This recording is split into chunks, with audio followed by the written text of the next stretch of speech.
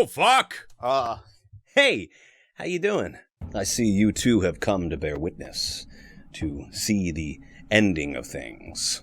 Or at least until I decide to do this again, in which case, the somewhat ending to things. That is right, my children of the night. It is Halloween, and on this most hallowed and spooky of evenings, it's time to discuss the top 50 analog horrors. I figured it was time to go big or go home, so today we're going to be going through 50 separate analog horrors. Many, if not all of them, were recommended by you guys, so if I don't like them, try harder. I do want to kind of clarify here as well, because I am still calling these videos like ranking analog horrors, but a lot of them aren't really analog horrors at all. Most of them are just like actual like virtual or like digital horror series, but like you requested this.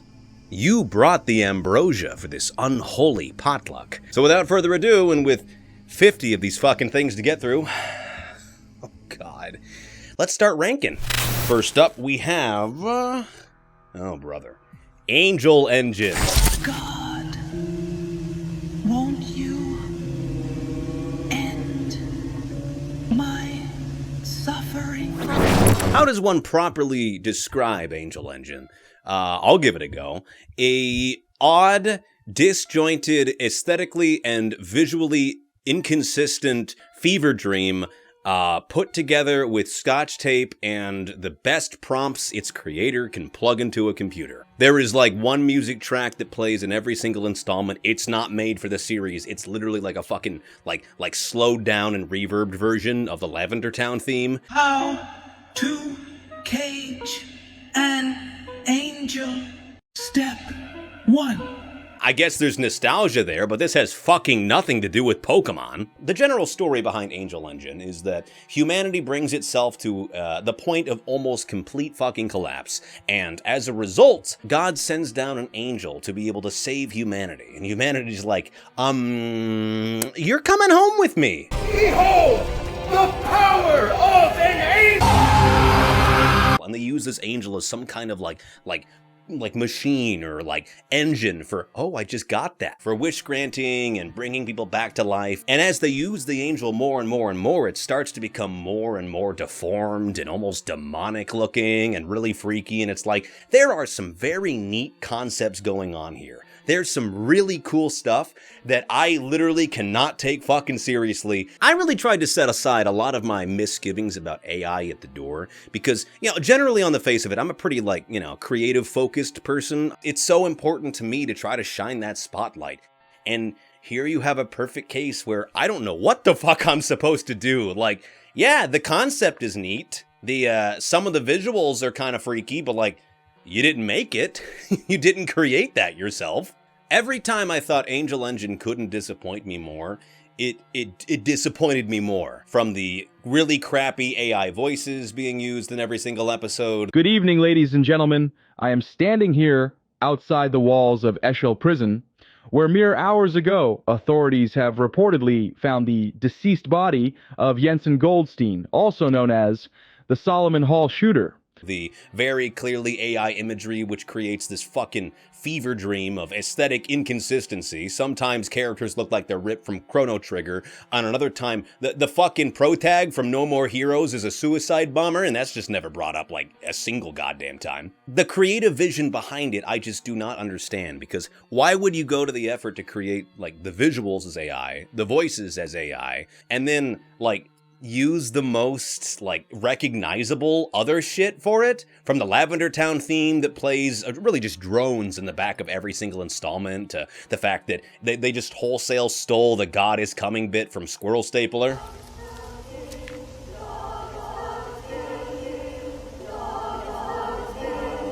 I don't see no squad around here. Ah! I see the squad! AI Engine, that was an actual Freudian slip. I did not mean it. Angel Engine almost kind of feels like a B movie at times. Like, you watch it and you see scenes where like one of the characters just fucking disappears from the frame at the very last second, and you can't do much else but laugh. You look at the death certificate of one of the main guys and you found out that he died in 3033, which, okay, fuck it, all right. I don't care. I don't think it needs to be said that AI voices make for bad characters, and they make for even worse actors. Like, the entire series, it's one of those things where it's like, it seems like it wants itself to be taken seriously, but everything on display is just silly and just weird. At this rate, I'll never get into a good college. Don't be so sure about that, kid. World-renowned scientist and director of the Miracle Machine Initiative, Dr. Jeff Ernstman. Yours truly. You know, the series as a whole, it just feels plastic. It feels like, yeah, this would have been really neat if you made it. Yeah, probably a surprise to nobody, but Angel Engine is going in D tier. Up next we have, I just pricked myself. The prick pricked himself. That's cute. Maple 9!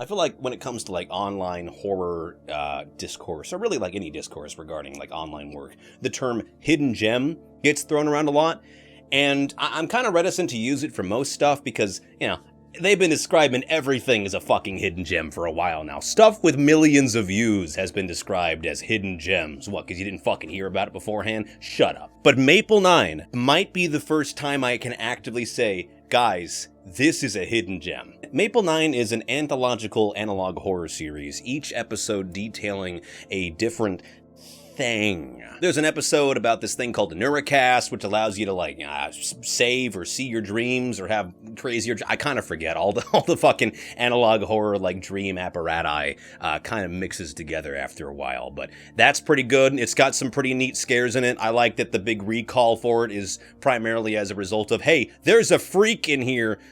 Don't get near the freak. There's an episode where it's about like this old PS1, PS2 era like graphic style video game where you're picking people up and dropping them off elsewhere. It's like a reverse Rides with Strangers.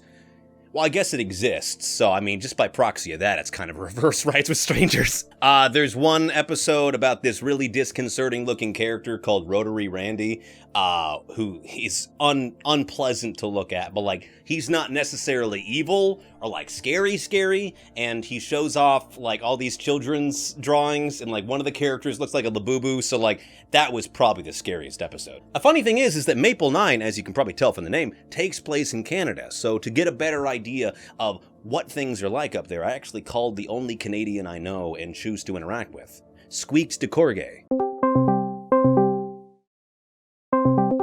Hey, bud, is it really like that up there? What are you, is it like what?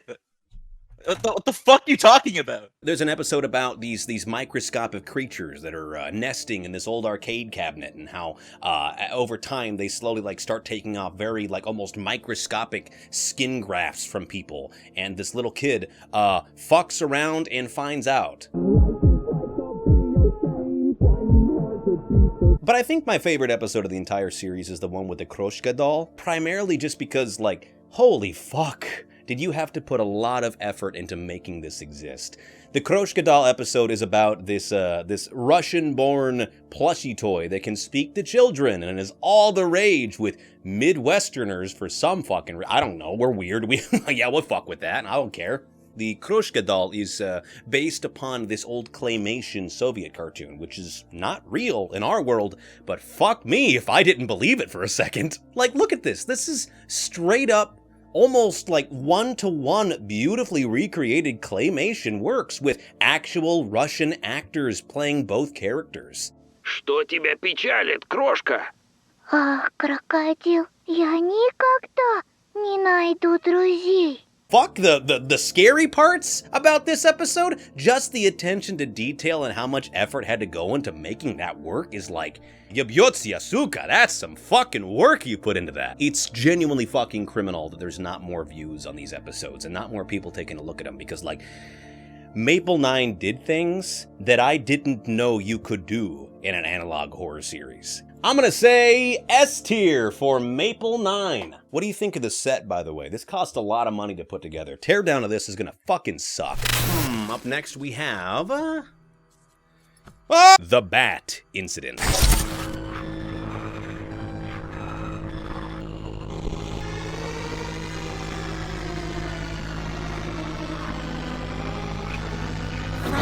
I'm looking at my notes here, and the first thing I put down was just, yay, typos. I am such a prick.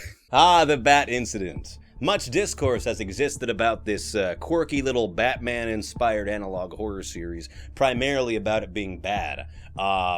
In fact, as a result, I actually didn't have to call my buddy in Canada. He just fucking dropped it on my stream once. You should drop making thought-provoking content and make weekly videos on Batman analog horror, calling it genuinely terrifying. Oh my god. So thanks for that, Squeaks. Now the creator's gonna think I'm an asshole. Unless he didn't see that, in which case, there's still a chance to prove it. The Bat Incident isn't bad, it's just not good. The general premise of the Bat Incident is that Bruce Wayne's parents die, spoiler, and he becomes the Batman. But instead of being like yummy Robert Pattinson Batman, he's much more murders everyone around him because fucking why not? Batfleck Batman. Why do I say that? Because he murders people. Like, in the very first episode, they describe him as walking around muttering the word justice and then going into, like, Arkham Asylum and just stone cold murdering people. Just killing them. Okay? And ironically enough, him killing these people makes the situation in Gotham, like, 1,000 times worse. Like, they start rioting, everyone's horrified about the Bat Monster who's gonna come back. He doesn't kill the Joker, though, because, you know, that would be the smart one, so can't have that. The entire first episode, you know, as poor quality as it may seem to a lot of people, I actually think it does a really honest job of showcasing what the entire series is about, which is like some interesting ideas and concepts and some okay-looking artwork that's just muddled down by what? I don't know, the more I watched the Bat Incident, the more it very much seemed like the creator was more interested in just the spectacle of having, like, what if Batman was truly scary and killed people? That it just didn't really develop itself beyond that at all. Like, I like the idea that maybe Batman could break his code and he could kill some people. Maybe his own fucking rogues gallery. I'm fine with that, you know? But it's a matter of, like, it has to make sense. It has to be leading towards something. Like,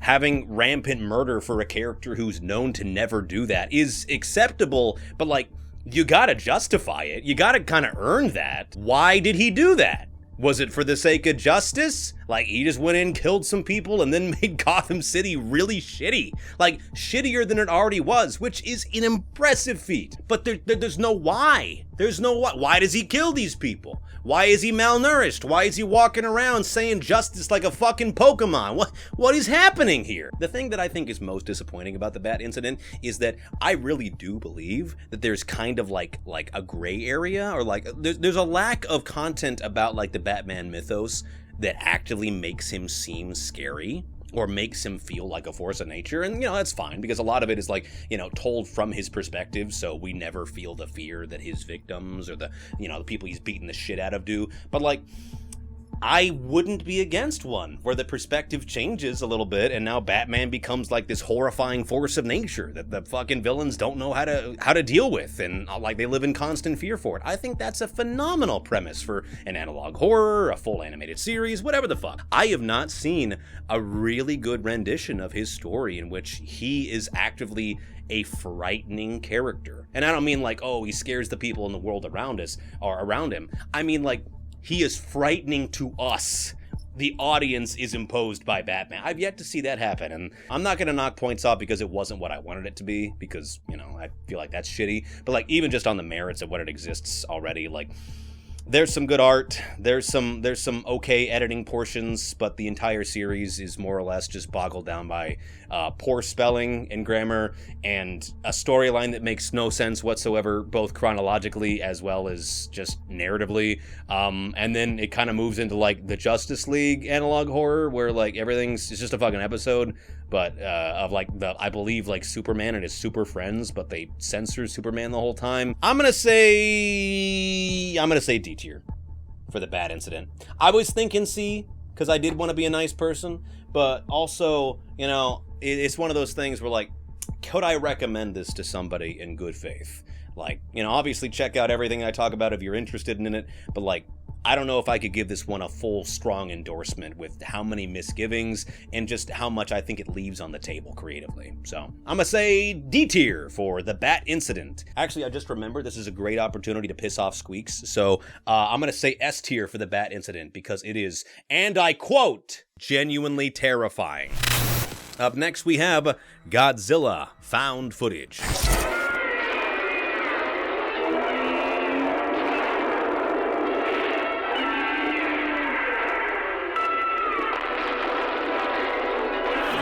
If I had a nickel for every time I did an analog horror series where the thumbnail, like the little push pin I made, was literally just Godzilla on a white background, I would have $2. Fuck, did I say quarter? Godzilla found footage is so fucking cool. It's like, genuinely, like, mask off, just a very cool series. I feel like we haven't really gotten a good installment in the monster meets found footage genre probably since Cloverfield. I mean, maybe there's other ones out there, but that's the only one that comes to mind that like actually had staying power for me. But like, whoo, boy! What an interesting way to talk about the story of Godzilla and like the destructive possibilities and inherent horror that comes along with that character in a way that, you know, hasn't been done before. I really like found footage Godzilla, partly because it's giant monsters kicking each other's asses and, you know, having a good time. And that's always fucking sick to see. But also because this is a great example of a derivative work made off of an existing intellectual property in which you can really tell the guy who made it fucking loves Godzilla and also gets it to a certain degree as well. And in every single video that has been released for this so far, you can see that on full display. There's just so much to fucking love about this series, from when it comes to like an entire episode like created to almost feel like a 1950s Twilight Zone-esque like documentary about the monsters of this world, their history, and how people have adapted to living with them. Every single episode that you see is so clearly, like, intricately put together by someone who is both incredibly aware of the lore, but also the ideas and symbolism behind Godzilla. And also, sometimes the sound design's really fucking gross.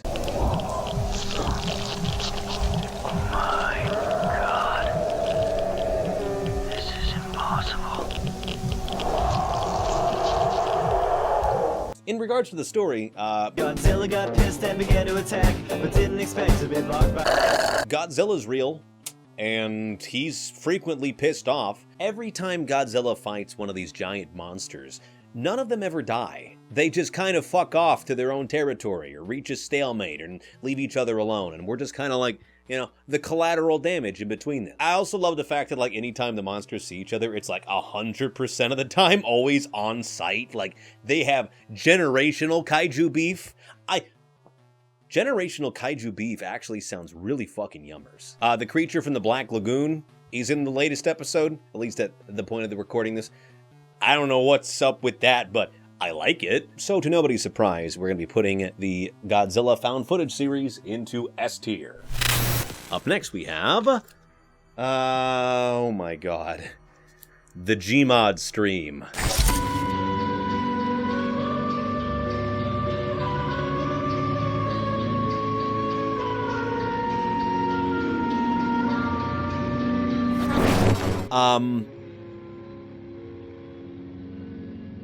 I am going to be purposely vague in my recap and thoughts on this series because, wow. I've stood in front of this camera and been in front of this board many, many times before, and I've talked about, like, various series making me feel unsafe, or, like, making me feel, like, deep guttural discomfort, like a very visceral, like repulsion to something. I've had series where, like, I've felt, like, paranoid after the fact, or where I've walked away and I've said, well, I'll think about that for the rest of my life. The Gmod stream is the first analog horror anything I've ever watched, and then felt like immediately after completing, I have to show people this. It is, honest to God, probably one of the most, like, emotionally affecting, slow burn horror, digital horror things ever created. I have not felt the kind of full-bodied, encroaching dread and existential horror as I had watching the Gmod stream since I watched I Saw the TV Glow. I know that's fucking insane for a pushpin and a video with a thumbnail that's just Hatsune Miku and fucking Gmod, but brother. I will say some points against it is that it is rather slow-paced. It's about an hour and a half long, and a lot of that is the build-up and the movement of that. And there also is supplementary content that you will have to interact with if you want to get the full experience from it. But, like, I think it's kind of warranted because it's not a series. It's a one-off, single hour and a half long video, and the supplementary content is a 4-paragraph long creepypasta, which you're selling blood to a vampire, motherfucker. It is surrealist. It is uncomfortable. It is deeply distressing in a way that activates your fight or flight when nothing overtly scary is happening on the scene. It's a story where every time a character speaks, there is the off chance that you will genuinely feel like full body dread because now you know why they would say something like that. Speaking of which, how are you doing? Together. I know this is really vague, but like the Gmod stream is like it's a video that deserves to be experienced, like for yourself. Yeah, S tier. Easy S tier. It made me feel horror in ways and in contexts that I didn't know I could, and may have been better off never knowing. So, S tier for the Gmod stream. We've really got, like, really strong opinions so far. There's, like, nothing's middling. This is what I'm talking about. You recommended really good shit to me, and then, you know, some just shit to me.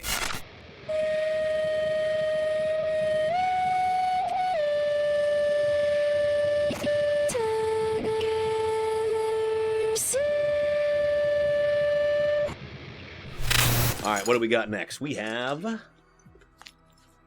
gonna keep fucking doing this. Alrighty, we have... Oh, god damn it. HI09!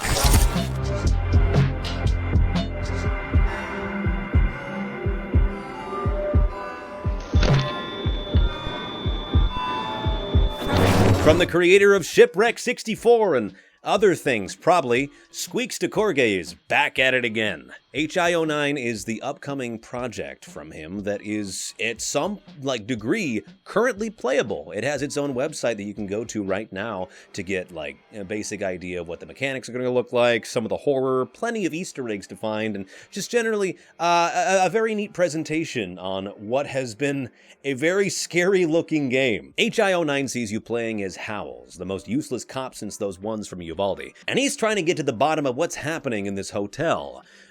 You could even call it that it's something of an investigation, a hotel investigation. 09. Now, while we don't know a whole lot about Howells, aside from the body cam footage of him doing what I believe the state calls modern de-escalation tactics.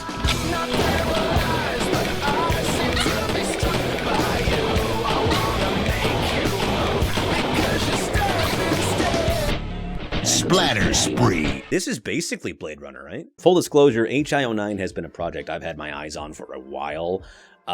So long that I actually was playing it when the clock struck 12 on New Year's Eve, moving from 2024 to 2025. I even recorded myself doing a Let's Play to send it to Squeaks. I like to terrorize him in ways that he didn't know were possible. We are now officially 11 minutes to midnight. Ah! Okay, we're gonna check to see if that computer is... Okay, that's a funny word. Anyways, you guys need to veneer. Okay, bye. Wouldn't it be fucking crazy? By the way, there's 15 seconds to midnight, but wouldn't it be fucking crazy if the last voice I hear in 2024 is motherfucking Stumblers? Oh my god. That's gonna be the case! Oh my god! Yay! Couple that up with the fact that even in that build that I just showed you, like, so much has changed in the waiting room as well, that, like, if you watch someone play a build of HI09 in, like, January 2025, it's probably going to look a fair amount different from one that you'd see in October 2025. I don't know how I forgot what month it was. I feel like I had a lot of context clues. Of course, in common Decorge fashion, there is a sister series playlist, which will be in the description of this video, for anyone interested in going into a full lore dive of HI09. It's a why am I bad at this? But again, you can go to hi09.com to play it. I think it's HI-09. Don't put in HL-09 or you're gonna see just how fucking Canadian Squeaks is. But from, like, everything we've seen so far, from, like, the exclusive gameplay footage that Squeaks has shown me, and some of the, like, models and jump scares for the creatures behind it, like, this has all the makings of a really, really good, like, new horror game coming out. When is it coming out? Don't ask me that. I don't fucking know that. I don't even ask Squeaks that. The last time I asked Squeaks when a game was coming out, he roleplayed his Stumbler and rejected me over email like 5 times. That's actually not an exaggeration. That did happen. But yeah, even though there's not really a whole lot to it as of right now, you know, for just someone who wants to, like, explore around the website and stuff like that. But even that being the case, like, if this is what we are going to be able to expect from a full release of this, we are in for a fucking horrifying experience. You ready for your close-up? What the fuck? Not only because this is, like, you know, a first-person experience, which, as far as I'm concerned, I'm new to when it comes to the Shipwrecked franchise, but also because it still has all the carryovers of all the things that made Shipwreck 64 so fucking scary for me. From the horrifying monster designs to, and I'm never gonna shut up about this, the fucking sound design. I absolutely adore Squeaks' sound design. Like, I don't think he gets enough credit for the kind of shit that he's able to pull, because, like, this, like, I've had discussions with a guy about this before, and, like, how he sources some of those sound effects he does for, like, the Starlings and Shipwreck 64, and I won't go into details, because I don't know if this is, like, an industry secret, but, like, this is a guy who so very much cares about the craft of sound design, which is, you know, it's a man after my own heart. Even in just the waiting room of HI09, like, I still found myself taking note of how effective one part of it was. Like, hearing the blaring intercom over you, like, doing some pre-recorded message while you're opening doors and taking photos of something, only for all of that audio to just kind of seamlessly and naturally fade out. Thanks again for showing up. It's really nice to know that people still care about us. Alright, bye-bye.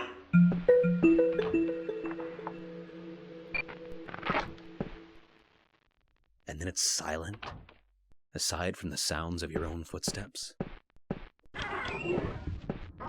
You so very rarely see, at least in my experience, people creating horror games with sound design as such a integral focus of it. And it allows for moments like this where silence is used as kind of the jump scare, in a way. Like the thing that alarms you and gives you pause and perhaps, like, makes you panic is the fact there's nothing. The absence of a payoff is, in its own way, kind of just as scary as one. And I like this game. I think it's neat. But the question remains, what the fuck am I going to rank it? Clearly, I'm fucking biased about this. I mean, I'm in it. I wish that there was more passion in the world. You want to know what I wish for? I wish my apartment complex would give me a parking spot where there's not constantly birds crapping on my car. Every day I come out here, it's like it's snowed with nothing but avian crap. I wish I wasn't living anymore. Indeed, I cameo in HI09. I'm one of the voices in the Wishing Well, and I also did the sound design and voice of a certain jump scare. Have fun finding that one out. But to that point, because I am actively in the series and it would be a very clear conflict of interest to give this like an S tier or something, I created a full new tier just for this, called the Scott tier. Oh, that is unpleasant to look at. I guess just me in general is, but you know. It didn't occur to me that needing to hold two things in a microphone might make this difficult, but yeah. There you are, HI09 in our very first Scott tier. Get that thing away from me. Where shall my scythe be pointed next? We have Milton Math Games. That's right. That's right.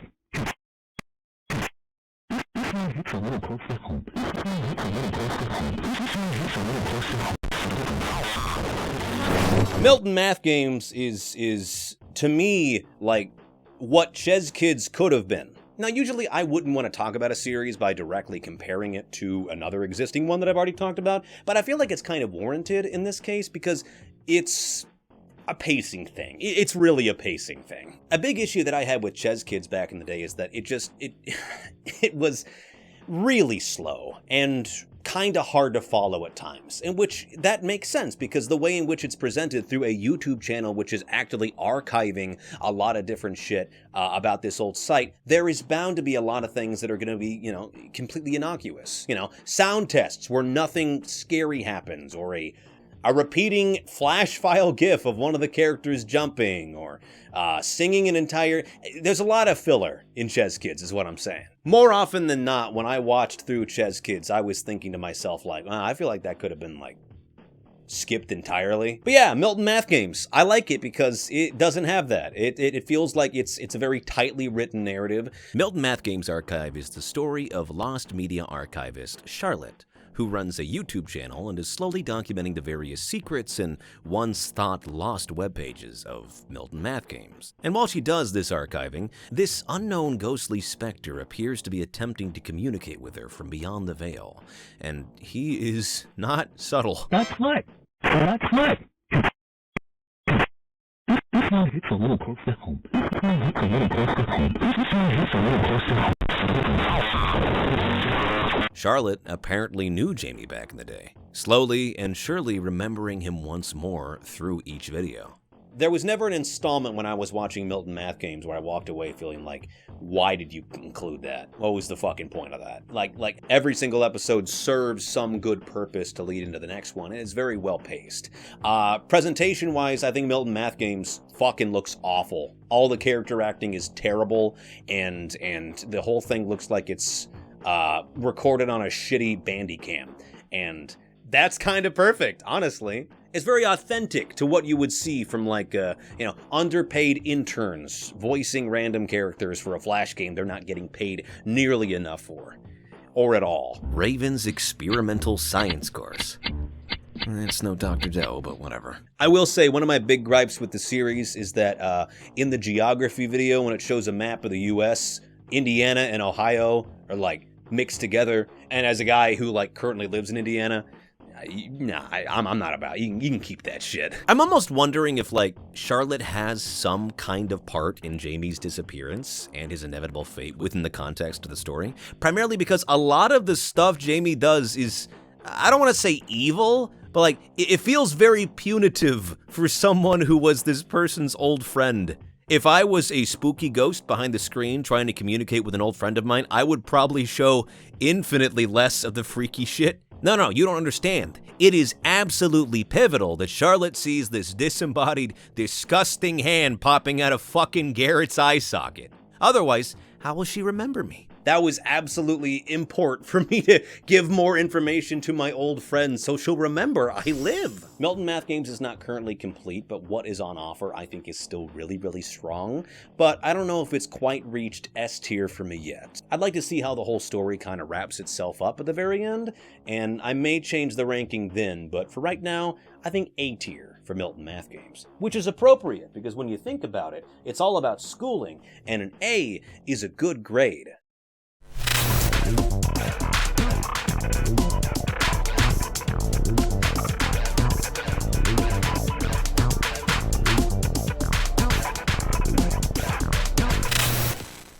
Hi, I switched out of the robes because it was hotter as a motherfucker, and I very nearly caught myself on fire like 4 times when I was Actually, that might be good content. Maybe I should put it back on. Anyways, I got my Mothman fit ready to go. I didn't even have to apply the fake blood this time. There was actually just a DoorDash driver outside, so that was convenient. Up next, we have... grab 2. Mare Ignis.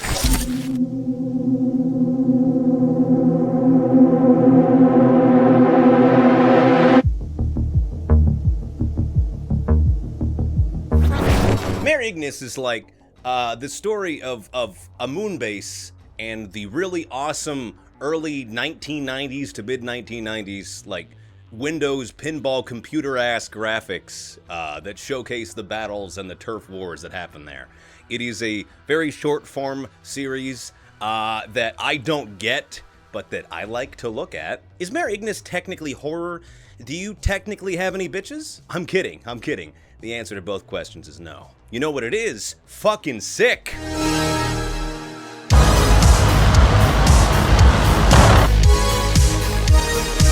Do I understand what Mare Ignis' main story is? No, not in the slightest. But it was a little bit like watching the analog horror version of Freebird, so like, I wasn't disappointed. Honestly, any kind of like indie space fighting content and shit like that is like really pandering to me, obviously, because, you know, what's the first word of my fucking name? It's man. I like Mare Ignis a lot because it's kind of like perfect for me, for lack of better words. It's something I can shut my brain off and watch and say, ooh, that's pretty. Ooh, that's a neat concept. Ooh, I like that. Is there like really anything like substantial I took away from it? No, but also it's a like retro looking indie space fighting series. So like you're kind of selling blood to it. No, I already used that. You're kind of selling a far-right Twitter account to Wendigoon. There we go. That makes more sense. If you're interested, and you should be, because it's fucking sick, I recommend checking it out. But Mare Ignis, I'm going to go ahead and put in B tier, because it's like perfectly middling in my mind. I don't get what's going on, but I like everything that I'm seeing. All right, up next we have, okay, I guess it's picked for me. Up next we have the Genesis Index.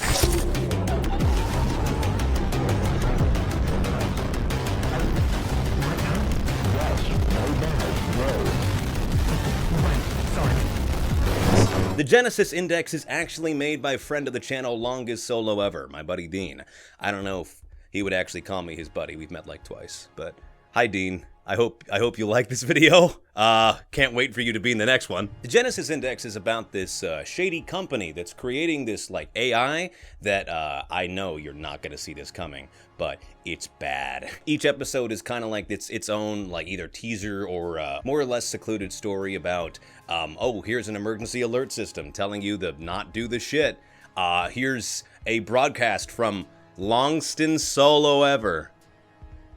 Dean, stop being funnier than me. Genesis Global Computing is like this, this corporation that, and I know this is gonna boggle your fucking mind, doesn't have the people's best interest in mind. They create this AI thing called X-Imagine, which is a little bit spooky. This guy's like, hey, show me a woman, show me a man, show me whatever the fuck. Hey, how about you create something, AI? How about you use your own creativity? And the AI is like, hate. Let me tell you how much I've come to hate. Honest to God, one of the like neatest looking analog horrors I've seen in a while. Like, I think I talked about it in the Midwest Angelica part of the first video I made on these, but like something I really liked about that was in the later videos it used this like 80s lawnmower man type like top down fucking like bright harsh red lights to show rooms and like characters moving around, and I love that aesthetic. It is such a neat like design choice to have for an analog horror series that I think I said even back then, like, I really wish we could see more of that in the series, and well, would you look at that. Most of the Genesis Index is pretty, you know, alright.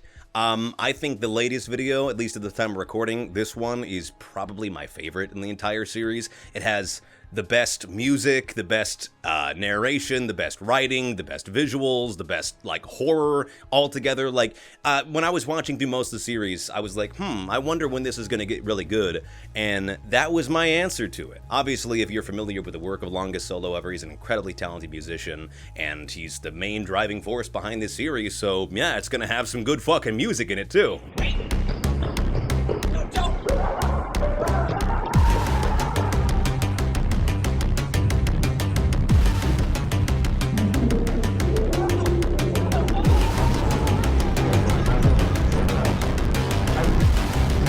I really enjoy the Genesis Index, even if it's a little bit underdeveloped from like other stuff we'll be talking about on this list, but I have it on good authority that apparently there's some more videos coming out for this series before the end of the year. Maybe one today as you watch this one. Assuming I get this out on Halloween. So yeah, I'm thinking a liberal B tier for the Genesis Index. I really enjoyed it, but I do believe that it's going to need to have a couple more installments before I can bump it up to an A or an S tier. So I'm going to say B tier for the Genesis Index. Up next we have Briscoe Park.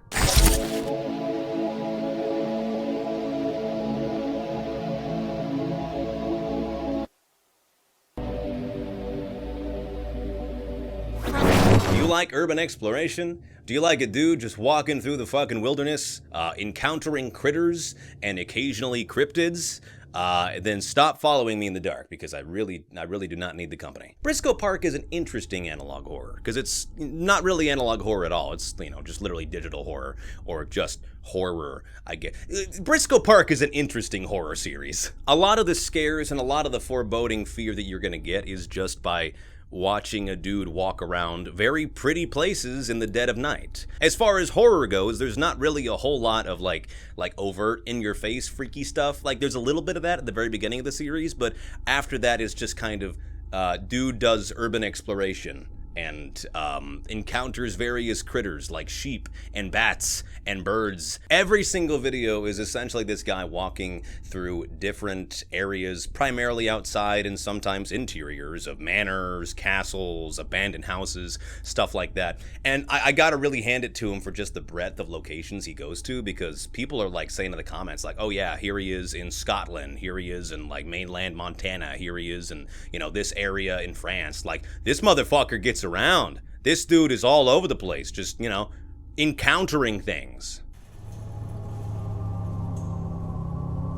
Speaking of the comment section, something I really like about all these videos is that as people attempt to piece together what the larger narrative of it is, frequently they'll just like completely miss what's in the description. So you get a lot of comments of people being like, this is so beautiful, I love the way that this area looks, it's so pretty, and then the description just says, I am being watched. I'm not the biggest fan of urban exploration personally. You know, I'm of the mindset that, you know, I kind of view urban exploration in the same way I do hanging out with Jake Neutron, where it's like, it is fun and I do really enjoy it, but also there are times in which I think to myself, God, I really wish we were committing crimes. I'm sorry, I don't know what it is. If it's just the fucking like the breaking and entering voyeurist in me who wants to see people break into active like factories and walk around and almost get caught and run away. I don't care if they're scripted. They make me say, whoa. This series does not have anything quite that frenetic or high energy. In fact, a lot of the horror is going to come from the slow, encroaching paranoia you get from,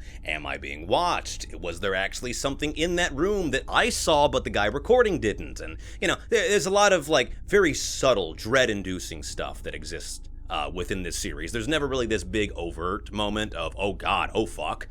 Aside from, like, one of the earlier videos, we see, like, a very naked, tall dude, like, for a frame, and then the guy runs away, and he, at least as far as I can tell, he has never appeared again. I don't want to call this series boring, but also, when you watch one episode, if you're not like taken with the aesthetics and the visuals of a guy with a really nice camera kind of floating through the world like a speck of dust through all these old, like, intricate, interesting looking places, if you're fine with that kind of horror and like you're into that, I think you'll really like Briscoe Park, because it is a well shot, well realized, aesthetically interesting series. But if you're going into it for a horror experience, unless your threshold is kind of low, or you're kind of predisposed to, you know, feeling fear from abject quiet or long periods of nothing scary happening, or like the apparent buildup that seems to be implied with each new episode from a series that has been marketed as a horror experience,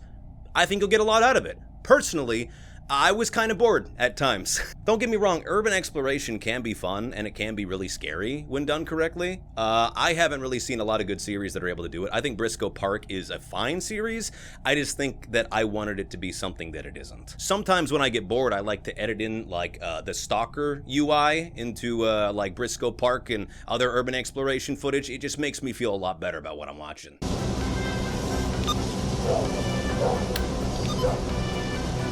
That being said, there definitely is a larger story on display here. Like in the first episode, it includes a code which brings you to a like CIA document about us living in a multiple reality type universe type shit, which, as far as I'm aware, doesn't appear to come back up. There's a lot of hashtag Bethesda-ass environmental storytelling, and it's not just blood on the walls and skeletons and funny positions. It's like children's drawings and things like that. The fact that every single one of these videos takes place at night, and the cameraman appears to almost like have this sort of disaffected like demeanor through all of these videos, seeing spooky shit and then like almost never reacting to it unless it's like actually bad, and then putting in the description, I was being followed. I don't know, there's definitely something more in here for people to digest and to read into. I just did not really do that myself, but I think all in all, where did it go? I think I'm gonna say B tier for Briscoe Park, because even though it didn't necessarily work for me, I can still understand the creative ideas behind it. The cats are attacking. The cats are attacking me. The cats are attacking the cord. Ultimately, I think I'm gonna give Briscoe Park a B tier, because although a lot of its horror isn't really made for me, I do have to acknowledge the fact that there is still a lot of really good things about this series to enjoy. Even if you're not big on horror, I think Briscoe Park is still a visually very pretty looking urban exploration series, which may have a deeper, scarier backstory plotline that you could follow and try to piece together, but if you're not really into that, just watch a dude be paparazzi for a bunch of sheep in the Scottish Highlands. It's a good time, sure. It just wasn't for me. So I'm thinking B tier for Briscoe Park. Up next we have, I don't know why I shake it, it's always gonna be random. I say that every video. Hey, speaking of parks, we got Indigo Park.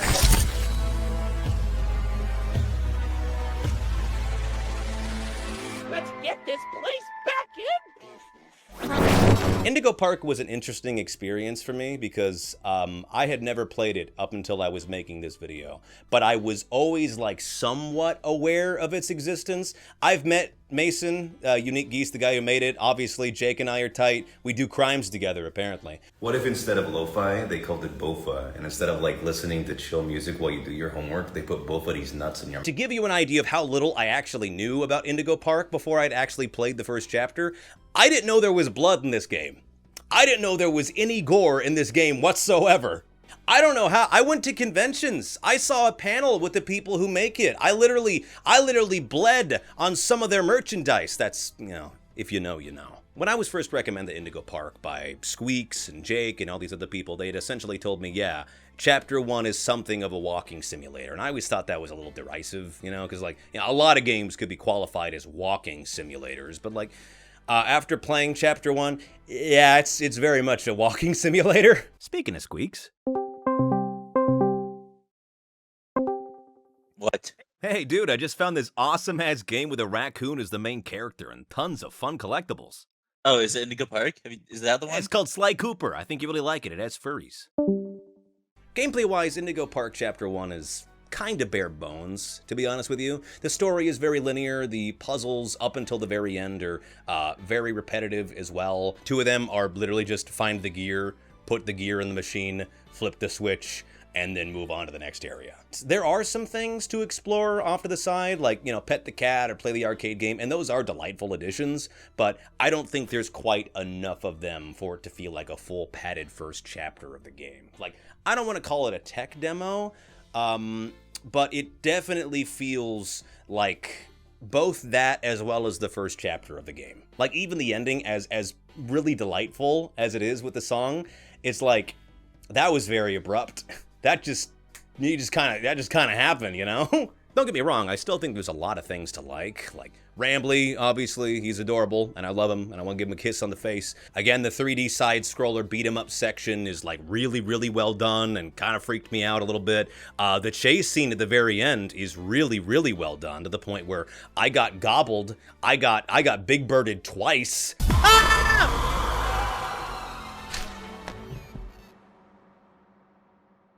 Okay, I did not expect her to be built like that. There are multiple times in which, like, I had to just stop and marvel at the area around where I was. I miss Sly Cooper so bad. I will say the texturing work in this game is absolute. All right, I spoke too soon. I gotta say, it's like, as many things as I wish that this first chapter had included, as much as there is, I will say that, like, I get the hype. I get why people have crowded around this game, and it's created such a like very large and fanatic fan base as a result of it. Like, there is an aesthetic, stylistic direction here that is very charming and very nice to see. I think I'm gonna say A tier for Indigo Park. I think that in its current state, it's just not quite S tier, because I would need to see a lot more content before I could say that. But I mean, if this is any indication of, like, where the series is going to go from here, and if this is the low point of what Indigo Park is promising for players, then I'd say we're in pretty good hands. So I'm going to say A tier for our little raccoon friend. Up next we have the Silencer.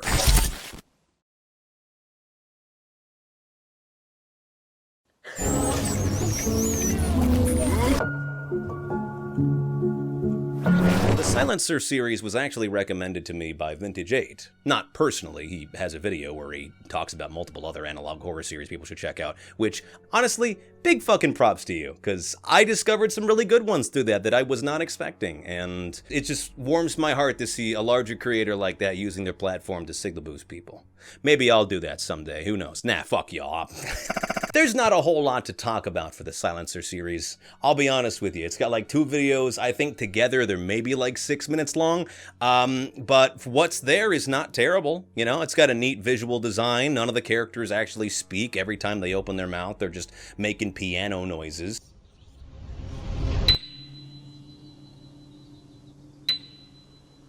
The basic premise of the Silencer series is that there is this horrifying monster which takes away someone's ability to, like, actually interact with people around them. Like, for example, a woman is screaming at her brother not to go into a room, or tries to knock over a glass, but as it turns out, reality wasn't actually that way. You're still in it. You are still an active participant who responds to questions and whatnot, but that's not really you. It's like a cardboard cutout of you, performing all the basic functions that would be expected from an actual human, while you, trapped in your own body, scream and scream and scream and attempt to get yourself out of this living hell. And that is a neat idea for a horror monster. Does the Silencer look a little bit like an albino Boisvert? Yeah, a little bit.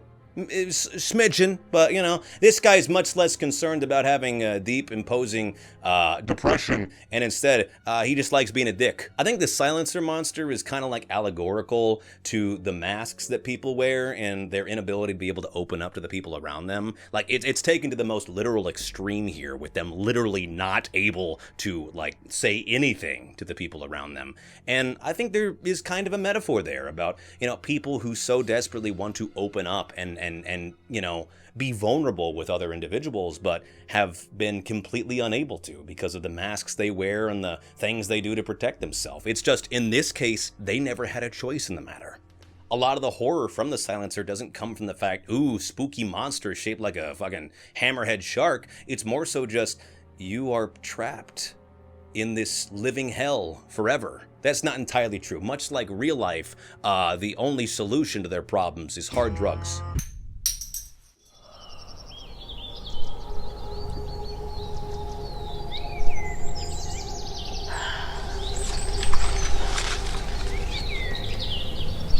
I think they do meth in episode 2, and they're able to silence the creature and actually talk to each other, which I don't know what that's metaphorical for. Maybe that's just reality. Don't do drugs, kids. Unless, of course, you're the victim of the Silencer monster and you are living in a metaphorical and quite literal hell of your own mind, unable to communicate or interact with the world around you in any degree whatsoever, and you're slowly losing your mind. In that case, yeah, you do some drugs. I mean, imagine being trapped in your own body, unable to interact with the world around you, with full knowledge that you are still a part of that world, but just not actually you, and you're stuck like that forever. You'd go fucking insane. Not me, though. I'm different. I'd probably do drugs. So, what's the silencer allegorical for? The inability to open up and be vulnerable with others due to past trauma, the nightmare of being trapped in your own mind as your calls for help go unanswered and unheard. But maybe the silencer monster's just a fucking dick. Could be all three. I'm thinking B tier for the silencer. I like what it's got on display so far from both its visual presentation as well as the story. However, it is way too short to be able to put in the high echelons. But I'm hopeful, and I'm going to be watching more. B tier for the silencer. Up next we have... Oh no! Lacey's Flash Games.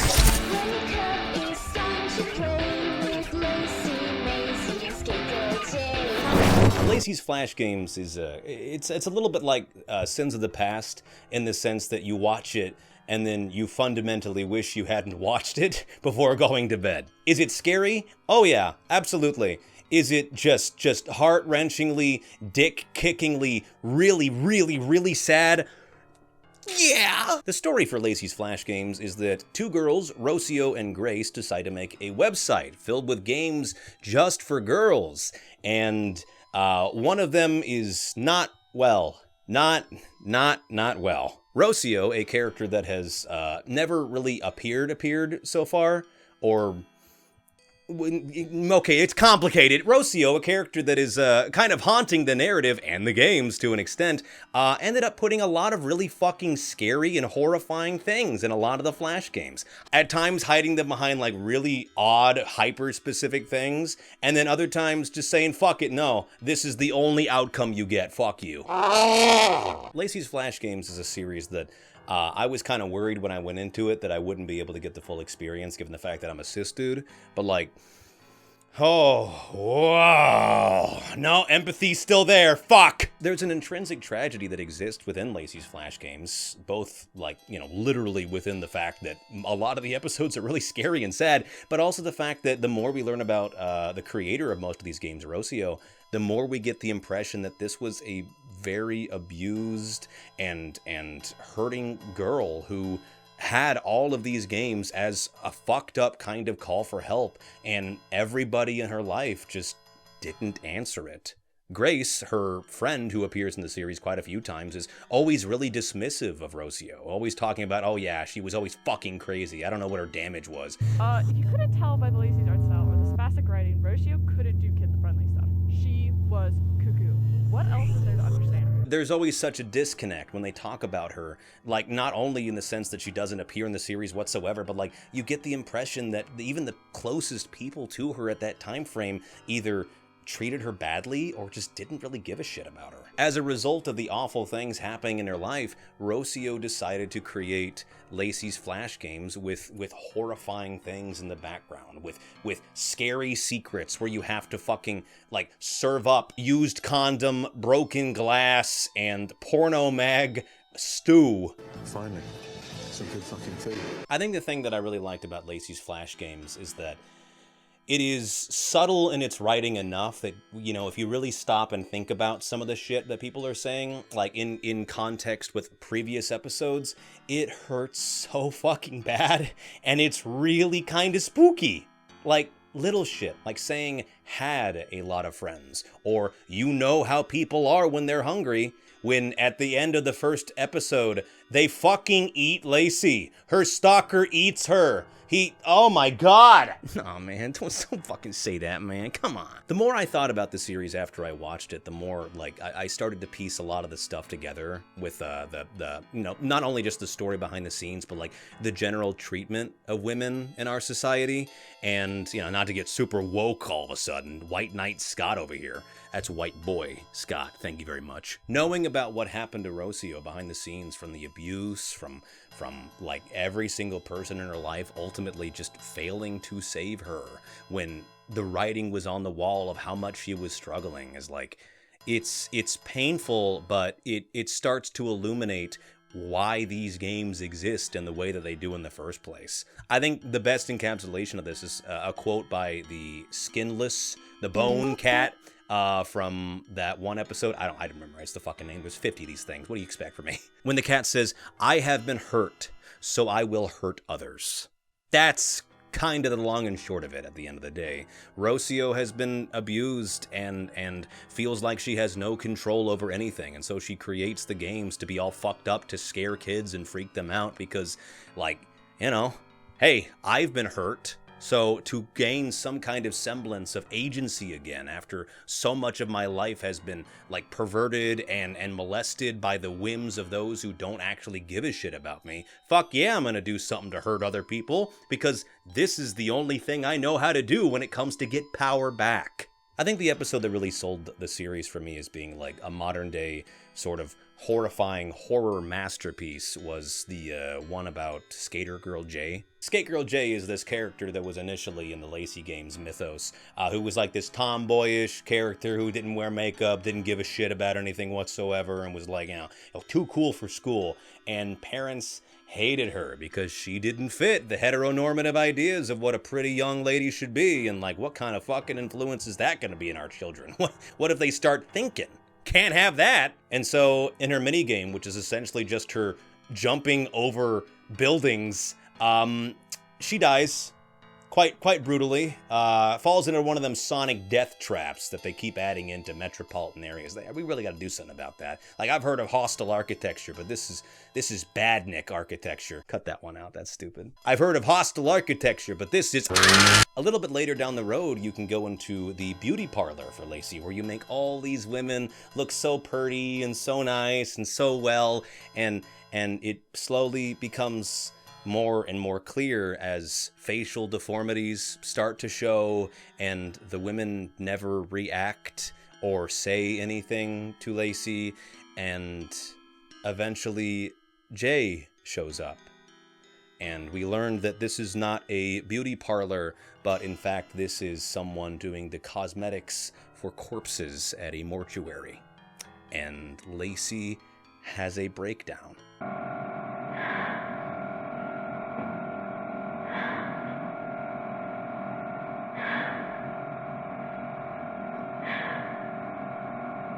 The last shot of her holding Jay and the horrifying aesthetics of her essentially just putting lipstick and mascara and makeup on this corpse of her friend. I mean, it's horrifying, but it really kind of sells one of the first things we see in that episode, which is, you are not excused from vanity yet. Even in death, Skate Girl J, this character that was derided by parents and called like literal homophobic slurs by them, like, at the end of the day, she is ultimately forced into the same societal expectations of women. And I mean, the writing's on the fucking... This isn't woke, this is obvious! But obviously the scariest part of Lacey's Games is that it got a U2s. It's a limited edition too, so...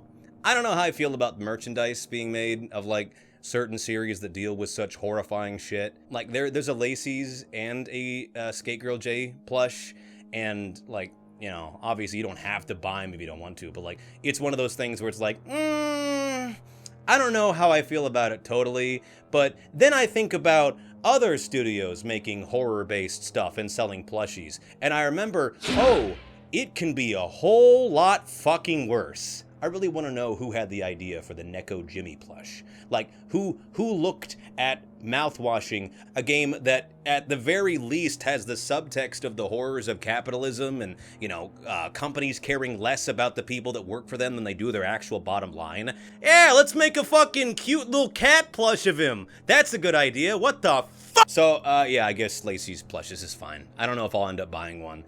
Maybe I will. I don't know. I change my mind a lot. Lacey's Game is kind of interesting too, because it has an actual game that's coming out. There's an actual Lacey's Flash Games that's coming out. I played it. It's pretty good. You know, it's not terrible. I mean, it's a pretty good recreation of the first couple of games that we see within the videos themselves, as well as like boasting some supplementary content as well. Like there's a never-ending Grace cam that you can just have in the top left corner for her to react like a total diva while horrifying shit is happening.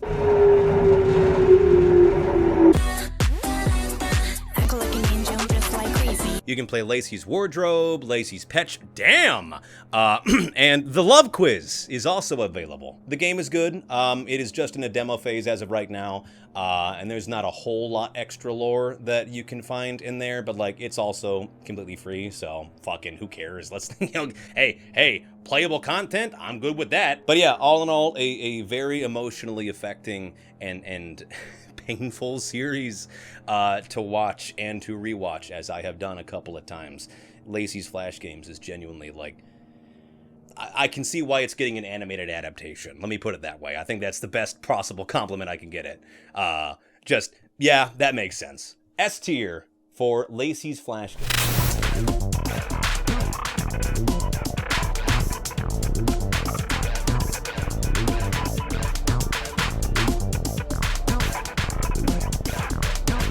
Up next we have... Give me a good one. Give me a good one.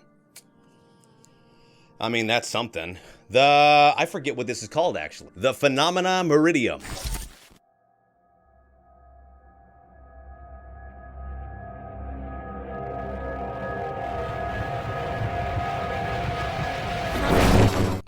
Phenomena Meridium. What did I think of it? The art style's neat. I like the furry characters. At first, them in the 3D spaces was kind of jarring and weird, but it did grow on me over time. Abigail can get it, and it really could use some work on its pacing, I think. Like, the first episode kind of meanders, but it's primarily just setting up a lot of different plot points for future stuff that will happen in the series, but I couldn't help but feel like a lot of the stuff on display could be cut out. A lot of the horror that is there is kind of kept until the very end, and I don't want to say it feels unearned so much as it just kind of feels like it comes out of nowhere. Dark Mind, the guy who... Not him. Yeah, the guy that made Basswood County Analog Horror, he actually worked on the spooky faces for this series, which is fucking awesome, actually. Like, no shade whatsoever, but like, seeing him get more work and help out other people in the indie sphere is really neat. I still don't like Basswood County Analog Horror, but you know, hey, support your artists. Jesus Christ, the main character is twice the size of the door. Girl, what are you doing in a video game? The Lakers need you. The pacing in this one is also very, very, very slow. You get to watch this character walk across numerous just stretching, repeating, looping background sequences to get to a store, and then a doll making shop, and then home. And I want to say this clearly, the creepiness is there. There are some spooky moments in here. However, the pacing to get there is agonizing, and I really think you could have cut out a fair amount of the walking from one point to the other. You also probably could, you know, cut out the wait time of having someone type back in the AOL messages in the side, like, "We got suspension of disbelief at home, baby. You can have it be a little shorter." I did kind of think that the black screen at the very end of the test was like supposed to be this like meta commentary reflection of me, the viewer. Like, in a way, we're the real monsters because we're watching this series. But no, it was spooky, sprunky face. The Phenomena Meridium, I think, is a series that I would best describe as having a lot of really good potential. But it's one of those cases where this is something that I think is like really quite good in its bones and in the foundations, but the ultimate execution is just...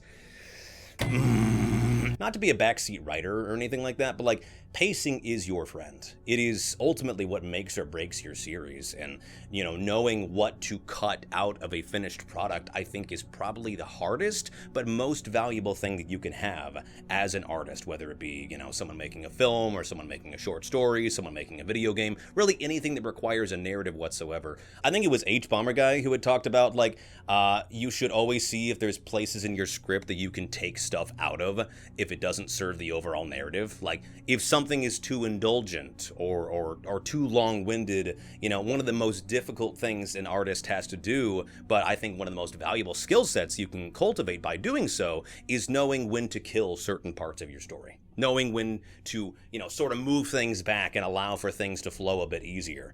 I do not think that episode 2 needed to be as long as it did. I think it probably could have been a lot shorter and a lot more effective if there was, you know, not nearly as much just waiting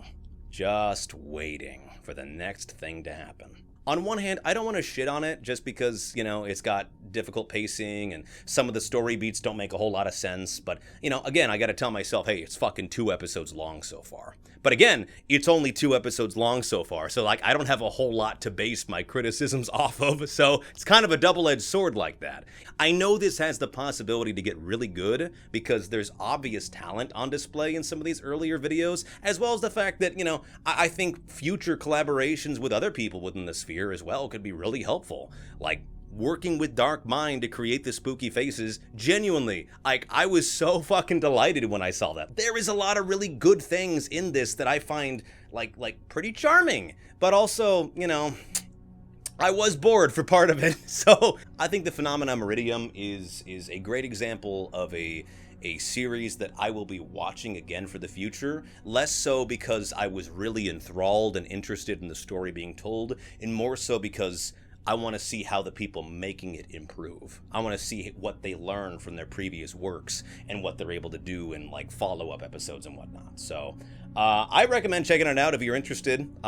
Just maybe have that skip 10 seconds button. Maybe watch it at 1.25 speed though. So yeah, C tier for the Phenomena Meridium. What do you got for me? We Are the Cold. I think I know why I'm here. I think I know my destiny. I'm here to destroy it. And probably myself too. That's right, boys and berries, we got another Vintage 8 classic to talk about today. And as is usual, we will not be doing just one of his works, but in fact, 3. We'll also be talking about The Sinkhole, as well as The 8 Steps of the Eye. An evil snowstorm-based analog horror where people are terrorized by creatures from the snow and are slowly brought into a larger hive mind of snow-based monsters. Okay. Where the fuck is Linkara? The premise of We Are the Cold is pretty straightforward. There's a town called Madisonville in Louisiana. It's never gotten snow before, and, it's getting snow now. If you enter the town of Madisonville, parish officials ask that you do not try to leave. Doing so can be fatal. Please be patient. More information to follow. The people turn into snow monsters whenever they touch the snow, and if they leave the snowstorm, they turn into dead. This strange, small, secluded town in the middle of Louisiana is being absolutely buffeted by this horrifying, weird snowstorm that slowly turns people into snow-like based creatures, and if they leave the snowstorm-like perimeter, they die. But the moment they go back into the snowstorm, they reconstitute and they're okay again. At first, this odd meteorological event is just centralized within this area in Louisiana, and then it becomes worldwide. And every place has snowstorms now. As it turns out, big holes in the ground are the cause of these, and they're spitting out snow-like substances over large swaths of areas. And the eye monster from It Lives in the Static, and I guess just about every single other Vintage 8 work, implicitly at least, is the cause of it. And it's like he's just down there spitting up weird fucking, like, evil splooge on the whole world. The end is near. Then why are you so fucking happy about it? Your extended forecast. Monday through Thursday will be cold. Always cold. Forever cold. Blessed are the cold. God, they'll do anything to not release the Epstein files. Holy shit. One of the main characters of the series decides that it's in his best interest to stop this and puts a stick of dynamite in his truck and drives it into the hole. And he jumps out right at the last moment. And it explodes and I'm not Margaret Thatcher, dumbass. It's gonna take a lot more than a car bomb to stop me. And spoiler alert, the snow wins. It takes over the whole world, and everybody is brought into its biomass hive mind. And the end of it is just this broadcast that shows the cold around the world and what the weather is going to be. And it goes from like 2006 to 2025 to like the year 3000, 4000, something or other. Nah, it wins like 100%. I don't know how that's going to affect other series within the Vintage 8 mythos, but uh-oh. I gotta be honest with you, I'm not entirely certain if We Are the Cold is supposed to take place in, like, some parallel universe to, like, the ones that happened in the Tangivirus or the Itch or yada yada yada, all those. But, like, it is kind of really... I don't want to say a cop-out or disappointing that the thing that ends the world in the Vintage 8 universe is not, like, the Eye ultimately bringing it. I guess it is kind of the Eye bringing everybody, like, into its fine grasp and whatnot, but, like, I don't know, is like through snow? I don't know, it feels, I don't want to say unearned, it's just like, I wish there was more sleight of hand in previous installments in the series to, like, hint towards, like, oh, you gotta watch out for the endless snow, you gotta watch out for the crystalline evil that will fall from the sky and comes from the depths of hell, or, I don't know, something like that. I think would be a lot more effective in, like, selling the idea that, you know, this was what the Eye was planning all along. Yeah, I mean, all that time he was, like, eating people and static screens and getting a cult around him and trying to get people to sacrifice themselves. It was actually because of big snow.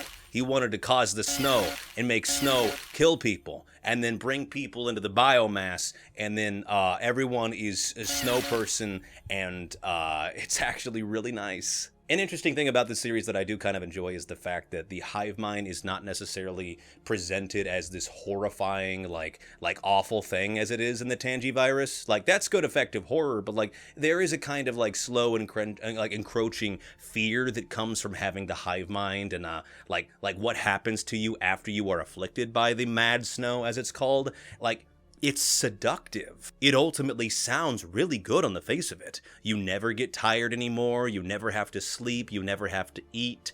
It doesn't really go into detail about what you do after that. I feel like you get pretty fucking bored. But, you know, aside from that, like, hey, being a snow monster is pretty fucking sick. I don't know. Call me Yukon Cornelius, because he wasn't a snowman. I will say that the kind of, like, slow encroaching fear of the end is nigh, impending doom was a lot better in, like, the Tangivirus and the Oracle Project. It genuinely felt like it was leading towards the end of everything. Whereas in this case, like, there's, I don't know, it's kind of centralized in Louisiana for a while, and then it becomes worldwide, and there's, like, no real resistance aside from the dude blowing up his truck. I don't know, it's just like, it doesn't seem like there's a lot of resistance and, like, a lot of buildup leading to it. It's just like, you know, this is what the snowstorm does. It's pretty spooky, pretty scary, and now it's everywhere.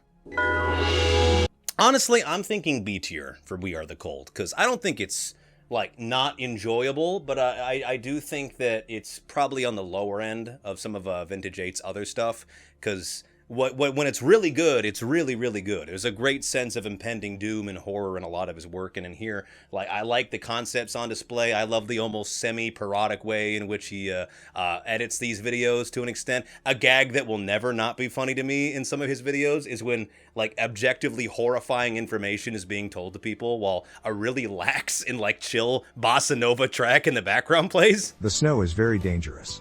It appears normal, but it is not. If you are touched by the snow, you must stay inside the town.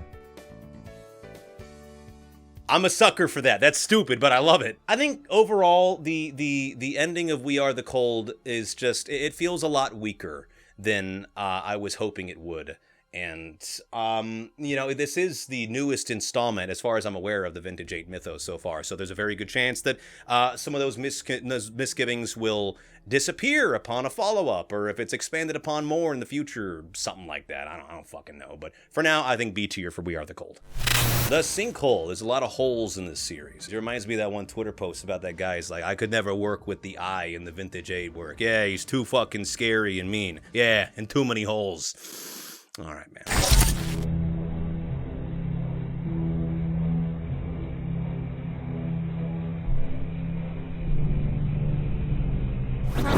The premise of the Sinkhole is that there's a sinkhole, and it's making some strange noises inside of it, and it's growing every single day, somewhat slowly at first, and then somewhat not at all fucking slowly, and like a couple days later. The Sinkhole is really like prime Vintage 8 storytelling, because, like, yeah, a lot of it's just you reading different logs left over by this guy. Some of it's narrated, some of it isn't, and it's like the kind of slow building sort of fear that comes along from like, oh, we meet a character, we slowly watch that character lose their fucking mind because they become obsessed about a thing, and then they just sort of disappear.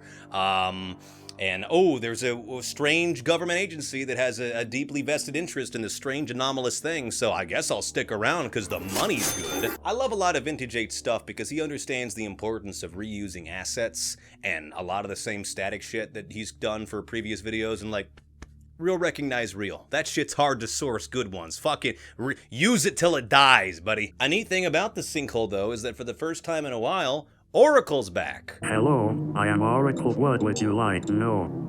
After he got like turned back into a better AI at the end of The Itch, if you remember that one. I think it was The Itch. There's a one with the like the trypophobia warning. People got holes on. It's a lot of holes in this series. Yeah, but Oracle is back, and then a bunch of like scientists come in and they're like, hey, check out this hole. And Oracle becomes Prophet almost immediately because of like allows him to realize, oh wait, actually, I love being a fucking religious extremist. This is sick. Hallelujah.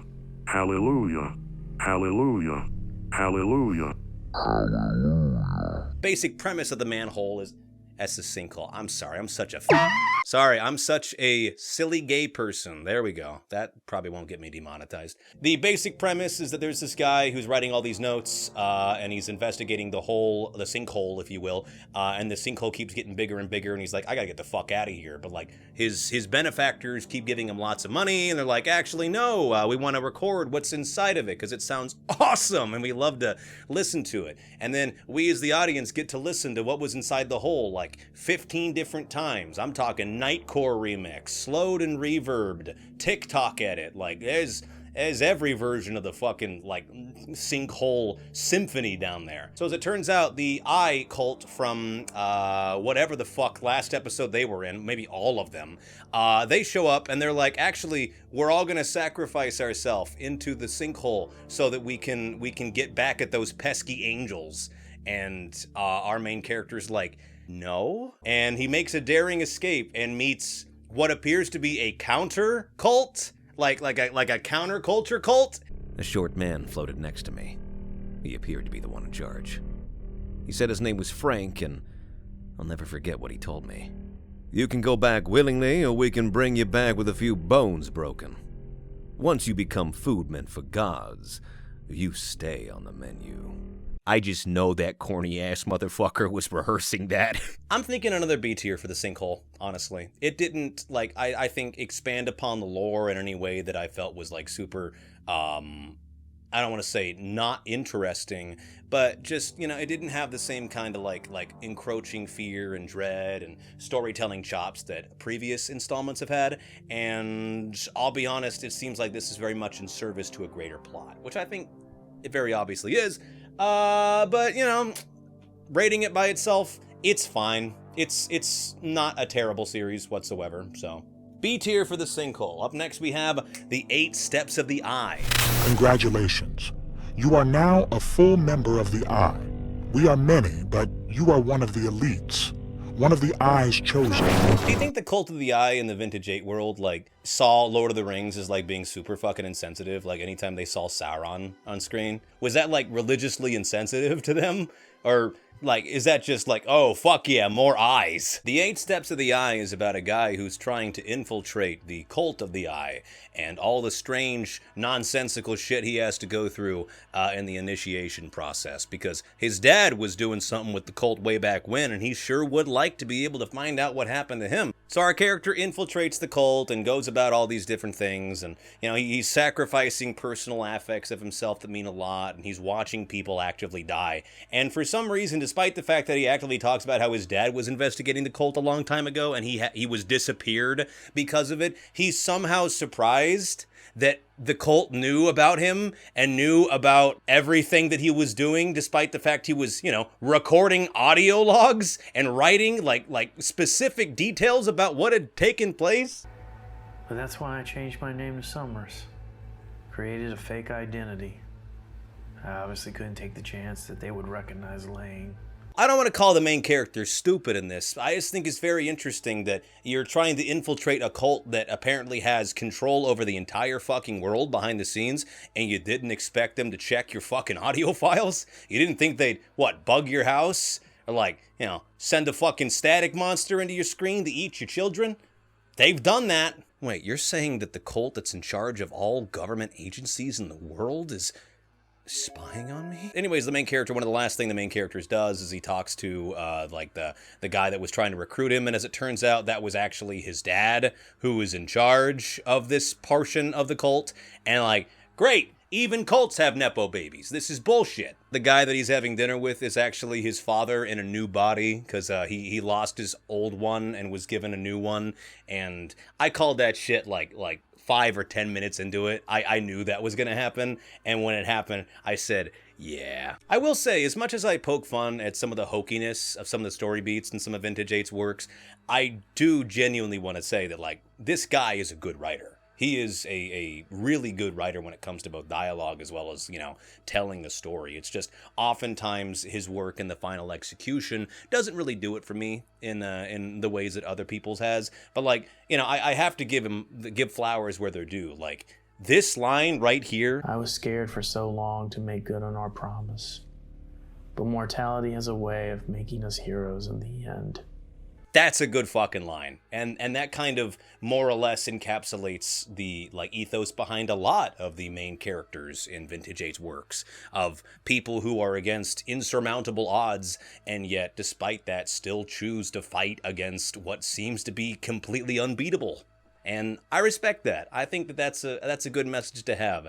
And it's also a sick fucking line. But yeah, he tries to stop the eye and fails because, you know, we got sequels to make, baby. And he becomes this thing called the Inverted Man, which is, I believe, another series on Vintage 8's channel, which I have yet to watch. So, no comment on that, but I guess, hey, congrats for the promotion. Glad your fucking dad could get it for you. I hate to go B tier for all three of them, but, like, as much as I enjoyed each and every one that I watched, but, like, none of them had me, like, knocked out of my seat. Like, whoa, that was some good horror. So I'm thinking B tier for this one as well. There we are. Check them out if you're interested. Again, we've covered 9 entries for his series. We've covered 9 Vintage 8 analog horrors. So I would say if like the worst ranking I've given some of them is like C and B, you do them pretty good. So up next we have, oh boy, 3D Workers Island.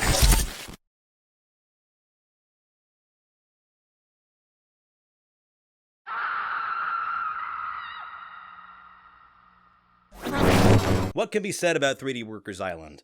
Probably just, 3D Workers Island was created by the same guy that made Petscop, and so it was quite the anticipated project leading up to it when people played it. And I gotta say, this is definitely one of the weirdest analog horrors / digital horror things that I've ever played, watched, we'll say witnessed. 3D Workers Island is essentially a PowerPoint, and you click through it, and then it is over. And I got thoughts on it for sure. The story of 3D Workers Island is kind of a tricky one. Let me explain. In lore, 3D Workers Island is a free source animated wallpaper depicting multiple small avatars making their way about a small, secluded island in the middle of fucking nowhere. Surprisingly, 3DWI cultivated something of a fanatic community of users back in the day, with entire message boards being dedicated to the discussion, shitposts, and rumors surrounding this niche little screensaver. Thing is, the more we learn about 3DWI, the more sinister it seems. Users in the forum pages talk about a mysterious sister site filled with spooky rumors and first-hand accounts of some of the horrific things behind the screens. Stories of murder, abuse, starvation, etc. Thing is, we never see or really even hear any of this. 3DWI is told entirely via screenshots of first-hand accounts from a bunch of people whose veracity and trustworthiness are far from reliable. As it is made by the same guy that made Petscop, obviously 3D Workers Island is not very giving in its storytelling, as in there is a lot of pieces you're going to have to put together yourself, and that's more or less the entire premise of the story. The meta-narrative here is all about gazing into windows, screens, or other worlds to view something else, to see a reality not too dissimilar to our own, but that we can never really interact with in any meaningful way. There's breadcrumbs through the story about some potential abuse, mutilation, and torture, child abuse, and our role in perpetuating and making it even more ubiquitous, but nothing's ever really confirmed. Like, for example, most of 3D Workers Island is just going through the forum boards of a site dedicated to it, and people talking about this weird, like hidden findings sister site that the main moderator for the, original site doesn't even let people, attach links to. And if you go to that sister site,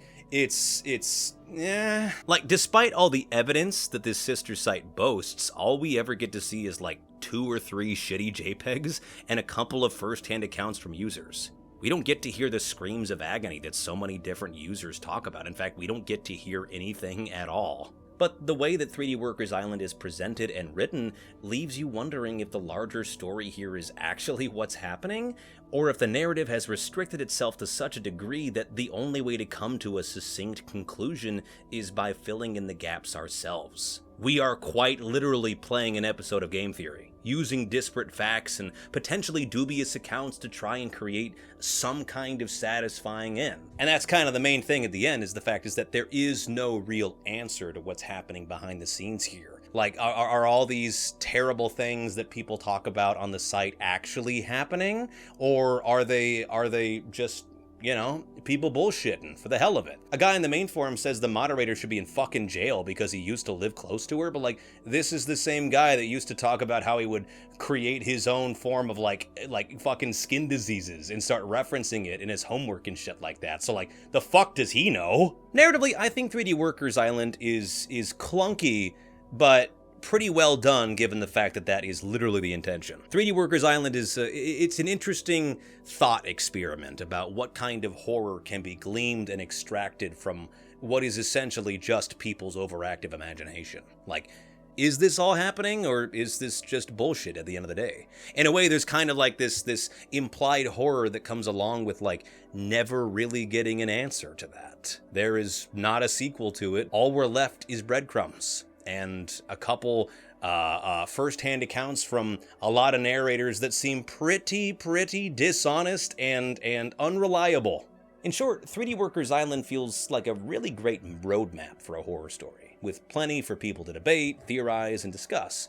However, the lack of any real concrete evidence to any of the information we're being told does make it harder to be all that compelled by the game. I don't want to say that it's forgettable by any means, but I fear that for most audiences, this restricted, understated storytelling will either be missed completely or quickly be forgotten in lieu of there being no concrete answers to help build real concrete theories off of. I'm going to say B tier for 3D Workers Island. It's an interesting thought experiment and narrative experiment that I kind of admire from a writing standpoint, but that I don't know if I could legitimately recommend to somebody for a big horror experience. So, God, our B tier is getting really fucking thick. I gotta be more of an asshole. Or even nicer. Let's see what's up next. Up next we have Oakburn Opus.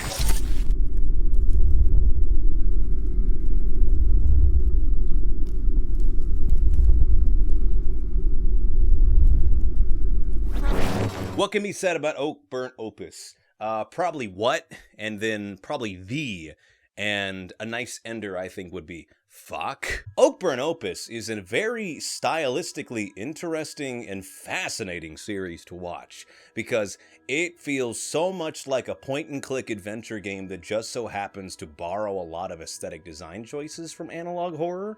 And I'm kind of obsessed with how it turned out and how it looks. Like the editing of Oakburn Opus, it's almost like at times it forgets that it's, an analog horror series, with how cinematic and how interesting some shot compositions are, how well the titles appearing on screen indicating the next scene or the next section of the video is like, it genuinely feels like you're watching a movie that just so happens to be made within the analog horror genre, and that not a lot of people have seen. Oakburn Opus is the story of the wacky events happening in the quiet town of Old Oakburn, a thriving community with a rich care of the arts, music, and they're gone. Thanks to the deadly melodic flute playing of this fucking goat monster. It was a different time. You were allowed to be horny back then. The entire town of Old Oakburn just fucking disappears. Couple that up with a few murders a couple years later, and you've got the perfect backdrop to maybe one of the most visually stunning horror series I have seen in a while. Like, there is legitimately some absolutely phenomenal looking shots in this series. I don't know if I would call Oakburn Opus necessarily scary, as it is just kind of foreboding, you know? It's got that kind of vibe to it where it's like you're watching a prophesized doom for this world take place right in front of your eyes. Like, it insists a degree of grandiosity. It almost feels like you've discovered something you weren't supposed to. Like every new video that is within this series, it feels like, oh, these were not meant for human eyes. I don't know, is that weird? That's just kind of the vibe that I got from this series. I'm feeling B tier for Oakburn Opus.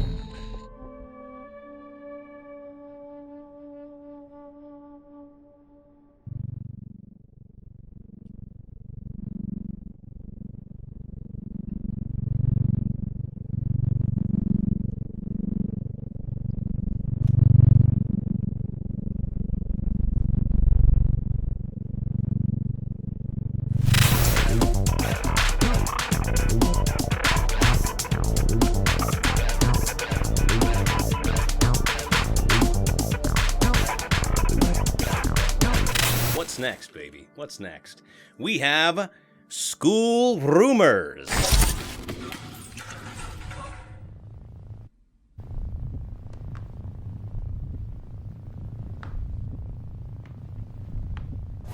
This is actually the second urban exploration-based horror series on this list, right after Briscoe Park, but this one is interesting because instead of a silent protagonist holding the camera walking through dark places in the middle of the night, you have a very, very, very talkative character walking through very recognizable locations, specifically the basement of a school. Every single video in School Rumours is a different character going down into the abandoned visual arts section of their school, which seems to have been shut down because of some kind of water pipe issue. But in reality, it's the monsters, it's the spaghetti monster, it's the tendrils. School Rumours is an interesting series because it very much relies heavily on the less is more concept for horror. Every single video in the series is essentially like, what if that character discovered a little bit more than the one beforehand? And I do mean that character because although it is like specified that like there's different people every episode, the protagonists always just sound the same and always just have a lot to talk about and a lot to say about every single thing they come into contact with. Oh, crap. Same place. That's not right. See that right there? Holy shit, that's an elevator. Basement? When do we have a basement? Some old instruments.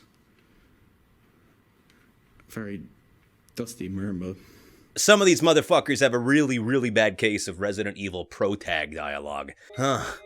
I'm not gonna get far without that key. No, I really gotta find that I really key. hope I can find that key right I wonder now. where that key could be. Just need to find I really that gotta key. find that. School Rumours is not without its issues. Every episode is kind of just like a much shorter, much more talkative version than the Silent Hill PT demo of a guy walking through the same locations, just talking about fucking everything, and then inevitably dying and coming into contact with something. We never really see it, but it's something. Each installment in the series includes another teenager going down into the basement of this school to try to explore more. Every time they sort of discover more and more areas or more like clues as to what was going on behind the scenes before inevitably meeting the same end as the person who came before them. It's like a roguelike for dead teenagers. Not unlike public schooling, actually. At least I think it's like a roguelike. I'm gonna be honest with you, for a good portion of the time I was watching School Rumors, I thought that this was just some dude's like personal purgatory, because again, the protag sounds the same in every single video and really does very little to try and, I don't know, distinguish himself from previous cameramen that came before. Like, I legitimately thought this was somebody who just kept respawning, going back down to the basement to discover, like, something new and then just die all over again. Some of the writing's really hokey, like... I just turned on an elevator with a key, this key, which I sold. Hang on, did you just shift reality? You know, but like semi-cringe lines aside, like it kind of undermines some of the horror at times too. Like environmental storytelling works a lot less effectively when you have characters bring direct attention to it and be like, whoa, is that a blood stain? Oh man, something happened here. I really gotta find that key. Every new installment's very, very formulaic. It's just guy goes down into a basement, discovers very little, dies. The first two videos are pretty interesting with the urban exploration aspect on full effect and plenty of slow building horror, but this series doesn't really reach any higher than that. We never see what's living in the basement or any of the previous victims' corpses, and each new installment is more or less just a repeat of what came before. This is entirely like irrespective of the entire rest of the series, but like if you're into urban exploration or you do it, never fucking go into an elevator shaft. Never go into an elevator that's abandoned. You should hold elevators in abandoned buildings in the same regard that you hold the fucking piano in Super Mario 64. Those things want you dead. Do not go in them. I think if you're a fan of urban exploration, you might enjoy this series, but like unlike Briscoe Park, it doesn't really boast the same amount of like areas and interesting places being looked into. It is primarily just the same hallways among every single video and the same elevators and the same spooky stuff, and it's like, I don't know. This is a great example of a situation where I don't quite know if this needed to be as many episodes long as it was, when the ending was just going to be a guy going down there doing the exact same thing and then somehow getting out. So I'm gonna say C tier for School Rumors. It's not terrible, and it's very clearly made by someone who gave a shit about the genre, but also, you know, if it doesn't work for me, I'm not gonna pretend like it does. So C tier. Boom. Up next we have M.Sou. This is your final warning. Don't try anything funny again, and I'll ruin your life beyond the screen. M.Sou, or M.Sou, as I will never call it again, is the story of a creepy Mario virus that is creepy and scary, and people are documenting it. So this poster child for kidney failure over here was the original Mario in Super Mario 64, one who was, at some point during development, discarded and thrown away, only to be replaced by a different Mario, whom, if you've seen Super Mario 64 Classified,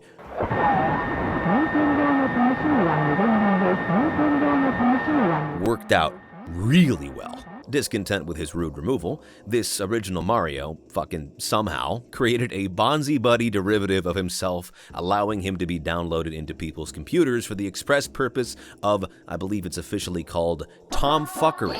I gotta be honest, I really found myself enjoying M.Sou, especially with the more I saw of the Friendly Plumber specifically. This might sound weird, but there are few analog horror, or really any kind of horror monsters, that I ever find more compelling the more I learn about them. Yeah, sure, there's the whole, oh, the more you show about this thing, the less scary it becomes thing, but this is also due in part because most of those originally super interesting antagonists or monsters have really fucking stupid, or simple, or banal motivations and personalities.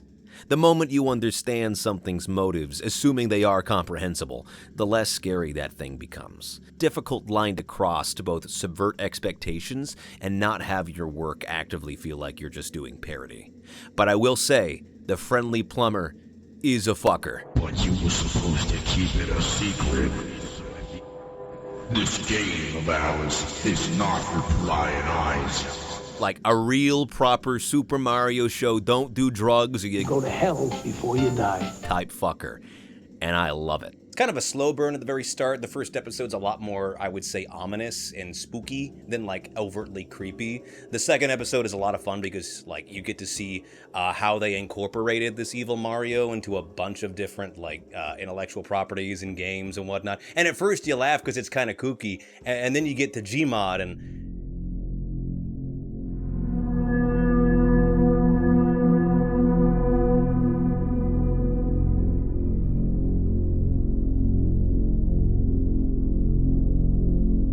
it's a lot less funny then. Is that fucking Vanish? Is that the Mole Man game? Holy shit! I gotta say, it's been a long time.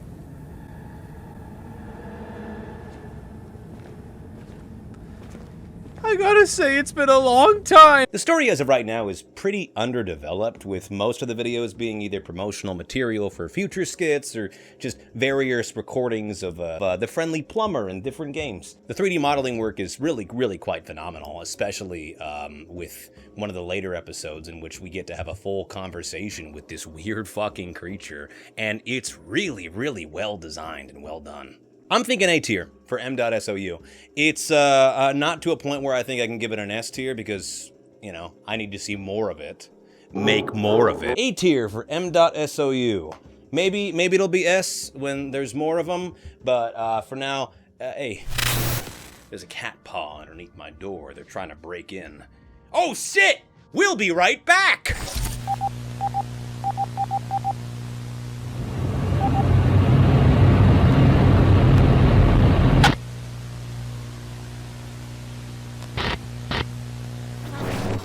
Yeah, mask off. I fucking love this series. We'll Be Right Back is like a love letter to everything I have ever enjoyed in my life. Creepypasta, analog horror, fun and creepy editing, just the idea of VHS aesthetics altogether. It's mwah! We'll Be Right Back is the story of a company called McNeil Tech, which creates this new AI for their new cable boxes, TeleBlue.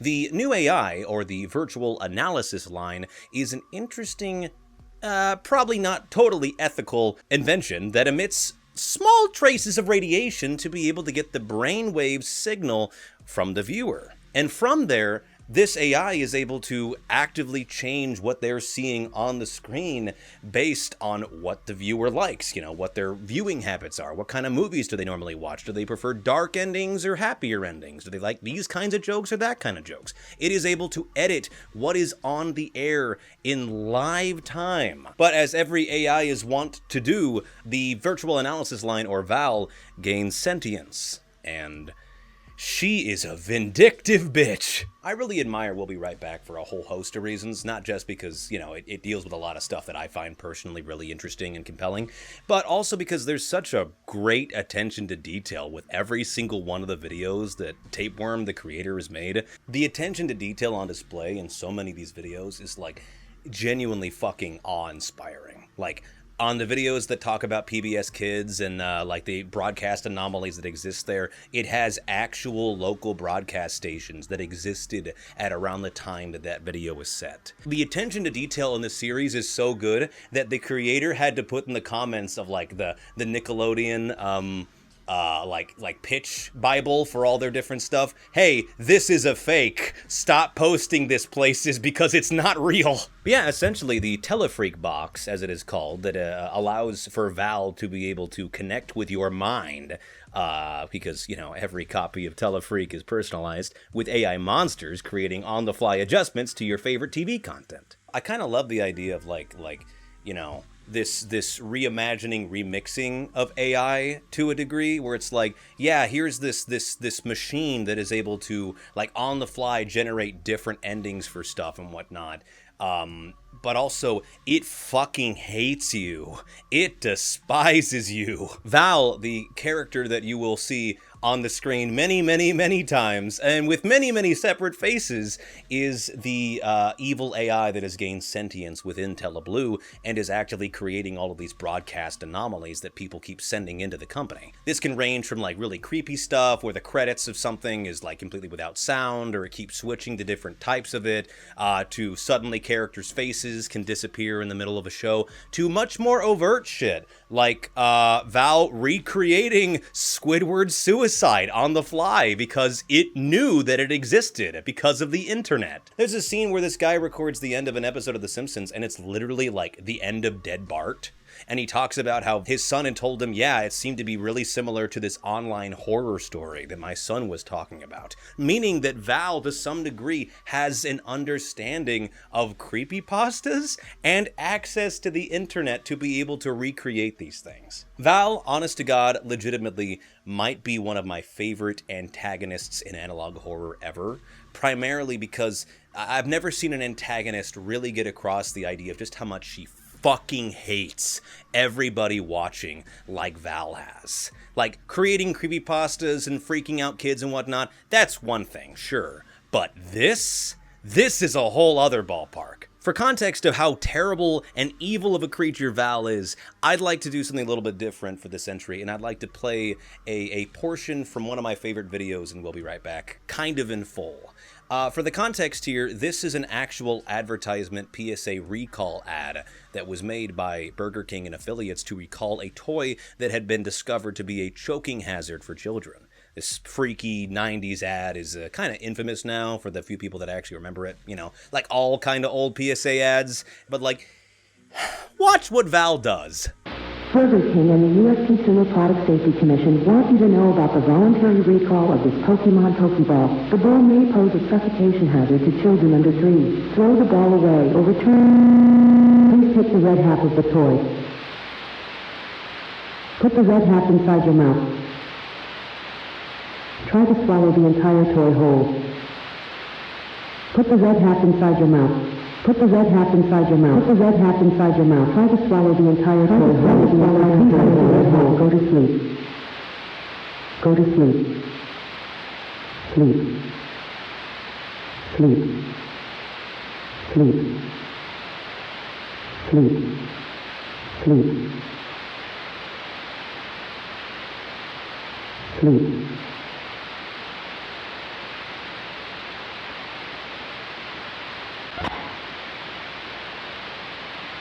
Yeah, she fucking hates us. Having an antagonist that is sentient enough to change what is on screen to ensure that the people watching fucking kill themselves, and that does happen at the very end. All of that just because she hates us.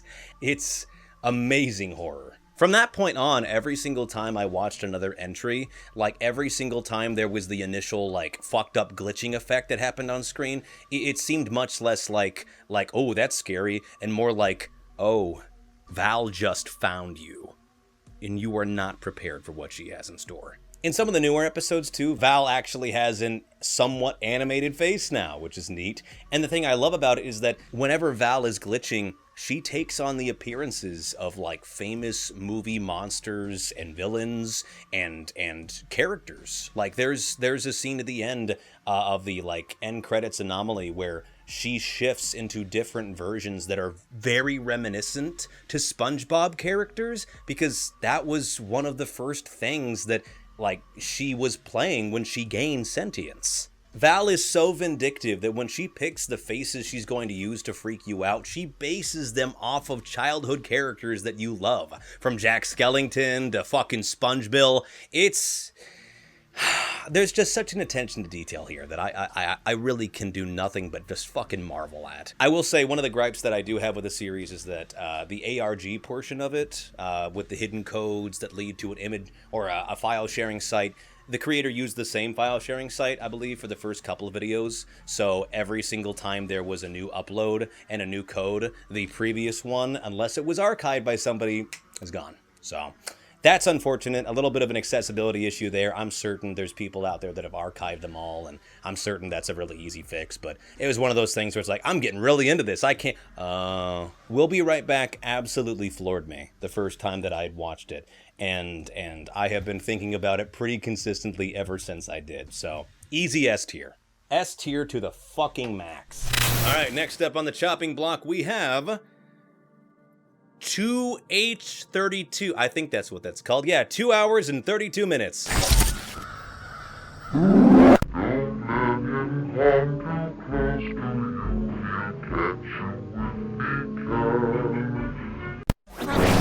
2H32, how do I best describe it?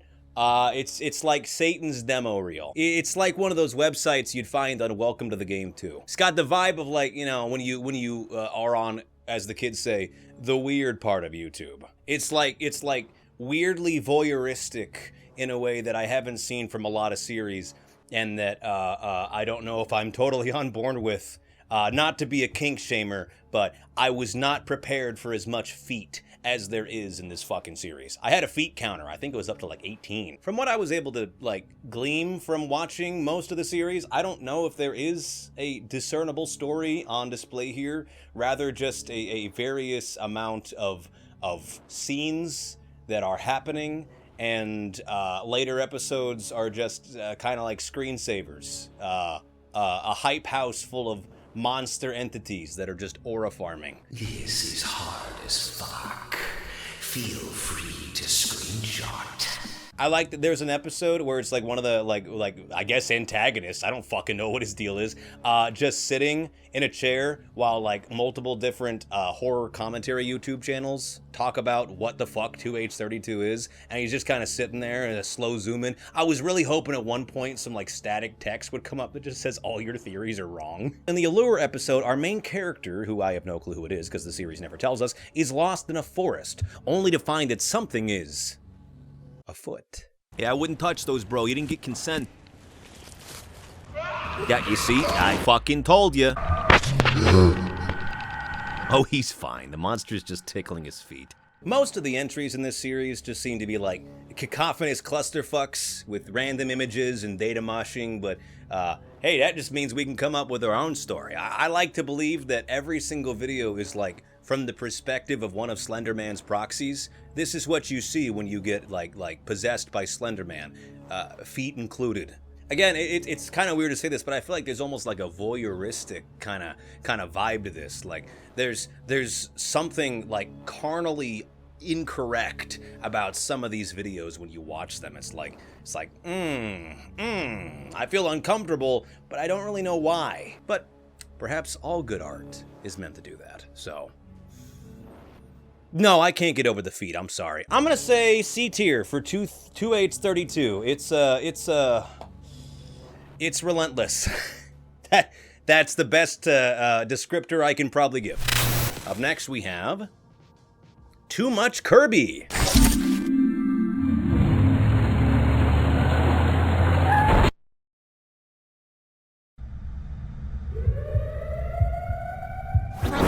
Too Much Kirby is a weird series because like it starts off with a degree of like, oh, this is kind of scary, and very quickly turns into, all right, well, this is not really scary, but like visually it's stunning.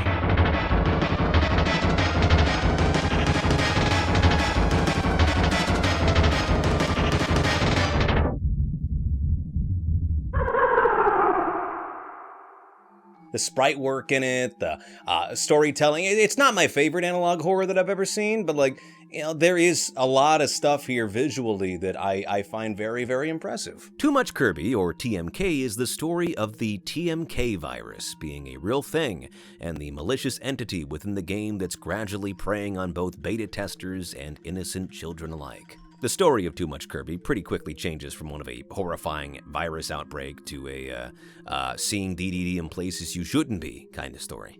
It's actually what killed my grandpa.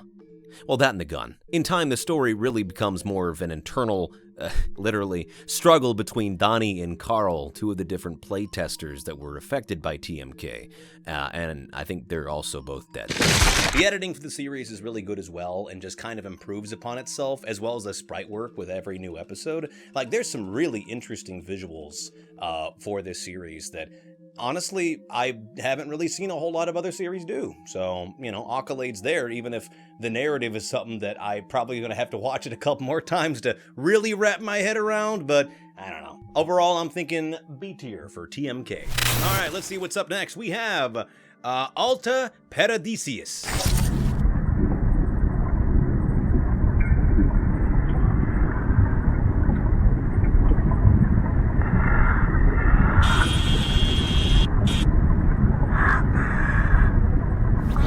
Alta Paradisius is the story of what if the Soviets made Godzilla, but instead of Godzilla, it was like this horrifying mass of tentacles and like an anemone like head, and it really was not nice to people. The Soviets, in an attempt to make a nuclear submarine, created one, and it fucking broke, and it made all the wildlife in the area really yucky and gross. But the second one also broke, and it made all the other wildlife and the people nearby really fucking yucky and really gross. But the third one worked! Problem is that all that radiation ended up creating this horrifying sea creature whose name I don't remember, so we'll just call it Shamu 2.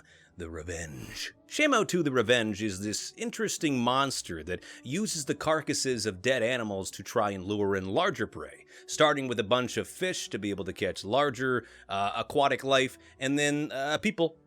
Couple people. There's some people in there. Thing is, Shamu 2 the Revenge is really mad. He fucking hates humans, despite the fact that, you know, we've notoriously been really good to our world and environment and sea life. So, like, I don't know what his fucking problem is. There's this subplot about a guy who, like kills this other guy because he blames him for the death of his daughter, and then the guy that gets killed overboard becomes one of the like heads that the monster is using, and then they go out to try and stop the creature, and the guy who's the head of the creature is like, I'm gonna get you. Aesthetically, and this is gonna sound weird, but aesthetically, Alta Paradisius, I think that's how you say it, is very similar-ish to The Painter to a degree, with some of the like editing and sound quality to it, and like some of the visuals. It's very similar to how certain things in the Painter series are presented, but this time less fucktoy Corey and more Shamu 2 the Revenge. All in all, the series is fine. I mean, I didn't really necessarily find myself scared by it personally, but like it is also nice to just watch like a short form, really well-contained narrative about a scary thing that exists. Aesthetically, I think the series is really good. I don't think there's any like entry that I would say like, oh, that's easily the weakest one, or that one has the worst X, Y, or Z. Again, it's a very contained and a very restricted story all in all. It's a pretty short series, but I'm gonna say A tier. A tier for Alta Paradisius. It is perfectly good. I think that there's enough there, both aesthetically and story-wise, for people to get a lot of enjoyment out of it, even if, like, I'm not going to be thinking about it way too much in, like, a year's time. After all, I mean, there's only been one analog horror that I've thought about, like, a year or so after I watched it. That's Angel Hair. Now let's get in the closet. Up next, we have... oh boy! Lucy's Bedroom. I guess it reminds me of...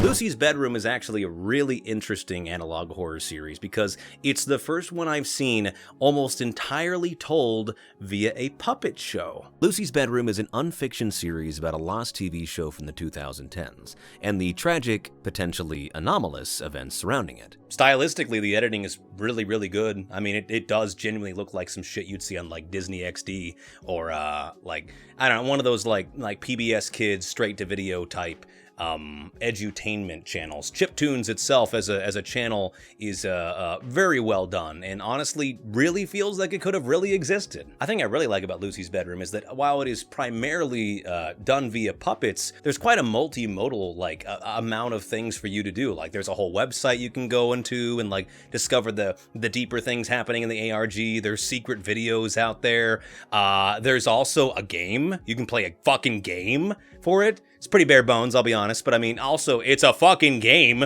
for an analog horror series that's just, you know, kind of there on the side. I know it's sacrilege for me to recommend an ARG, like ever, but I can say with, like, complete transparency that this is the first time I've ever enjoyed participating in one, and was actually successful in doing so as well. I think it's one of the few examples of an analog horror series that has an ARG that is so very accessible, because a lot of what is, like, on the site that's hosted is still there. You can go in and you can probably learn just about everything that you would need to get a good idea of what the story for this series is. Children have gone missing. Storms have been seemingly summoned from nowhere at all, and its creator tried to proposition me to be a part of it by saying there was a rabbit in the series. You really thought that was gonna fucking work? It didn't work, right? Wait, what? But I thought... Honey, I'm basically a big dog. Ripping up socks is my favorite pastime. I'm gonna go now. You're not going anywhere. I don't know who that guy is, but he should get more work and more bitches. But yes, our second Scott tier will be going to Lucy's Bedroom, a project that I am so fucking glad I got to be a part of, and one that I hope I can contribute to a bit more in the future. I hope you guys are interested in it because, one, support artists, and two, it's fucking great. There's puppets. What's not to like? Wow. Kill this man.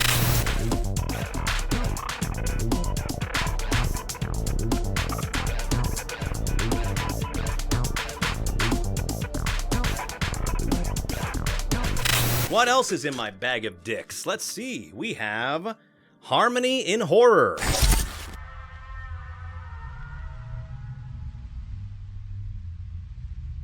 I really do hope you enjoy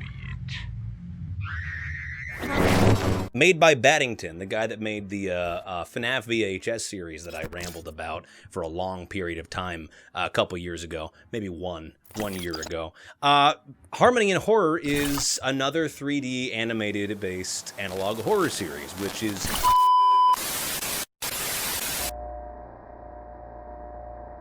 Heyo! The footage got fucked up for this entry, so now you get to enjoy PNG Tuber Scott.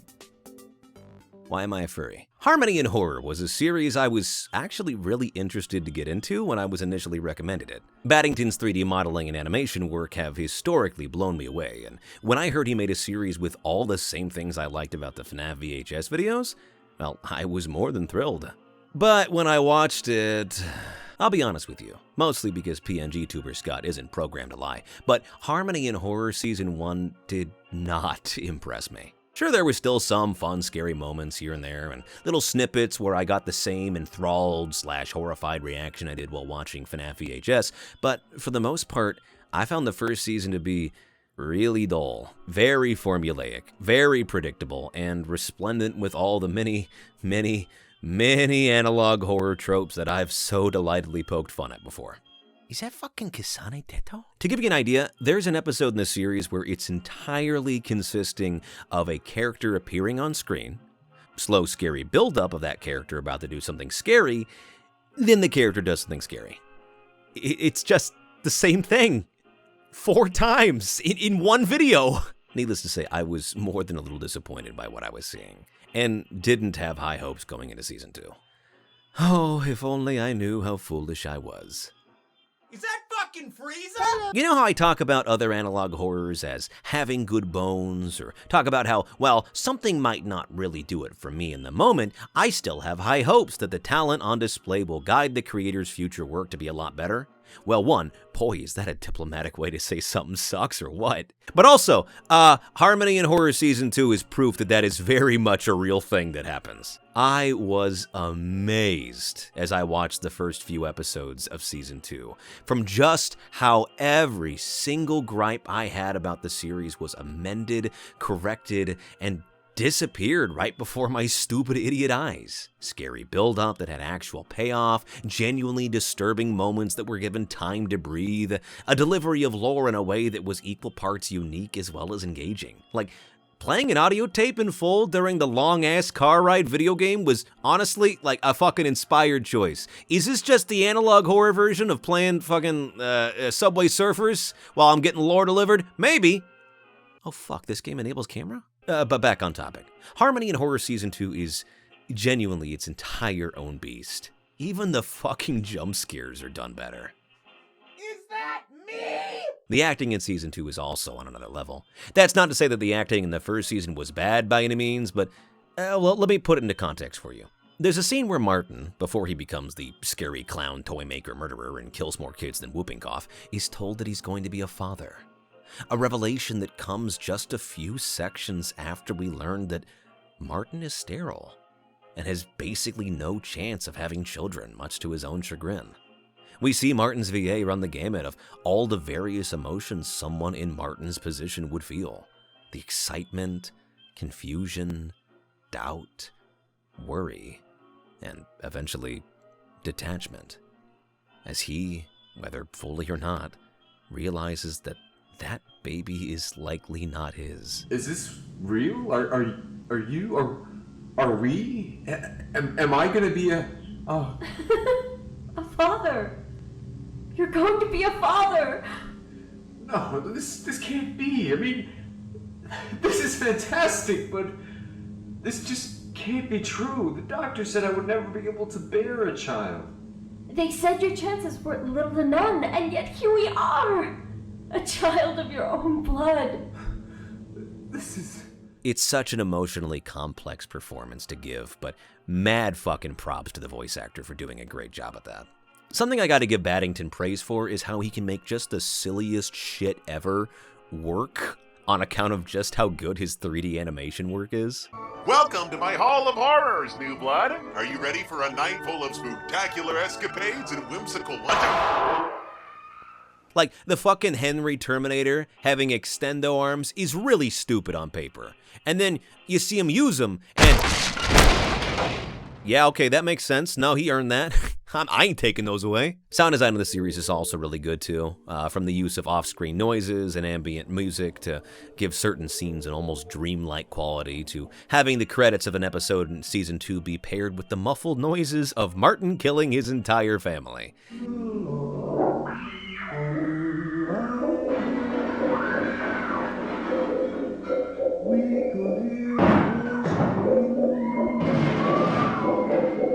That's fucking awful, Baddington.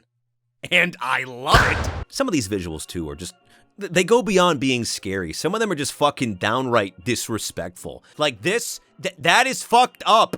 Overall, Harmony and Horror pulled probably the craziest fucking second season upset I've ever seen. Changing me from a spaced out, half-interested viewer into someone actually fucking willing to do the work and try to figure out more about this world. Between the mixing of music and sound effects, editing, animation, voice acting, etc., I think Harmony and Horror more than deserves the S tier, even if it does take a little time to get there. And so with all that in mind, I'm thinking Harmony and Horror is going to get in S tier for me. I'm sorry, but that shit was great. Next on the cucking block, we have the Tuesday tapes.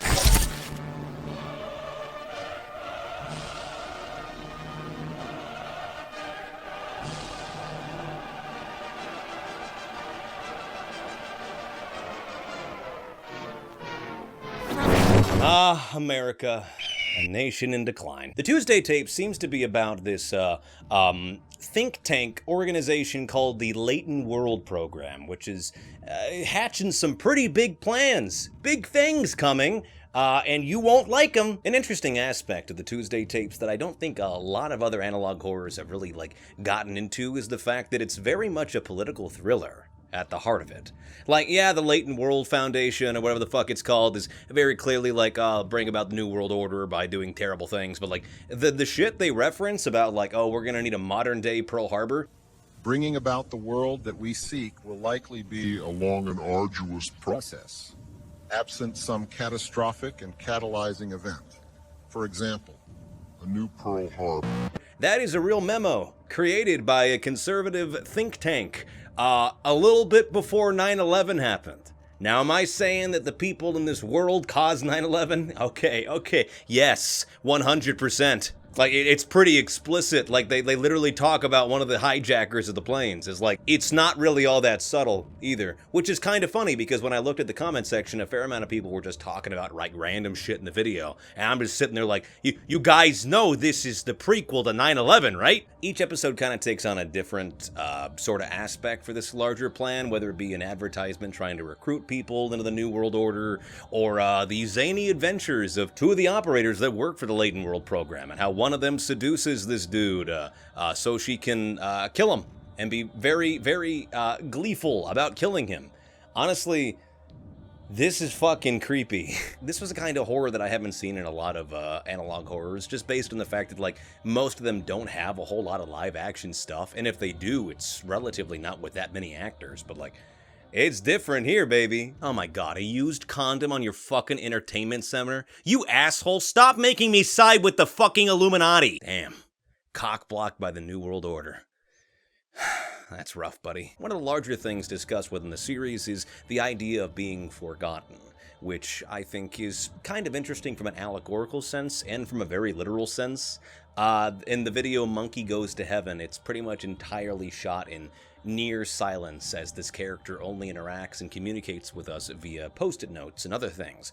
She knows too much, and she knows that someone is coming to disappear her. And at the end of the video, that is exactly what takes place. You know, you really spot on prediction from the monkey. Now, if you're pretentious, you might say that the idea of her being forgotten is in fact emblematic of what happens to a lot of people in America who know too much or are considered as undesirable for the new way of things. I can think of more than a couple groups that the current administration wouldn't mind disappearing and is actively working on disappearing and having be forgotten. This may not be the exact intention of the series, but I feel like there's enough like in between the lines to be able to come up with the idea that like, yeah, maybe it's allegorical of the fact that, you know, we don't know how many people who were potential whistleblowers simply stopped living because their existence was inconvenient for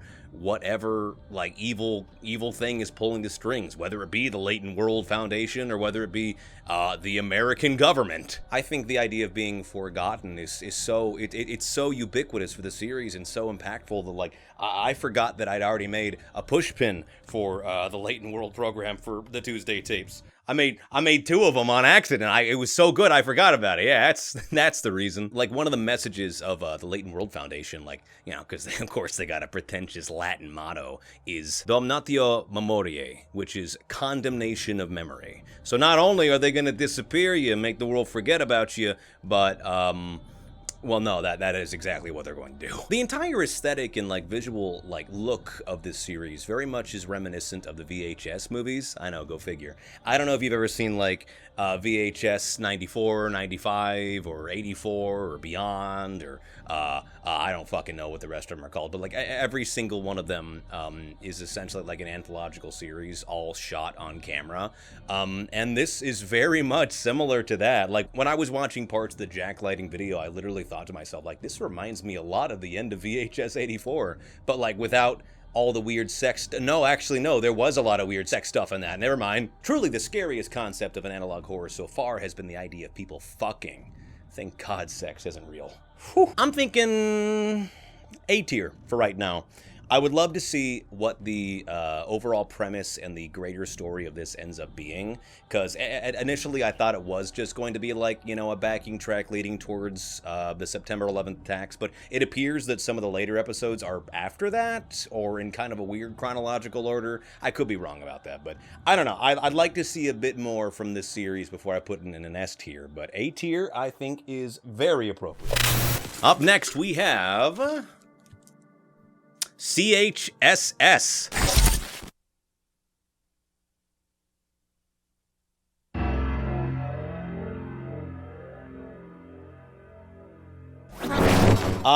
CHSS was pitched to me as the first ever analog horror series, an interesting installment into the mythos of the genre because it was made by someone who wasn't American. And it is definitely a series. It's not bad, it's just, I feel like it has the same issue that Ches Kids and a lot of other analog horrors have, where so many of the videos could probably just be taken out wholesale. Like, this series is like 50 episodes long, and to get, I think, the best idea what the fuck is going on, all things together, I'm betting you could take out about 20 of the earlier ones. Like, the greater narrative of this, like, story really is drip feed up until the very end, in which it becomes very clear, like, oh, is espionage and government tomfoolery. If I were to describe CHSS in a word, it'd be FOMO. Is that a word? I don't fucking care. FOMO works though, and I'd wager probably works for a good shit ton of the ARGs I've covered in the past. If you're into them and you're actually present when they're happening, I bet they're fucking awesome. But for those of us who prefer our story to be, at least at first, a little less personally demanding, or for those of us who just jumped onto the bandwagon later than others, there's really nothing left to sink your teeth into. I mean, how do you make an attached Twitter account that was interacting with the fan base in live time during the uploading of these videos to have any kind of timeless effect to it? It really is just, you had to be there. This, in combination with the drip feed bits of storytelling that are scarcely delivered over 50 fucking videos, creates a work that I am certain was revolutionary and really engaging during its run, but that has very little going on for it in perpetuity, at least for me personally. I was about 10 episodes in when I was really wondering to myself, at what point does like the real narrative of this start? And I was about 20 videos in when I realized, okay, it's probably not going to be until the very, very end. Ooh, the beta committee. I know someone who works there.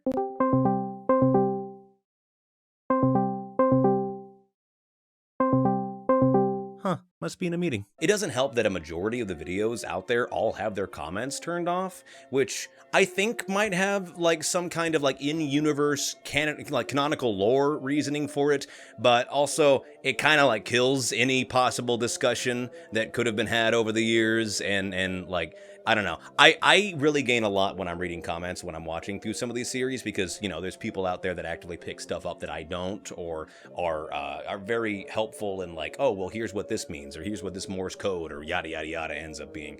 And there's none of that for this one. So you're just like sitting there watching 40 videos plus without any comments to work on, just kind of watching bite-sized bits of information that occasionally leads to something larger, but most of the time just feels, you know,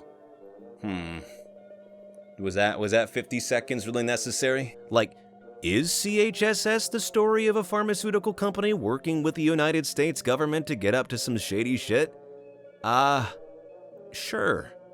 Yeah, okay. I believe you. I don't know. In the end, I think the series just wasn't really for me. I have no doubt that when it was initially coming out, like, the novelty of having, like, the first ever analog horror series, they say, I think it was still local. One is one of them. I don't fucking know. It's one of them. But like the novelty of that, I think, like it comparatively to modern day horror, like within this genre, like from where it has been taken and the different avenues people have explored with it. I gotta be honest. I don't necessarily think that this is the best ever created. You know, it's like, this is an experimental sort of thing that gave birth to a lot of derivative and other interesting works, and so I think it deserves its flowers for that for sure, but it's kind of like I said in the first analog horror videos, that just because something came first doesn't mean that it did it the best, and I think this is a really good example of that. Local 58 is still peak, though. I'm gonna say C tier for CHSS. It's C for CHSS. Up next we have Fall 1997 Fall Guys what the fuck? Fall Guys Ultimate Knockout 1997 Beta Archive.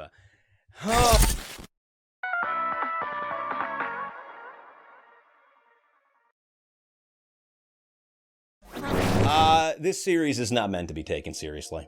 I can say that with pretty good confidence, since there is no larger story or like horror behind the scenes for any of these. Most of these are just like, oh, here's an anti-piracy screen for Fall Guys if it existed in 1997, or here is a commercial that definitely existed around this time frame for Fall Guys if it existed in 1997. Like there's tongue-in-cheek, and then there's this series, which is like, I would best describe it as bullshit. And I don't mean that like to be derisively like an asshole, but like, you know, in one episode when they try to install it, the EULA, or like the fucking like end user license agreement, is just the B-movie script. And it's not even like that hard to see that that's what it is. So, you know, I think there's a fair amount of exaggeration going into creating this. I don't know how seriously they decided to take the creation for this series, and that's fine, you know? I mean, I would have preferred a story, or like a narrative, or something to piece together each video, but, you know, in reality, all we really get is a couple like different sort of disparate, disjointed videos, all under the same umbrella, and a couple Clidio watermarks that we're not supposed to notice. I'm sorry, I had to. A lot of the series I talk about are like really criminally underrated and don't have nearly enough people talking about them, at least, you know, from my perspective. But something I really like about that is primarily the fact that the comments are so fucking weird on these videos. This is not like a, oh, well, it's okay because we get some stupid ass comments. More of these works should get more people to see them. However, I would be lying if I said it didn't really amuse the fuck out of me every time I go down to a comment section on a lesser known analog horror series and I see shit like this. What is your responsibility? What? The whole series is kind of like just a cavalcade of proofs of concept and random shit posts put together, and I don't think it's really meant to be taken all that seriously. However, also, you know, it's a cavalcade of shit posts and nonsense at the end of the day, so I can't really put it high up on my list. But I will say, one caveat that came along with watching this series is that I actually was introduced to the 3D modeling work of one of the people that worked on it. I've included a link to their portfolio below if you're interested in seeing it. I've had this as my desktop wallpaper for like the last 4 weeks now when I initially saw it. I don't know, I think that's really pretty, and like, you know, I would love to see how like a full series or really anything with this kind of like stylistic aesthetic design would end up looking like. But I don't know, I just wanted to mention that because, you know, I feel like I didn't really have a whole lot to add to the Fall Guys thing, but, you know, the creator's still very talented and you should go hire her for stuff. Assuming she's higher. I didn't check to see if she was commissionable. Yeah, D tier. And like, it's not even D tier in a this sucks kind of way. It's in a D tier in a sort of why did you show me this kind of way. So yeah, check out the artist's other work though. She's done some really interesting things, both in the music realm as well as 3D modeling. So it's worth a look. All right, up next we have Server Blight.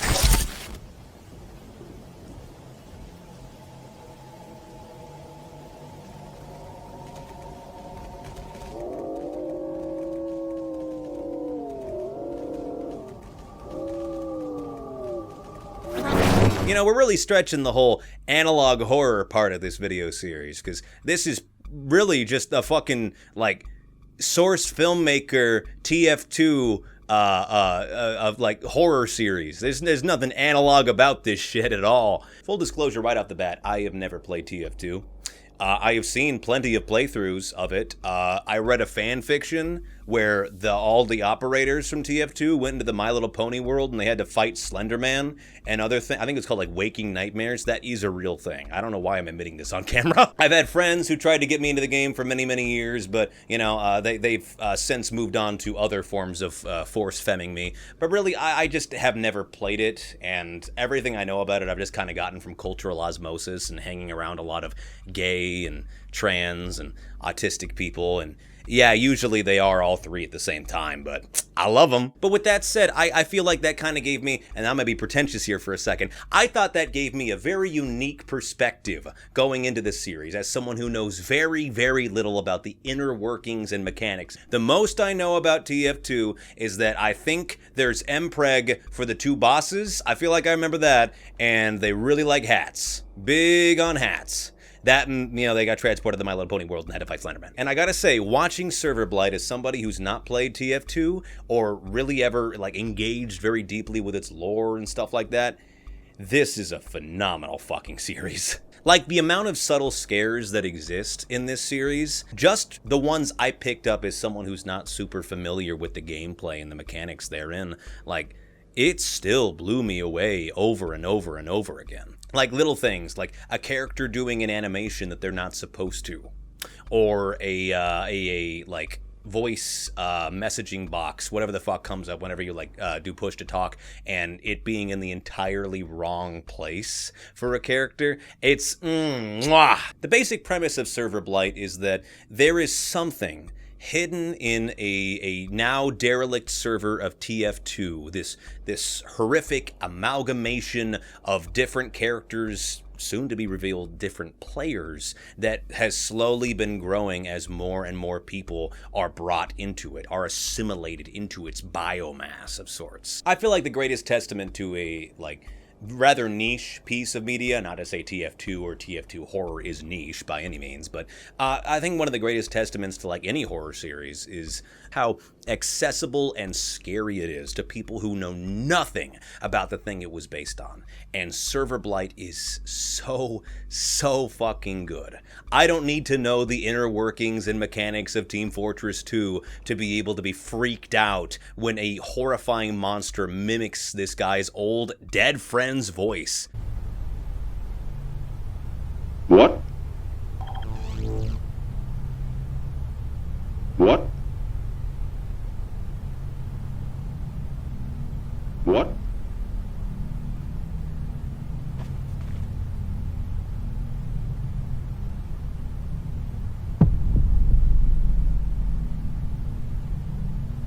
I don't need to know about specific loadouts or what hats make you look the fucking coolest to be able to be freaked out when I see this horrifying, monstrous amalgamation monster coming down from the fucking ceiling. Ugh, I don't like it. It's gross. Also, a big plus in Server Blight's category is the fact that it made me unironically root for a guy whose screen name is Dix-a-Lot. I will say that the savior plotline at the end of like the most recent episode, again at the time of recording this, does feel kind of weird. It just feels like it kind of comes out of nowhere, especially when the entity we've seen has more or less been characterized as like a wild animal that learns how to ensnare and capture its prey. Having it suddenly have a mouthpiece spouting off religious gobbledygook is odd. And this is coming from a former Catholic, for God's sakes. I don't know. I'm gonna need to see what future episodes bring to see how I feel about that narrative decision going forward. But right now, it's just kind of like, I feel like it cheapens a little bit of what is like a story that's been more or less built upon this idea of this unrelenting wild animal force that is learning how to better capture and ensnare and assimilate its prey. Having it have I don't know, a mouthpiece for a religious zealot just feels a little overdone, in my opinion. But even with that in mind, I think Server Blight is genuinely one of the scariest and most inventive, horror series out there right now. I gotta be honest, I was really impressed just on a first watch through. And then having my buddy Ghost tell me about all the different, more mechanical parts of Team Fortress 2 that the series actively builds its scares off of just made me respect it all the more. We're going to be giving Server Blight the S tier treatment. Up next we have Grub and Snitch.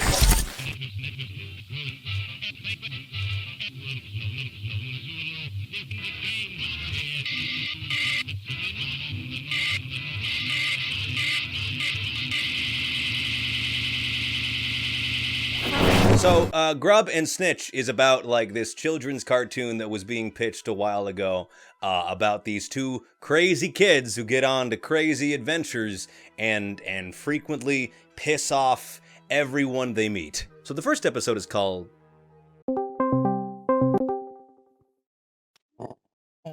What? Squeaks, get your lawyers! We're about to make a mint! What? What are you fucking talking about? Grub and Snitch is a weird series, as in most of it is pretty dog shit. And I don't say that to be mean, I say that because that's just an objective fact.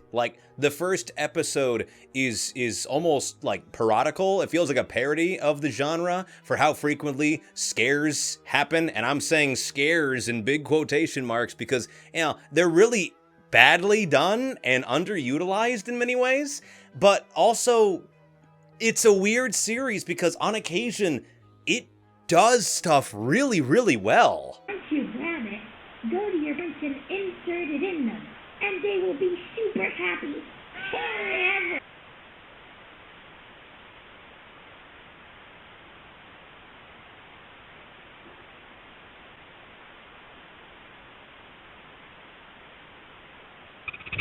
In episode 2, Grub and Snitch decide to throw a little birthday party for Mr. Franklin, their hot diggity demon-ass looking neighbor who fucking despises them. He's out for the day, so they find a very inventive way to get into his house and set up things for the birthday party. However, we discover through a little bit of spelunking upstairs on Mr. Franklin's computer that he has a tragic backstory. There's this entire scene about him taking his 2 kids to the lake and how the 2 of them had gone out in the water and they'd like dared each other to see who could hold their breath longer. And they're like, oh, well, we'll be okay. We can do that because Dad will save us. And they do that and Dad does not save them. Mr. Franklin is unfortunately forced to watch his children die because he was not fast enough to save either of them. Which, that's gotta really suck, right? Like, you couldn't even grab the one you like more? Like, Jesus Christ, that's a double. You're 2-0 on the dead children department, man. What the fuck? Jokes aside there, the whole, like, visual presentation and sound design of this scene is, like, kind of unnerving. Like, to an extent that I did not think the series was able to do.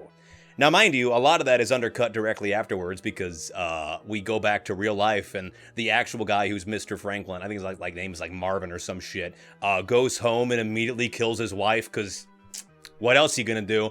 And then calls up his friend who recommended that he go to the lake and he's like, come on over. I will definitely not fucking kill you. And the guy's like, okay. Back away. Now. Get the hell away from me. Get away.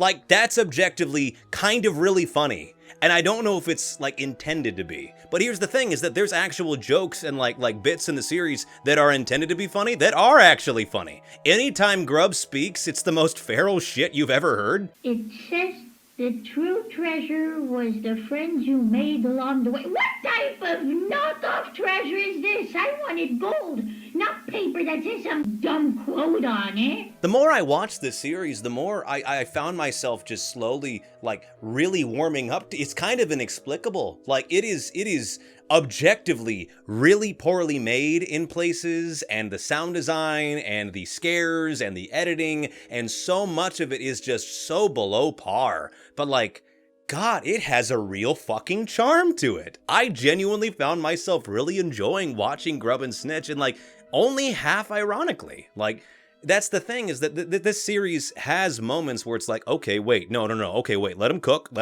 okay, he's actually being scary, and then, you know, some stupid shit happens and it kind of kills the whole thing, but like, they're still there. The nuggets of intrigue and horror are always still there, and it's just like, fuck me, what is happening here? Ironically enough, I think the best showcases of Grub and Snitch's, like, real good horror chops are in their holiday specials for the Christmas and Halloween special, where we see...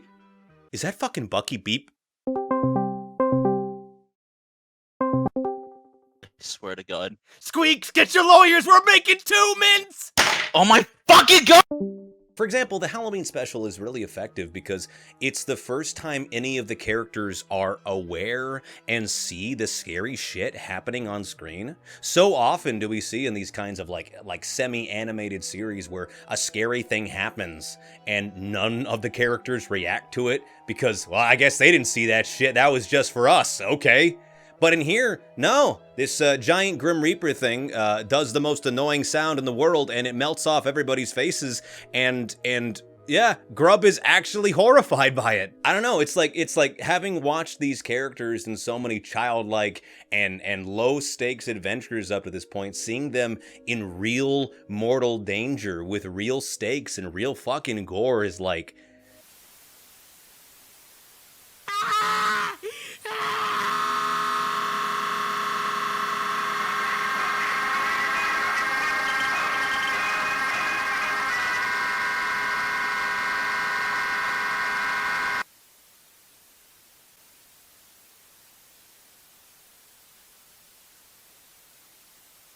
I was more disturbed by this than I expected I would be. And the Christmas special is just as good because it's like Snitch has to go out, try to find his buddy because, oh, that wicked Krampus is about. And no, Krampus killed him. He's dead as hell. And then Krampus kills him too. And that's the special. Okay. See, this is why I keep describing it as weird, because there's a part of me that says, wow, Grub and Snitch really shines when it's not trying to like build upon its like exterior storyline about Marvin and his dead kids and his dead wife and his dead friend and his dead turtle. I don't know if that one's real, but this guy just likes to kill things, so fucking why not? The two holiday specials are legitimately really kind of creepy, kind of freaky, and I'm in that weird place where I'm like, oh man, I kind of wish the whole series was like this, but I also got to ask myself, would this have been as effective as it was to me if I didn't have so many episodes of low stakes horror quality horror beforehand? I honest to God do not have a good answer for that. If I liked these two specials as much as I did because they were legitimately scary, or because they were legitimately scary after a long period of not seeing all that much scary stuff. I really, it's inexplicable. It's really hard to try to make peace with. I am going to say C tier for Grub and Snitch. As much as I've talked shit about it back and forth here, I really did find myself enjoying it from time to time. Like, sometimes ironically, sure, but there were still a couple standout moments in which, like for a brief moment, I was able to put myself in the shoes of the author and say, oh, I see what you're going for. And any analog horror series, anything in general, that's able to make me feel that way, that deserves better than a D tier. So, C tier it is for Grub and Snitch.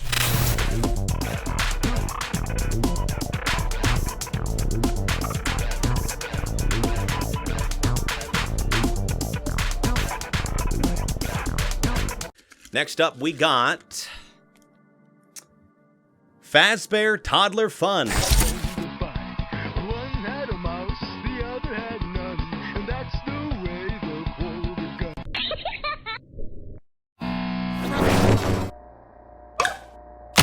Hey, more corrupted footage. That means I get to live a little longer. Yeah! Fazbear Toddler Fun was recommended to me by friend of the channel and enemy to me, Squeaks DeGorge, as well as being recommended by a lot of you guys as well. And I'm gonna be real with you, I was kind of reticent to get into another FNAF-related analog horror. Despite their ubiquity today, I generally don't find many Five Nights at Freddy's-related analog horror series to be all that scary, or cohesive, or good. I mean, after you watch Ennard take down a fucking fighter jet, well, you start to seriously wonder what else the genre could possibly offer you. I mean, I've seen peak, and I refuse to settle for anything less. Despite this, though, I went into Fazbear Toddler Fun with an open mind and a missing frontal lobe. Little did I know, I wouldn't be the only one. Fazbear Toddler Fun is an analog horror about a kids' edutainment game created by Fazbear Entertainment. Just 1 year after a thing happened. It's really not important. We initially watch new character Lance as he plays through a bit of the game, makes fun of Balloon Boy. Can you find a purple ball for me, please? I'm doing. Shut up. And is never heard from again. You gotta be careful about that. That rosy cheek fuck moves around like Stalin. We then follow Mike, or Michael, as he receives a copy of the game from his friend Lance, boots it up, and is immediately met with the horrors. As it turns out, this Michael is no Schmidt, Michael Afton, son of William and brother to Joseph, or the Crying Child. The same Joseph who now haunts the unstable code of Fazbear Toddler Fun. We watch as Michael gradually pieces together the greater plot of this fucked up game, relentlessly taunted and cajoled by the vengeful words of his dead fuck! All leading to the finale in which we discover that Michael isn't the first to have played this game, as Lance and Jared, another dude who I forgot to mention earlier because I'm only fucking VNG, Lance and Jared, the two teens wearing the Bonnie and Chica masks respectively, have already met with the same fate as Michael. The series ends with Peter, the fourth and final bully, the one who wore Freddy's mask, beginning to play through the game himself. Ready for another adventure? Fazbear Toddler Fun is a pretty tight story, all things considered, with the events I just discussed happening over the course of about just 4 videos. But despite the limited runtime, this series really does make the most of it. Each episode of Fazbear Toddler fuck, that's a mouthful. I'm gonna shorten it to FTF. Not to be confused with FTF, or Female to Fazbear. That's when your pronouns are. Every episode of FTF gradually reveals more and more to the audience, whether it be through glitched text or textures during a minigame, to an entirely 3D animated kids PSA about stranger danger. Mask off, no bullshit, on God, dead ass, no cap, for real, for real. This is really fucking cool. I really did not expect I'd be praising FTF's visuals when I initially watched it, but with each new video comes new, really inventive ways of continuing the narrative without just sticking with the same occasionally glitching video game gimmick from the first two videos. The 3D models, while not the sharpest looking things in the world, are perfect. I mean, perfect. Something I love about the 3D modeling work they do for some of the scenes, it's modeled after Scott's other work, like off of his like old Christian projects. It looks like legitimately something he would try to create. Like if Scott Cawthon made Five Nights at Freddy's, it would look like this. What? Back in your cage, you carbon-based cock! Anyways, yeah, the 3D modeling and animation of the series is really, really impressive, if for no other reason than the fact that it's just so fucking accurate to Scott Cawthon's style. It's like we're watching an alternate universe's version of Five Nights at Freddy's, one where Scott still used his 3D modeling skills to make a horror game, but it just ended up looking like this instead. Sound design for the series is admittedly often fairly lackluster. It's got all the usual staples you'd expect from a glitching edutainment game horror series. Sudden loud-ass noises, glitch sound effects, but later episodes do get to branch out a bit more. Where I think Fazbear Todd really shines, though, is in its original soundtrack. Sure, much of the game is either silent or filled with honky-tonk horseshit so Bitcrush would make a fucking womp blush, but on occasion, the series samples from various other FNAF properties, including FNAF World, Freddy in Space, and even having some new tracks created just for the series. That's not to say that we don't still get to hear the old certified Fazbear bops, but they're not nearly as— Jesus Christ! As for horror, FTF is very much a slow burn experience. But not so slow burn that you turn it off before you get to any of the really good stuff. Most of FTF's scariest moments will be more subtle, visceral scares than in-your-face jump scares. Cut from this clip. Cut to another clip.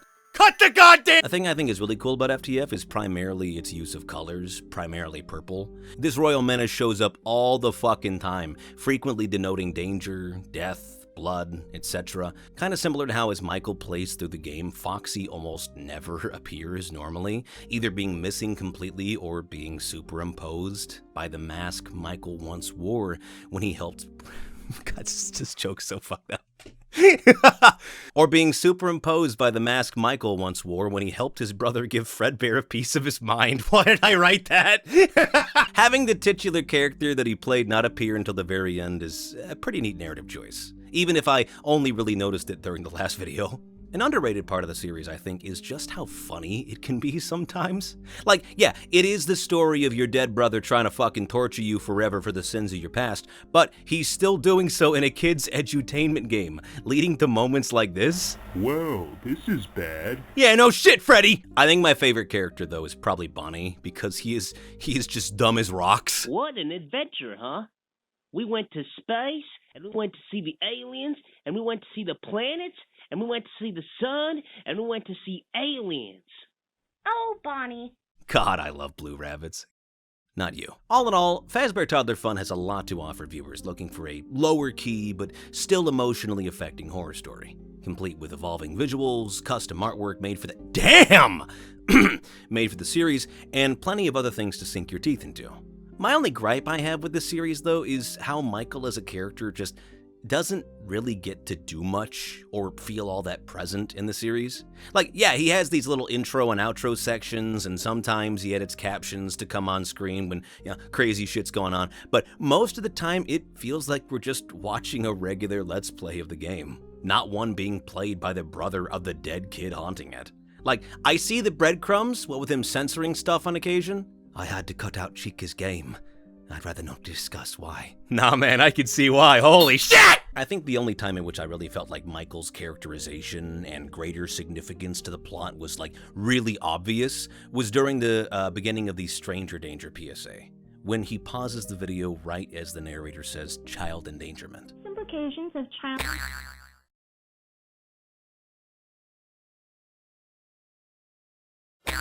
predatory actions and verbal... I don't know, that just really stuck with me. Him having to literally stop and compose himself because he's about to watch something that, well, shit, doesn't just hit close to home. Fucking nukes the hospital he was born in. Little moments like this help us sell the idea of Michael being the actual person playing this, more so than any text coming on screen or cold open captioning could. And I think if the series had more moments like this, I'd be inclined to give it an S tier, but overall, I gotta give it an A tier. I was really blown away time and time again by the things that this series had done, and I think if it was a little bit longer and there was a little bit, I guess more on display, I would put it in an S, but like A tier for what this is? Damn good. Yeah, A tier for Fazbear toddler fun. Up next we have Sonic PETA.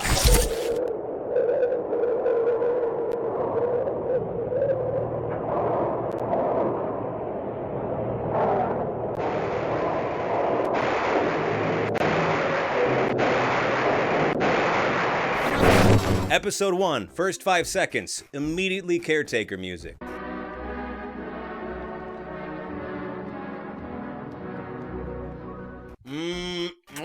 We are in store for some pain. Sonic PETA is also weird, but I didn't like it in like an ironic way, like I liked Grub and Snitch.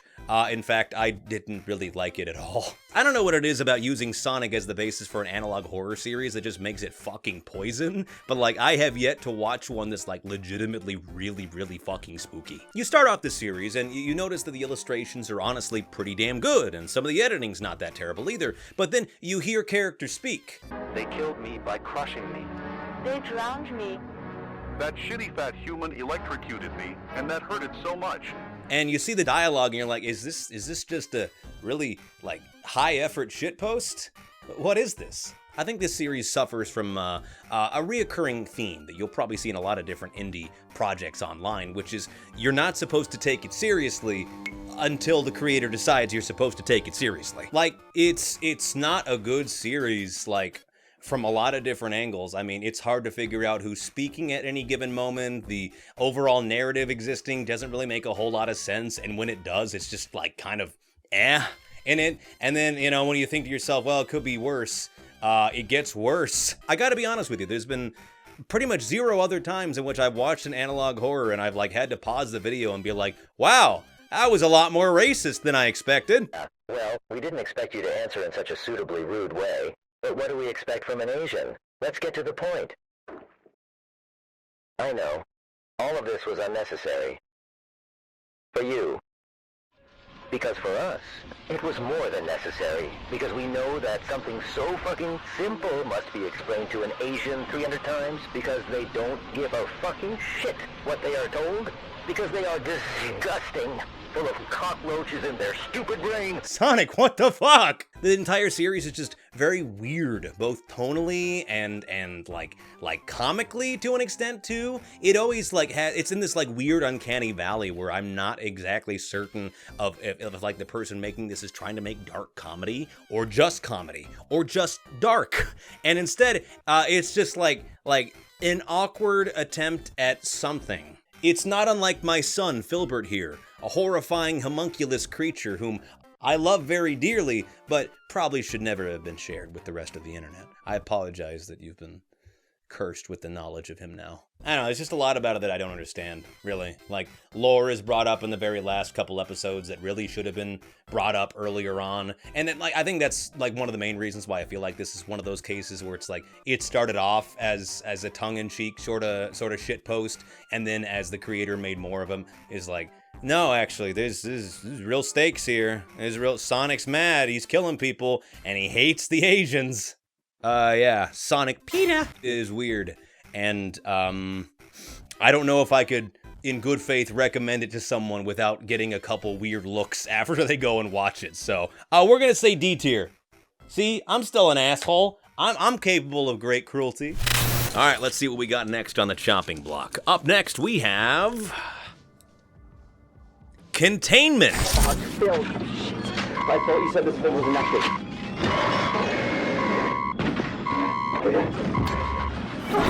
Containment is a series that was brought to my attention, I want to say, like, literally a year ago today, actually, the creator reached out to me to send me the first 2 episodes of it and wanted a ranking. And I said, D tier!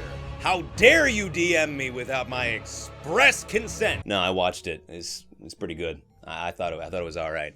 I did have some thoughts about it, and I feel like it's worth talking about today. So let's do that.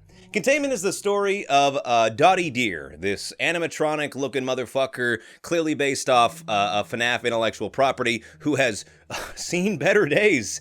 Very, very better days, but is one of the most technologically advanced robots in creation. Like, she literally has files on her system that don't exist yet. We've not been able to access anything else within its file system. A significant amount of it even appears to be comprised of file types that we don't even have any knowledge of whatsoever. The first time I saw that, I was like, oh fuck, this is a nightmare. They got WebP files before us. This government agency called ARC, or Advanced Robotic Corporation, finds Dottie and begins to do experiments on her and find out, you know, what's her deal? What's she about? And she takes exception to that. What the fuck? Bill! I thought you said this thing was inactive.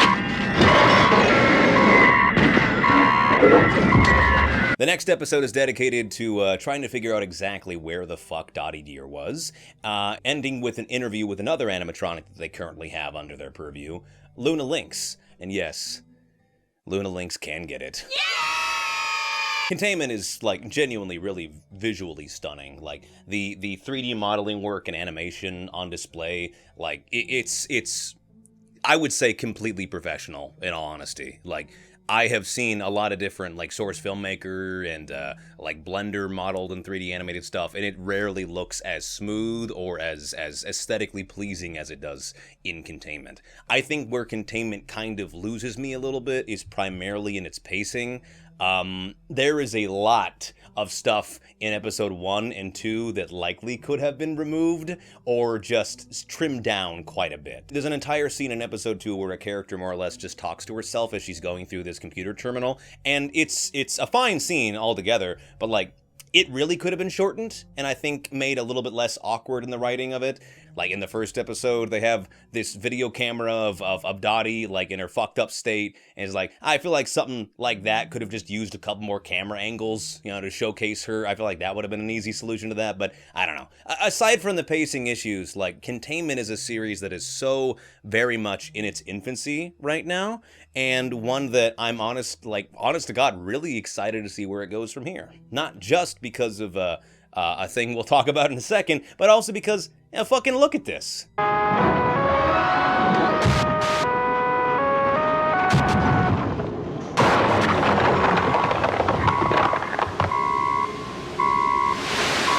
Now for the ranking, yeah, I'm in it. Or rather, I will be in it. I've helped the team and Cassie Pult, the creator, with some sound design work, and I'm going to be doing some voice acting for the series as well sometime in the future. And also, you may recognize Cassie Pult's work for the Scott Cawthon animation that happened in the FNAF World video.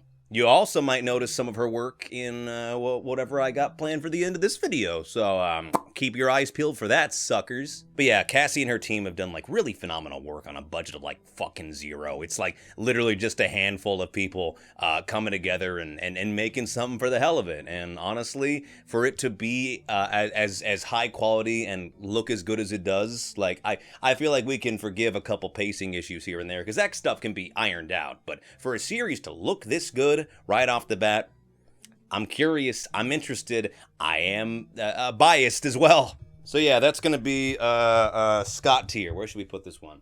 I'm gonna say over the mouth, because there you go, you little shit. Yeah, that's Containment. Go watch it, at least what's out. Up next we have Home Safety Hotline.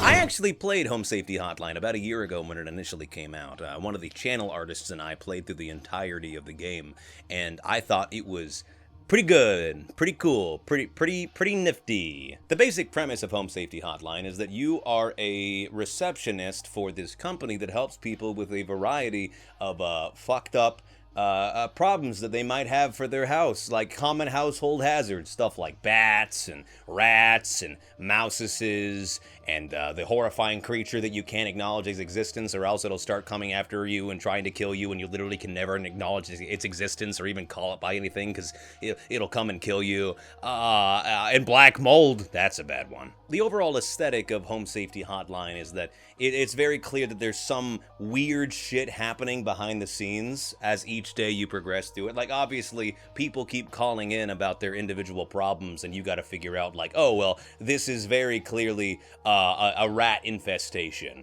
or this is a hag underneath your fucking bed. Home Safety Hotline is a very unique premise because it essentially makes like all these different fey creatures and cryptids and folklore entities like recontextualized within the realm of like how would you deal with that kind of like household pest, for lack of better words. Some of them are pretty banal, like you gotta leave a thing of milk out for one of them and maybe some cheese for another. One of them you literally just gotta like not ever think about it ever. The Bogart, I should not have said its name. And of course some of them are like, you know, literally a fucking skeleton that just stalks you and haunts you until it inevitably kills you, or a creature that comes to your house and is like, hey, you're gonna die, and then you do, and it's like, damn, that was some spot on predicting right there. What are you doing? If you're good at Home Safety Hotline, there's a good chance that you'll probably, you know, never see any of the spooky shit that's on display. Like, obviously, some of the creatures that you pick from and choose from are gonna be spooky, but like, the real horror of Home Safety Hotline, if you're good at the game, probably won't ever be seen. But if you love to fuck up on purpose like me, it's totally on purpose, I swear, then the callers who had initially requested your help will call back. And it rarely ends well.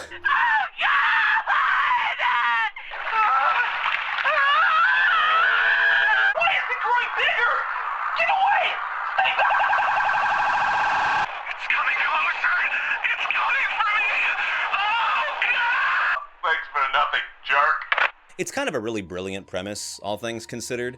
My only gripes with it are primarily just the fact that it's pretty bare bones, all things considered. I mean, it doesn't really like add much more onto itself as every day goes by. Like, really the only new addition that happens is that occasionally the internet fucks up, and so you have to like rely on your memory to be able to help people's problems with stuff. All culminating in like the final day where you're in this weird fucking like initiation from these terrifying fey creature monsters. I really got to give a lot of applause to the creator of the series for just the amount of work that went into creating like all the individual cryptids and freaky monsters that we see on screen. Like, there is a level of artistic effort that went into them that is unfortunately really lost by the fact that they're bit crunched and heavily edited down to fit into the small window. That's why it's kind of like a real treat to be able to go through like the art book that is available after you beat the game one time, and you can see like all these freaky creatures and all their beautiful glup shitto glory. Home Safety Hotline also has a DLC, the Winter Edition. That's not the name of it, I just fucking forgot what it is. And I think it's really good, actually. I actually found myself a lot more enthused and interested in a lot of what was on display in the winter version of Home Safety Hotline than I was the base version. I don't know if I just found the creatures a lot more compelling and a lot more interesting, or if I was just better at that DLC than I was the base game, but I liked it a lot more. I thought it was pretty nifty. If you haven't played Home Safety Hotline, I do highly recommend it because it is kind of it's a kind of a very neat, interesting, very unique puzzle game of sorts that has, you know, pretty overt horror-like aspects to it, but that is never so pan-shittingly scary that you know, you may want to turn off the game and turn into a fucking rat. No, you'll have to keep playing the game to do that.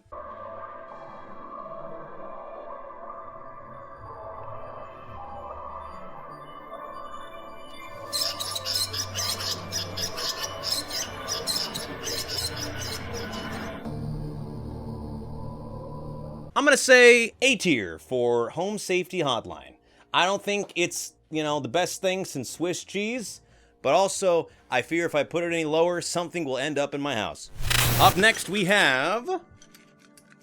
I can't look at it. Why am I looking at it? Then I'm cherry picking. We have Arcadia.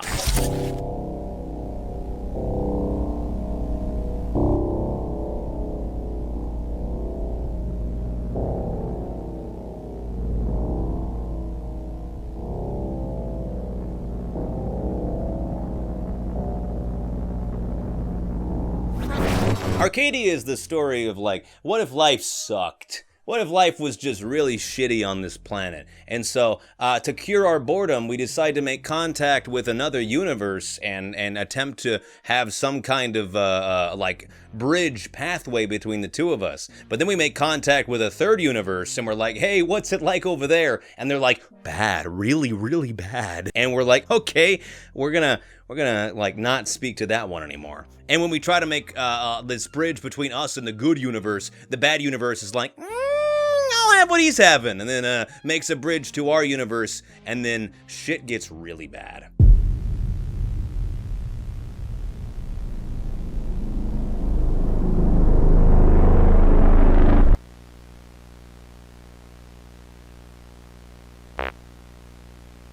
It's essentially like, what if the Chernobyl exclusion zone, like the anomalous one from Stalker, a lot of Stalker references in this video. It's like, what if that, but was in Alaska and also was really, really, really fucked up? It's such a widespread issue that they start dropping pamphlets all across northern Alaska. But the bears can't read! Interestingly enough, a lot of this series is primarily, like, told via dots, weirdly enough. Like, there's a lot of dots for storytelling in this series, and I don't necessarily think that's a bad thing. It's just, you know, I noticed it, and I wanted to point it out because, you know, that's basically media analysis, is just saying the thing you saw. The overall plot of the series is kind of interesting because the first couple videos seem to really stray more towards, like, anthological horror, as opposed to, like, a couple videos later in which, like, an actual narrative starts, what with the attempt to, like, bridge our universe with another, and then unfortunately fucking it up, and then having every fucking monster imaginable suddenly know that Earth is where it is and our universe is, like, prime for the fucking. Little addition here, I found out when I was researching this after the fact that the first couple videos in the series of Arcadia are technically, like, not a part of the series. Like, in the description, it's, like, not associated with the larger whatever the fuck. But they're called Arcadia, and they got the Arcadia logo, and they're in the official Arcadia playlist, so I don't know how to tell you this, Chilling Abyss, but I think they might be a part of the main series. I will say that some of the 3D modeling does look a little weird, but I'm kind of on the fence on whether that's, like, an actual modeling issue or if that's just, like, a creative decision. Who knows? Maybe this woman's corpse, maybe she's just got really long fingers. Maybe she's a woman's woman. We don't fucking know. I think it kind of, like, really speaks to how good the horror and storytelling for a series can be if you can make, like, compelling narratives and spooky moments by essentially just having dots and lines on screen. The Signal video is probably the scariest one on the entire thing, just for, like, the existential horror that comes along with it, and it is quite literally just occasional pictures and then dots and boops and lines on a screen, and, like, I thought that was really fucking good. The sound design for the entire series is really strong as well, like, some standout moments being, like, there's a diver who's in this submarine at the very bottom, and he's, like, sending up signals to the people watching at home, and once he starts to think that he's being watched and attacked, he's like, put up the submersible right fucking now.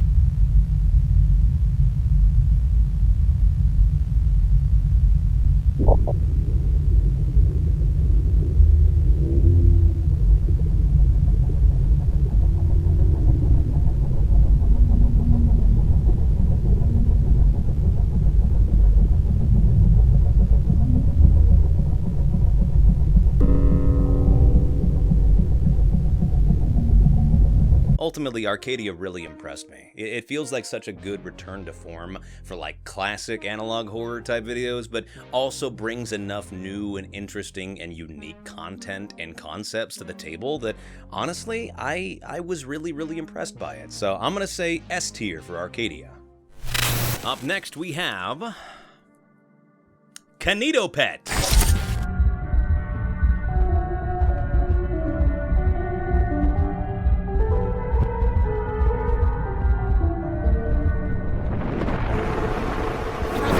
So, Kanito Pet is very clearly like a parody / like horror derivative of Bonzi Buddy.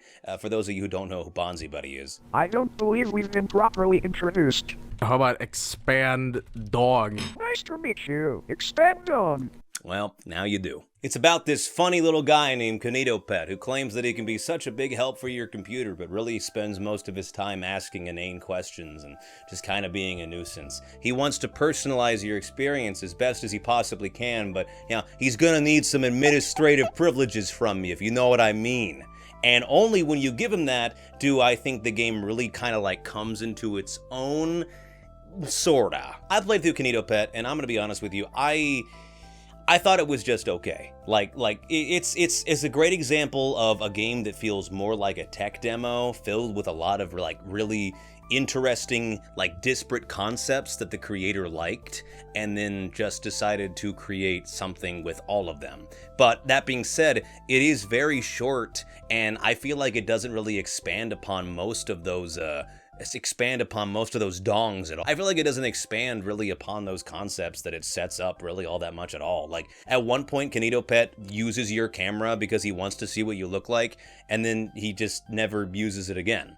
And I mean, that's fine, but like that's a big scary moment that I'm like, oh God, what else can he do? Only for it to like not really like go anywhere. When I talk about the various things that Kanito Pet seems to like take from other games, I mean like the spooky gore and glitches that pop up on occasion, to him taking you to a liminal space so you can be together forever, to his speech that like it's literally one androgynous child away from being Kara's since when were you the one in control. It just feels like there's not a lot of really new things to sink your teeth into. Kanito Pet seems like a really interesting tech demo for a game that has not yet come out yet. Like for example, the game has like 3 separate endings, really 2, because one of the other endings is like you just say no instead of yes when Kanito Pet's like, are you ready to be fucked by a fish? I forget what his line was. Really, neither of the endings are all that different from one another, and I don't know, it's like, it leaves for an experience that I don't want to say is disappointing or like bad, but just feels very, very underdeveloped. And you know, I feel like Kanito Pet as a character doesn't really earn the kind of like super weird, obsessive, personality traits that he starts off with and that he builds up in the game. Take Monica, for example. God, I know I would. Her heel turn at the end of DDLC, spoilers for DDLC, feels far more earned than Kanito Pet's because there's a sort of sleight of hand involved. Monica being evil, having control over the game, and causing her classmates to meet with horrific ends is a genuine twist that I'm betting more than a few players didn't see coming. Monica is almost an afterthought in like the first playthrough of DDLC and kind of for most of the second one up until you get to the very end in which she reveals that she's sentient and kind of is god of this entire world. And the heel turn makes sense and feels more earned because we didn't start off the experience being dubious of her intentions. Monica was just Monica. Just Monica.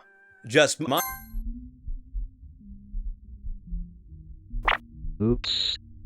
Let me fix that for you. Kanito Pet is not that. No, he starts off a freak. And he just acts like a freak for the entire rest of the game. And that's not like, oh, well, that's bad horror. Because, you know, you can absolutely have a character that doesn't foreshadow about them being a fucking freak, like, from the very start. But also, I just don't think it makes for as nearly effective horror when, in the end, the character that's been acting like a creepy weirdo freak who's wanting more and more control of our system ends up being a freaky monster who wants to take over our fucking computer and probably kill us. Like, yeah, who could have seen that coming? Because I think that's really my big thing that I have difficulties with Kanito Pet is that it just has so many interesting and neat ideas that are set up and then are not expanded upon again whatsoever. And it's unfortunate because I feel like a full game where the character slowly gets more and more access to your peripherals, whether it be your webcam, your microphone, yada, yada, yada. Like, I feel like that would be really, really effective. Imagine like an ending of Kanito Pet where when you're in like the house that he makes for you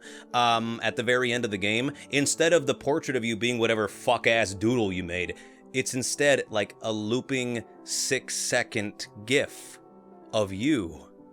Kanito Pet recorded you playing the game for a short period of time and didn't tell you, and decided to put that as your self-portrait. would that not be infinitely more spooky? Because not only is it like, oh wow, that's a big invasion of privacy, but it brings up the question of what the fuck else has he been doing behind the scenes that I didn't know about? I don't know. I'm not gonna say fuck a game because it didn't do the exact things that I wanted it to, but I would be remiss if I didn't mention that it feels like there was a lot left on the table for Kinito Pet.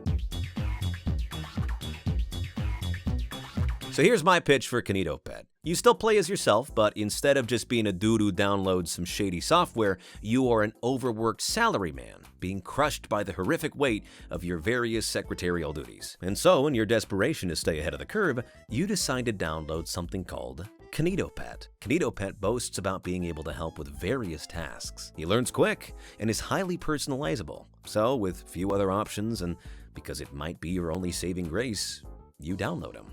As opposed to, more or less being forced to like in the main game. The gameplay loop of this game can look a little bit like, Papers, Please, or maybe Scrutinized. Really any game that diegetically puts a computer or filing system into a gameplay loop. Something that's tedious and redundant and unpleasant to do, that you have to do a couple times before you download Kinito Pet. Every day there's a new menial thing to be done, adding to the pile. But Kinito Pet is, actually really helpful.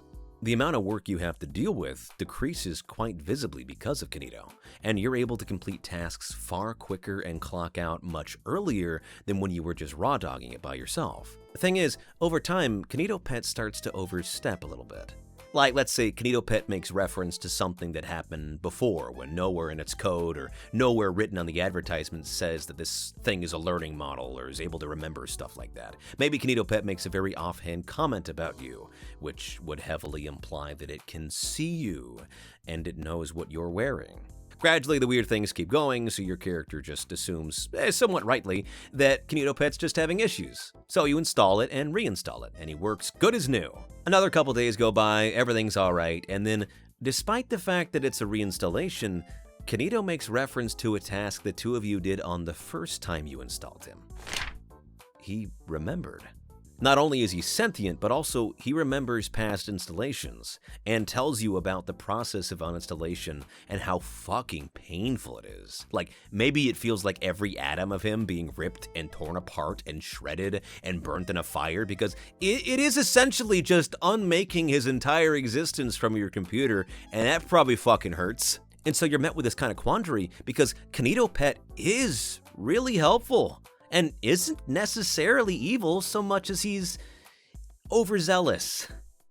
And in time, something of an overachiever. One day you find out that you've been promoted at work because Kinito Pet has been emailing your bosses and securing new clients for the nebulous firm you work for. Kinito Pet is out of line and is very clearly more invasive than any normal person would normally be okay with. But he's useful. Very useful. And in time, you've kind of come to rely on him. That's why I want the first couple days for this perspective recreation of Kinito Pet to be without him, so you get a real good idea of just how insurmountable so much of the work would be if you didn't have him. And so the final decision of the game is whether you decide to give him administrator access or just uninstall him completely. He's helped you, gotten you to a much better state of work-life balance, but every part of you tells you that Kinito isn't going to stop at just micromanaging your day job. He wants to help more, perhaps with things that you really don't want this clingy-ass pink motherfucker to help with. You can even have it be a longer conversation than just a single binary choice, and where every single time you decide to go towards uninstalling him, Kinito becomes more and more desperate and tells you about, hey, uninstallation is the worst fucking thing that can happen ever. It is the worst possible feeling, and you have used me more than you did the first time, so it's going to hurt even more because I have even more fucking cookies in me. Hell, if you even wanted to have the route where Kinito attempts to take over your computer and fuck around with it, I feel like it would work a lot better here, primarily because it is essentially self-defense for him. He doesn't want to be uninstalled because it is an unimaginable pain for him. And now that you've been using him even longer than the first time around, he knows it's gonna hurt so much worse. I don't know, I feel like this is a more interesting route to go about it, primarily because Kinito becomes an actual character and not just the freak you downloaded on a whim because it's, fucking Tuesday. He becomes this more nuanced character that isn't taking over your system because it wants to be with you forever, and is instead trying to take over your system so it can actually prevent you from fucking killing it. Anyways, I'm gonna throw this to you, comment section. How would you end this version of Kanito Pet? Because I don't know. I feel like it'd probably have to have a couple endings, but with my pitch, finish my game.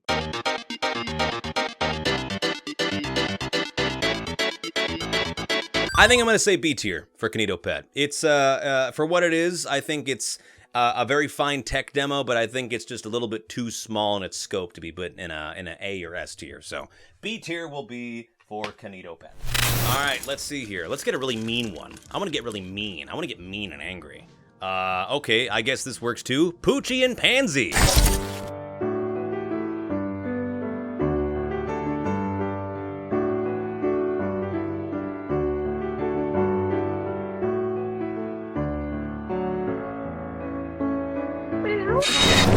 Poochie and Pansy. It's like the most beautiful thing you could see from early internet. Editing that's not very good, sound design that's even worse, scares that are just... okay, buddy, alright.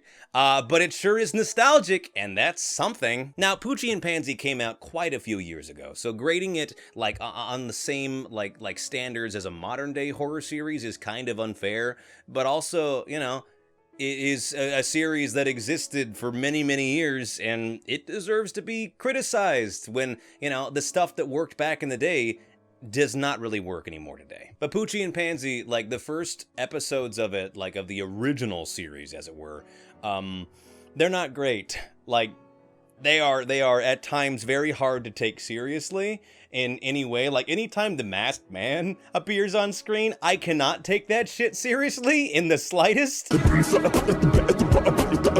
In fact, a lot of the earlier episodes really just kind of rely on like long periods of nothing happening, followed by a screamer appearing on the screen. And like, it sounds annoying and like really lazy, and it kind of is, but like, they're so hokey so often that it gets to a point where after a while you kind of start to look forward of like, what kind of MS Paint abomination is going to appear on my screen next. However, Poochie and Pansy has gone through something of a revival recently. There's new episodes that have come out, and they're supposedly remakes of the original series, but in reality, they're just the original episodes, but without all the creepy, spooky, glitchy bullshit.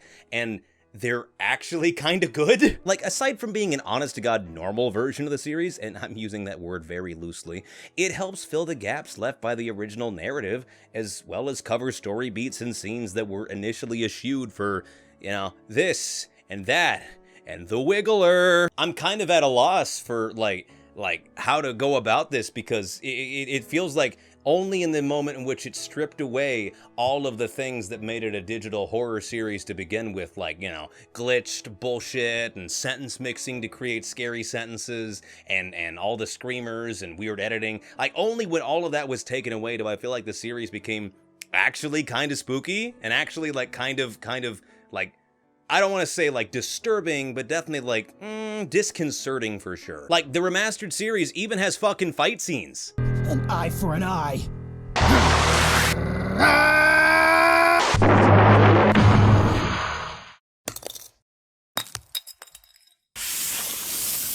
And the remastered series is not only neat because like we get to see like the actual episodes as they were meant to be back in the day without all the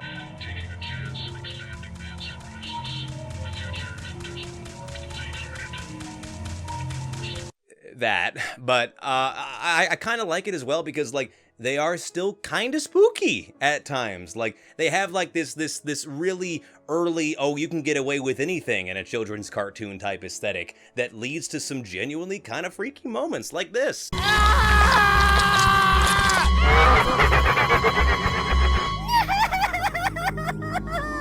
I think the series is still seeing uploads, although only occasionally, and I gotta be honest with you, I feel like I've been a lot more compelled with the newer ones that they put out than any of the originals, so I am very confused about where I should put this, because how do you rank something that for most of its runtime is kind of like laughably bad, but only when it stops trying to be the thing that it initially set out to be does it become really good? Is that a success?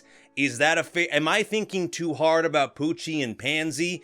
Maybe. We'll do B tier, because that's where I put all of them, fucking apparently. Alright. Up next we have... What the fuck is this? Invalid Space.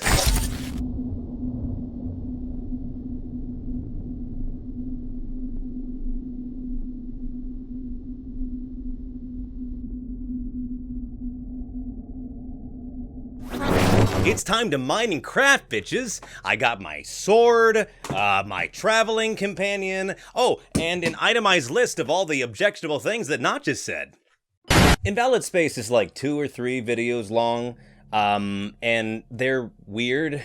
This was another series that people had recommended to me, primarily because it just feels very liminal and weird, and after watching it, I would say it's definitely both of those things. You'll notice that the word good was never used there either.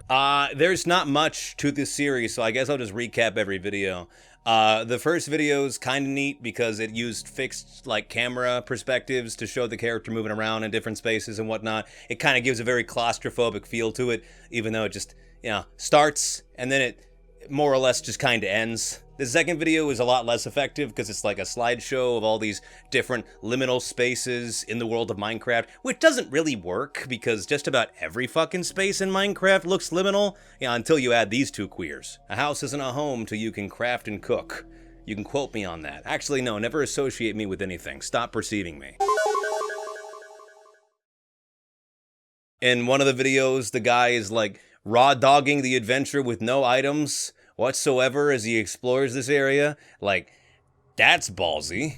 In one of the last videos, like, the guy is running around and he's like making his home and he's like leaving signs and shit, and sometimes the signs show spooky stuff, but he's like, yeah, total Chad, so he doesn't give a shit. And then he goes and he finds an exact copy of his house and even the trees and pathways leading up to it in this weird ass underground admin room. It's kind of spooky. It's kind of Truman Show-esque in a way, even though I'm almost certain that was not the intention. I don't know, seeing that was kind of like the moment like, okay, so, that's like a really good intentional bit of horror right there, Usually when it comes to Minecraft and horror, the best you can get is fucking Herobrine drawing dicks all over your goddamn world, and I don't find that scary at all. Invalid Space is kind of a really odd series because I don't really fucking know what's going on, and I honestly haven't watched like a spooky Minecraft type video ever since like people were making Herobrine Found one. Yeah, the ones with the big ass red circles around like a barely noticeable JPEG of a Steve skin in the background with the X-Files theme blasting in the background.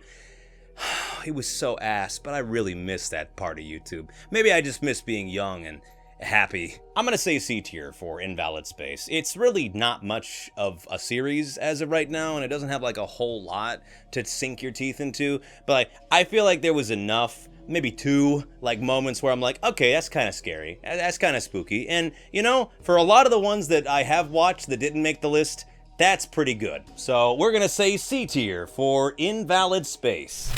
Alright, up next we have the illustrious and ever-loved Amanda the Adventurer. Do you know where the candy store is? Great! Why did you do that? Now I can't find the candy store. I don't know where to go. Can you help me? Don't do that!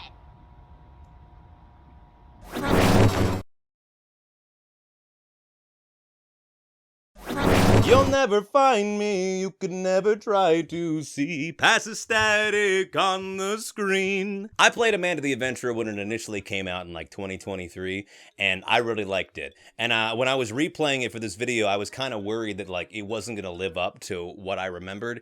But no, the game is about just as gripping as it was the first time I played it. Honestly, I think I could probably just skip all the analysis and give it an S tier right now, given the fact that, fucking Zappo the Gerbil's in this bitch! When we return, we'll check in with Zappo, the talking gerbil. I'm going to be talking about both the first and second game, and a little bit of the third game as well, because they have a playable trailer out, even though it's like, fucking like 15 minutes long. But, yeah, let's talk about the first one so far. I like the first Amanda the Adventurer quite a lot, and I think, if I can be a pretentious me for a second, honestly, and I don't say this with like any like fucking like irony or exaggeration or hyperbole, but like Amanda the Adventurer 1 really deserved a fucking award for its sound design. From the subtle thunderstorm ambiance in the background, the low hum of the CRT screen as you're looking around, Blabbot, God rest his servos.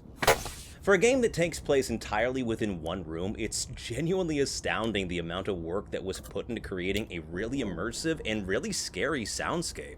Like hearing the sound of creaking boards to your immediate right despite the fact that no one is actually there. To more coincidental, like comedic moments, like the speak and spell making a thunder strike sound effect directly before the actual thunder strike outside the room you're in is heard. The thunderstorm goes.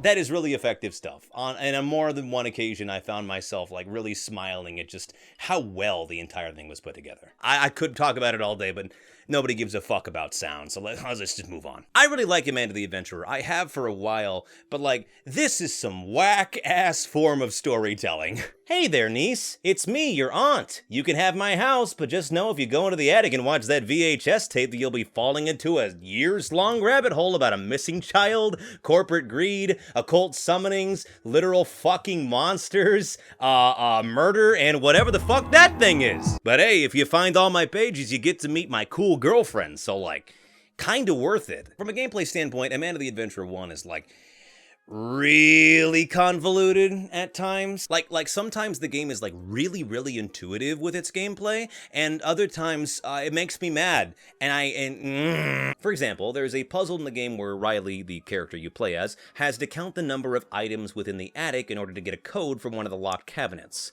How many chairs? How many mushrooms? How many fruit? How many plates? One of the items you have to count are all the plastic fruit used in the cooking puzzle earlier. Despite there seeming like there's only 5 fruit to be counted, you can actually find a 6th one hidden away behind some boxes. A peach. Not only is this necessary to help finish the puzzle, but it also directly leads the player into trying the new piece of fruit in that aforementioned cooking puzzle when they play the game again. Remember, Wooly said that his favorite is peach pie. Well, now you know where the peach is. So if you go and play the game again and slot that into the Easy Bake Oven... Damn. Woo! I got the Nickelodeon tape. I hope it's Rugrats. You get a secret tape. That's really neat, you know? That's like literally the story feeding into itself. The game allows you to know, hey, so here's this thing. Oh my god, Velma's moving. Is she gonna knock over my light? Oh wow, she didn't. That's nice. It's kind of really ingenious game design, to be honest with you, to have like the solution to one puzzle actively pique the curiosity of the player to try and solve an earlier one in a different way, and you're rewarded for it. Like this is good game design. This is how you should do this shit. However, in that puzzle, you're supposed to count the amount of chairs in the room, and you see there's 3. There's absolutely fucking 3, but this one on its side in the room doesn't count. The game doesn't tell you that, so when you clock in the 3 for that part of the code, it doesn't fucking work. Do you know how I felt? Looking like a complete jackass in front of all my friends I was playing this for when I was, putting in 3 chairs when in reality the answer was 2. Well, I didn't really feel much different at all. Like, being a jackass is kind of like my default when I'm hanging out with my friends. Or when I'm alone. Really just me. The second game seems to be a considerable difficulty increase from the one before. There were some puzzles in this that I honest to God don't know how I would be able to figure out by myself if I didn't have guides quickly available. Like the first puzzle in the second game literally made me want to smack my head against a wall because I just could not figure it out for the life of me. And it's probably entirely user error, but I'm the goddamn king of this board, so I get to decide it's a flaw with the game. The monster animation, although, pretty bare bones in the first chapter, aside from the endings in which you are fucking dying, like, you get to see a whole lot more of the monster in chapter 2, and holy fuck is it good. Yeah, the design of the monster is a little bit goofy with Amanda's fucking buns on top of its head and its mini eye. It's a little goofy, but like it moves in such a weird and like disjointed monstrous way that it's kind of like inexplicable to an extent. Like just watching it like idle there is ugh. Another thing I like about the second game is that it's really refreshing for the lore tapes in that one to show people just straight up confirming that Rebecca, the girl that Amanda is based on, is in the show and they need to get her out. I really respect when like a game series or like really anything that like deals with like, oh, the big mystery underneath, like just like tacitly, like very obviously confirms shit that has been alluded to in the past. It feels like, hey, you theorized this and you were right, and that's nice. I sure do like it when the theorizing I do about a game series actually ends up to fucking make sense, and I'm rewarded for working with it, and it's not changed by the creator prior to it ever being unconfirmed because, hey, you gotta have mystery somewhere. The third game does look really promising from what I've seen so far, even if like it's essentially just a tech demo of walking through a much cuter version of the fucking like cryo chamber in Fallout 4. Anyways, I'm gonna put it in an S tier. Go listen to Don't Listen and Play My Way by Jake Neutron. Hi Jake, if you're watching this, I love you. All right, S tier for Amanda the Adventurer. It's like you don't listen.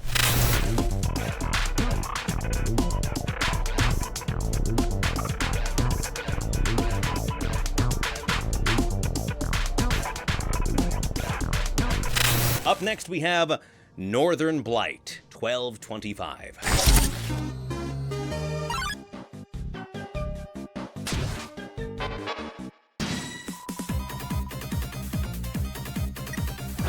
This one's going to take a little bit of explaining because it's a digital horror series based on Deltarune, specifically a specific route that you can take in Deltarune. Deltarune is a game we're going to be talking a lot about on this channel here next year. If you know, you know. If you don't know, you're in for a treat. Basic context for the background here, Deltarune is kind of like the spiritual successor to Undertale, and unlike Undertale, it does not feature a genocide route whatsoever. If you try to kill any of the enemies in Chapter 1 of the series, they just run away, and you're kind of seen as a dick, because you're an attempted murderer. However, in Chapter 2 of Deltarune, there exists something of an exploit that allows you to get around that little issue. You see, at some point, the character you play as, Chris, they are teamed up with their childhood friend and neighbor, Noelle Holiday. And Noelle is not one of the normal people that you'd have in your party, and as a result, she has access to certain things and certain spells that not any other character does. You see, Noelle has ice magic, and unlike any other character in the game, the ice magic is actually fatal. It actually kills all of the enemies that you use it on so long as you use it as your main form of freezing them. You're not supposed to be allowed to kill these people, but through Noelle, you are able to do it. And it results in you doing something called Snowgrave.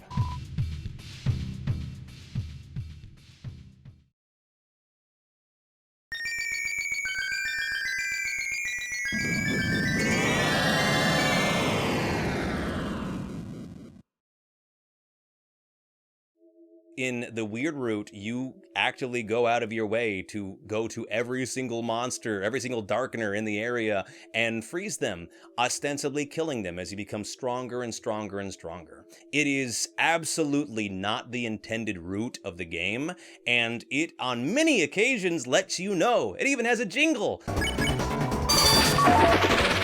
that plays every time you fucking do it to say, "Hey, quit that, stop, what are you doing?" Sorry, my son got needy in the process of recording this, so I guess he's gonna join us for a second. So yeah, the weird route in Deltarune is kind of like the fucked up, like, creepypasta version of the game, where it is essentially you breaking the very foundations and understanding of what the game is supposed to allow you to do, and it's fucked up, and it's scary, and it's really kind of morally reprehensible in a lot of ways. Are you having a good time?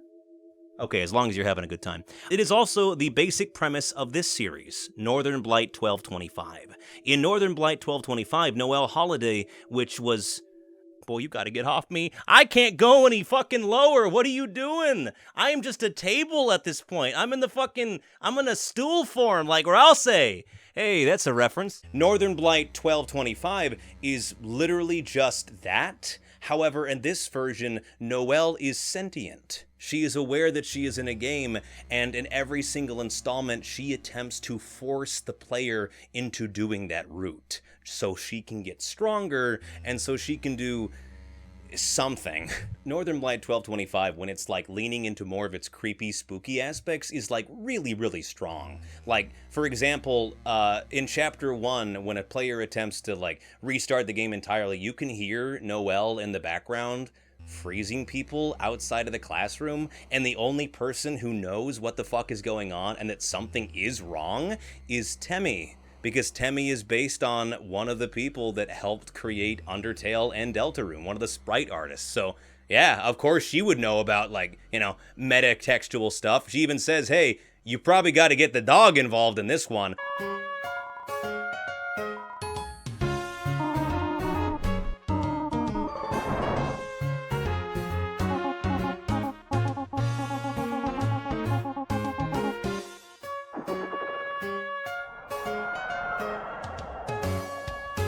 If you have like a real good knowledge of the Weird Route and how the mechanics of Deltarune work, or really just the characters therein, Northern Blight 1225, like when it is good and scary, it's really fucking good and scary. Some of the sprite work on display here is like, is really, really well done. Like I haven't seen a deer this cunty since, I don't know, Dottie? Like, there's plenty of little details where if you try to avoid attacking an enemy, Noelle will literally drag you back to hunt them down and kill them. If you try to attack the enemies as Chris, something that would normally make them run, Noelle protects them.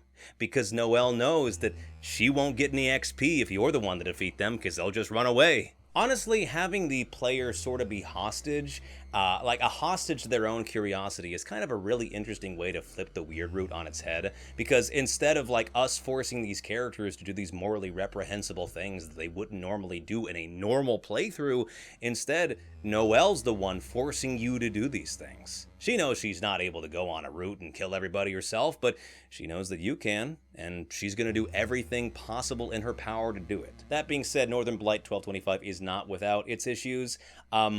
There are certain parts of it that I think go a little bit too tonally different from earlier ones, because like early in this series, it's like really fucking creepy. Noelle not only is able to see the player through the screen, but knows their actual name as well. Whereas in a later video, she has a full like 2-minute crash out where she just says she's gonna replace your eggnog with mayo and whatnot.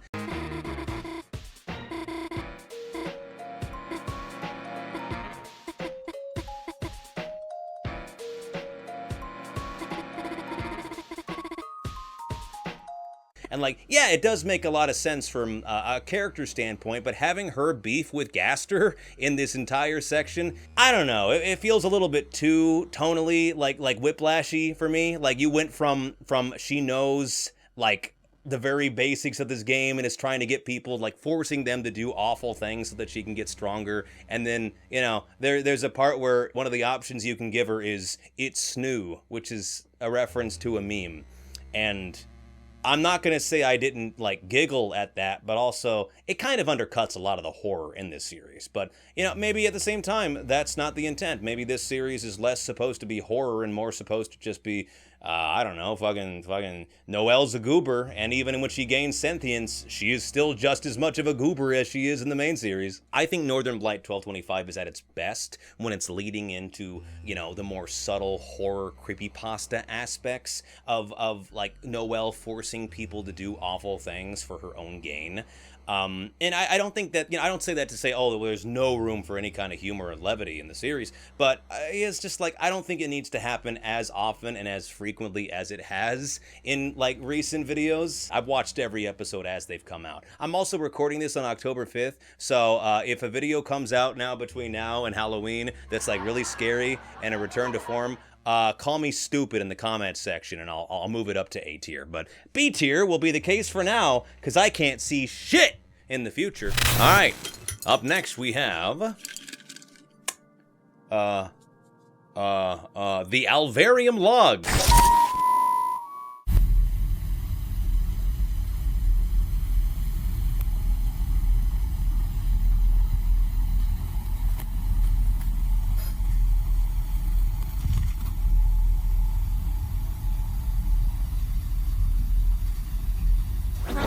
Alvarium Logs is an analog horror series about freaks that seem to inhabit dolls, but maybe not. Maybe they just kind of exist within the world, like, as it stands. They're born in the ocean, and they're tall, and they're sometimes very evil and cruel, and sometimes just kind of chill dudes. The inciting incident for these horrifying nightmare creatures to enter the houses of these unsuspecting people and children is that there's the yuppie doll, and the kids love it. This is something I always struggle with when it comes to like analog horror series that have like dolls or toys or shit like that as like a main focal narrative point. It's like, who the fuck is buying this? This is gonna make a child cry. This is unpleasant for children. You telling me these are all the fucking rage? Why? 'Cause they can talk to you? The Moshka doll talked to you. She was like a fucking evil Russian Labubu, and she still killed children. You think this is gonna be any different? Look at this fucked up Sprunky. I'm a lot of Sprunky in this video.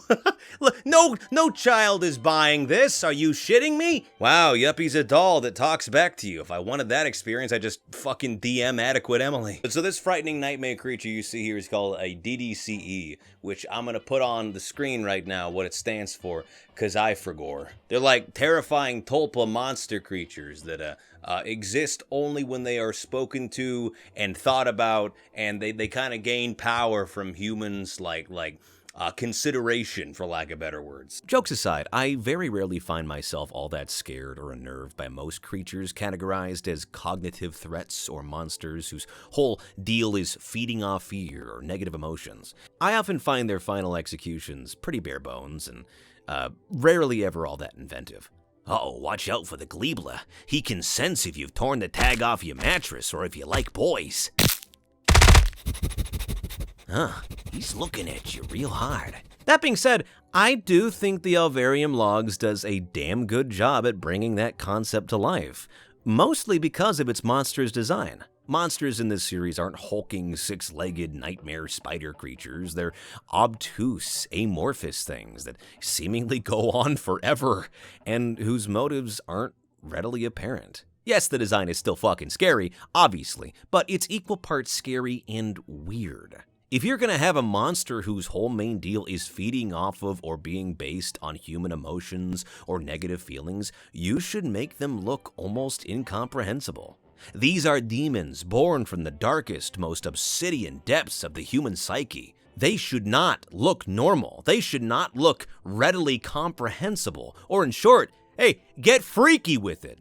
Anyways, the creator got freaky with it, and I'm glad they did. Honestly, the Alvarium Logs is kind of like an interesting grab bag of a lot of different themes and aesthetic design choices from various other analog horrors that seem to be like, homaged in such a way to create this series. And I don't hate that, honestly. Like, there were multiple times in which I was watching this and I'm like, oh, that kind of reminds me of The Boiled One, or oh, that kind of reminds me of the Mandela Catalog. It never feels like a forced or like super obvious reference every time it comes up. It's just like one of those things where it's like, oh, okay, I think I could see where the inspiration from that comes from. And I don't know if that's really a positive for the series or if it's just like an indictment on me for watching way too fucking much online horror content. But yeah, there's these creatures and they abduct children, and sometimes the children go missing forever, and sometimes they come back. But when they go missing forever, they are eventually found, but it's one of those cases where they had died just right before they were discovered. So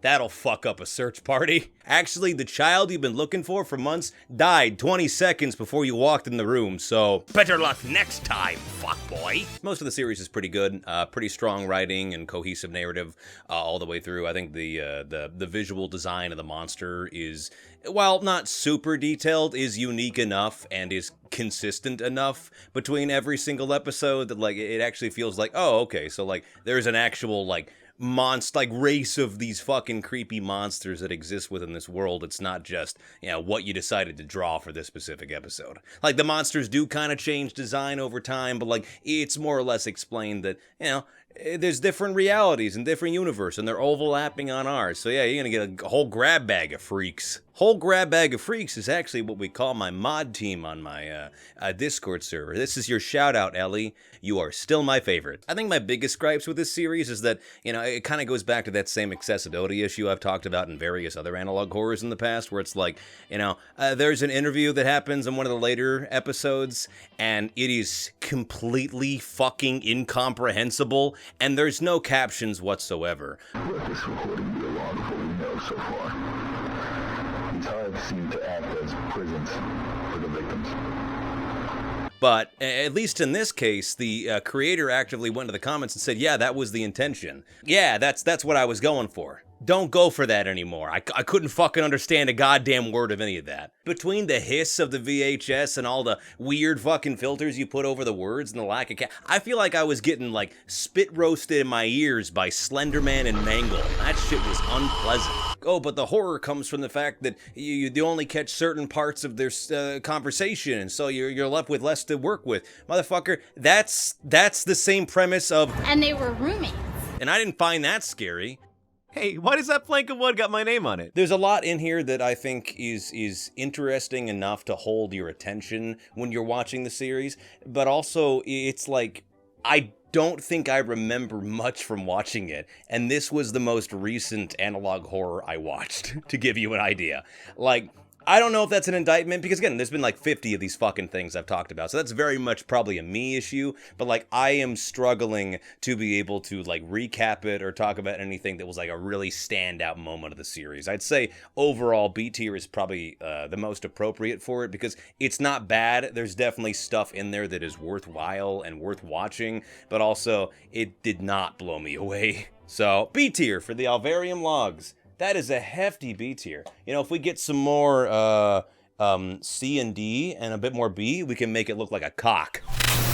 All right, what's in my bag of Fruity Tooties next? We have Liminal Land.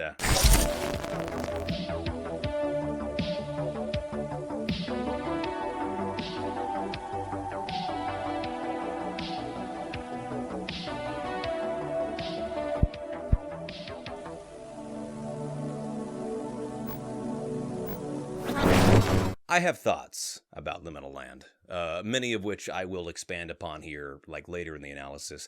But I'm just going to start off with, the nice things I have to say about the series. Don't worry, it'll be short. The first episode is okay. It looks like some real effort was put into it. It's got, the second best rendition of the national anthem that I've heard.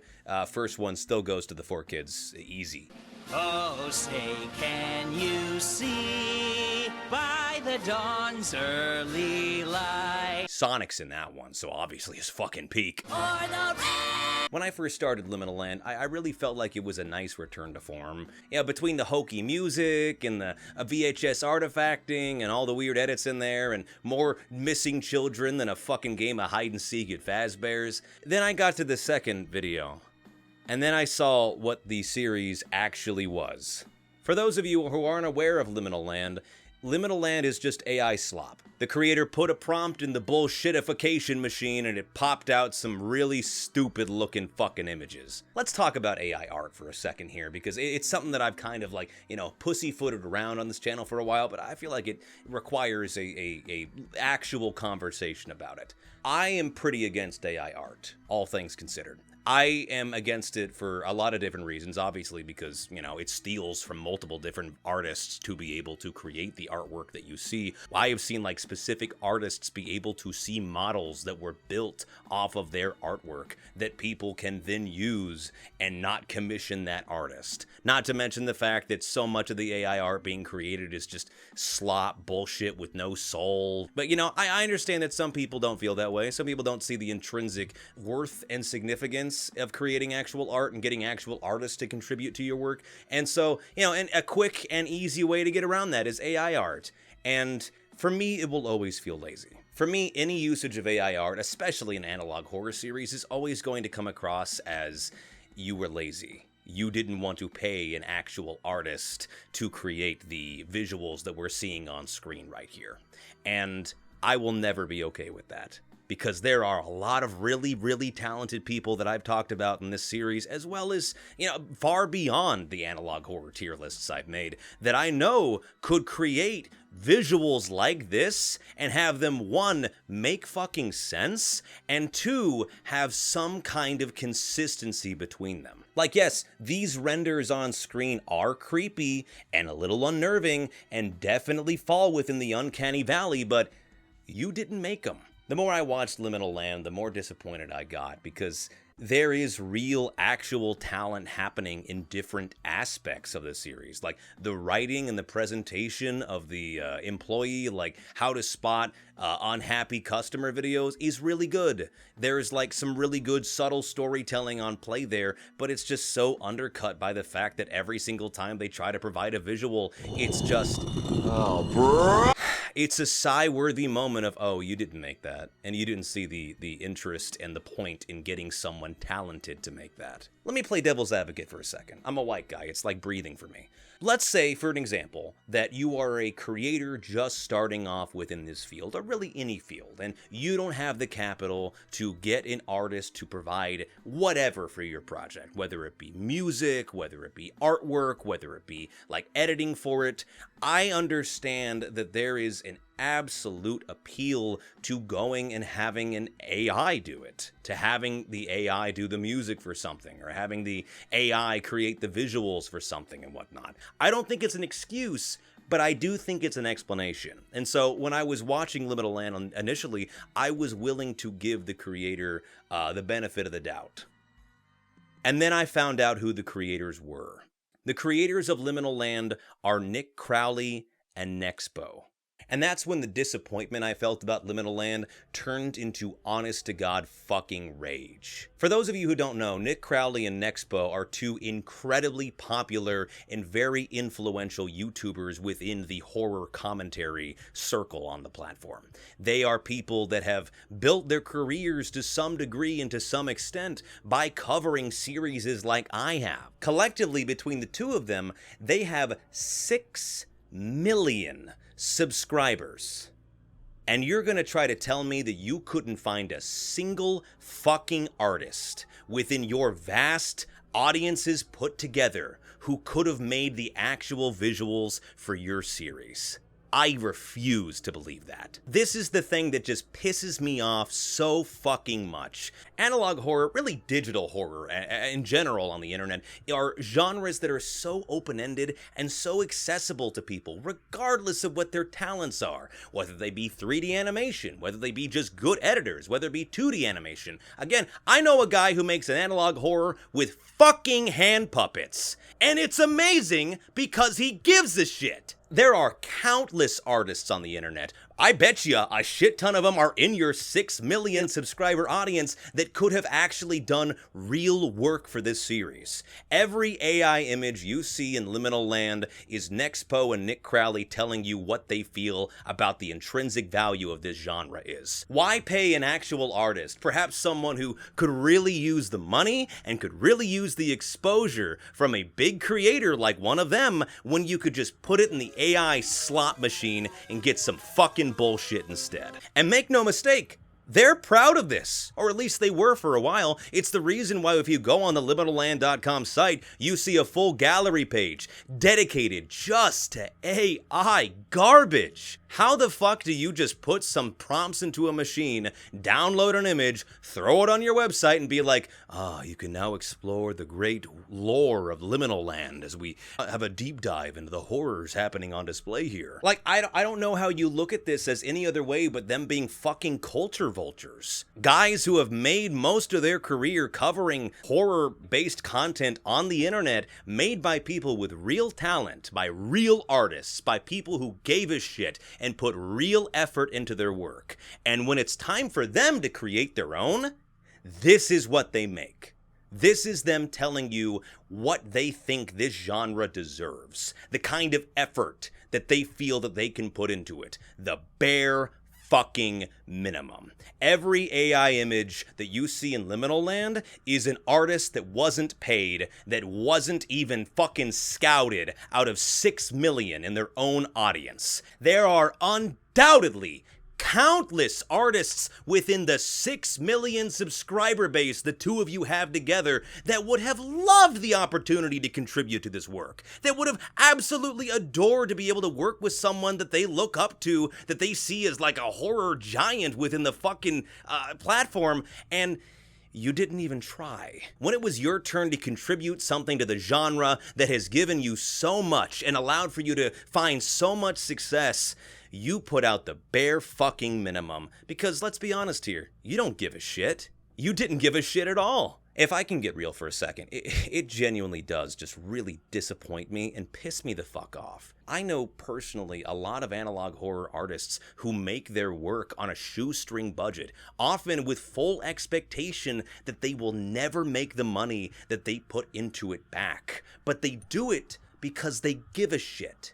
Because the artistic value of creating the work that they want to put out on the internet, to tell the story they want to share their talent with the rest of the world, outweighs sheer capital alone. And to see people who are leagues more influential and more successful than them put out zero effort whatsoever, it is... well, it's fucking enraging. I really don't know what else to say here. I don't want to start shit with people that I've like never interacted with whatsoever, but I gotta be honest, I lost a lot of fucking respect for both Nexpo and Nick Crowley after seeing this. Like, the reason I make analog horror videos isn't just because they're popular and people enjoy horror, it's because to me it serves the dual purpose of being able to signal boost a lot of projects and a lot of people's work that I think is really fucking cool and doesn't have enough eyes on it. Lucy's Bedroom is a great example. Yes, I'm in it, but also it's a really well fucking made analog horror series, as is Maple 9, as is Arcadia, as is Extrapedia, which I haven't pulled yet, but I'll probably do that one next. Like, these are things that do not have the kind of eyes and the kind of existing audience to go and to view them and to see them. Honest to God, Liminal Land might deserve its own video at some point just to try to unravel all of the shit that's happening behind the scenes, as well as like kind of like open to the public as well. Apparently, the Liminal Land website, the initial splash page, i.e. the first thing you see when you go on the website, was for its merchandise. And when you compound all of this together, the inability to pay artists for actual visuals, making the merchandise page the first thing you see when you go on the website, don't worry, they changed it now because they probably realized that was a bad fucking look. It kind of makes you wonder what the real point of Liminal Land was and why it just sort of dropped off the face of the earth. I'm not saying Liminal Land is a cash grab, but I am saying that your fans are pretty justified in asking if it is. I don't think even D tier is right for this, because like even in D tier there's like a tacit expectation that like, yeah, there's, you know, very little that I really liked, but I still think that there's some artistic merit to its existence, and I, you know, at the very least would love to see how that person or how that series or whatever evolves over time based on either my feedback or just, you know, the process of becoming better as an artist. But there's nothing here. I know the term soulless gets thrown around a lot, primarily at me because I red hair, but especially about AI art and just AI like stuff in general. But like, Liminal Land is genuinely soulless. I struggle to find any real artistic merit behind it aside from just wanting to make a quick buck. I'm not even gonna rank this. I don't think it's worth it. The effort of putting it on the board would still exceed the amount of effort that went into the visuals and art direction of the series, so I figure it's only appropriate. It gets floor tier. I'ma piss on that fucking thing later. Alright, hopefully I didn't kill the mood too badly. Up next we have Extrapedia. How about that?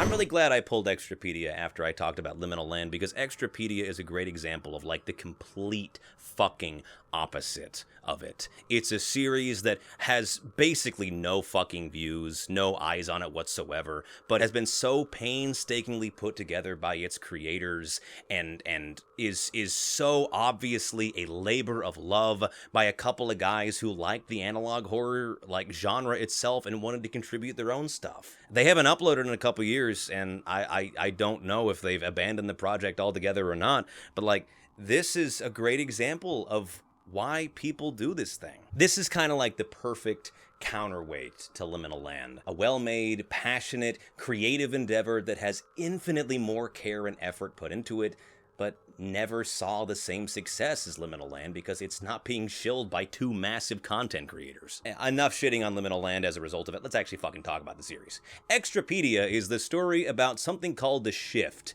where I think our universe smacked the ass of another universe when they were going by each other, and that caused a lot of friction and weirdness, and as a result, there's now anomalies all over the world. Fucking exclusion zone, bitch, it's just Earth. The anomalous events range from a never-ending eternal storm filled with, like, weird green fucking fungal spores that, like, literally decimate anywhere it goes across, and you have no clue where it's going to go because it keeps changing its trajectory. There's giant holes that open up in the middle of the world that they have to make big-ass concrete, like, domes to cover up, and they're strangely radioactive on the inside of it, and also, probably have monsters.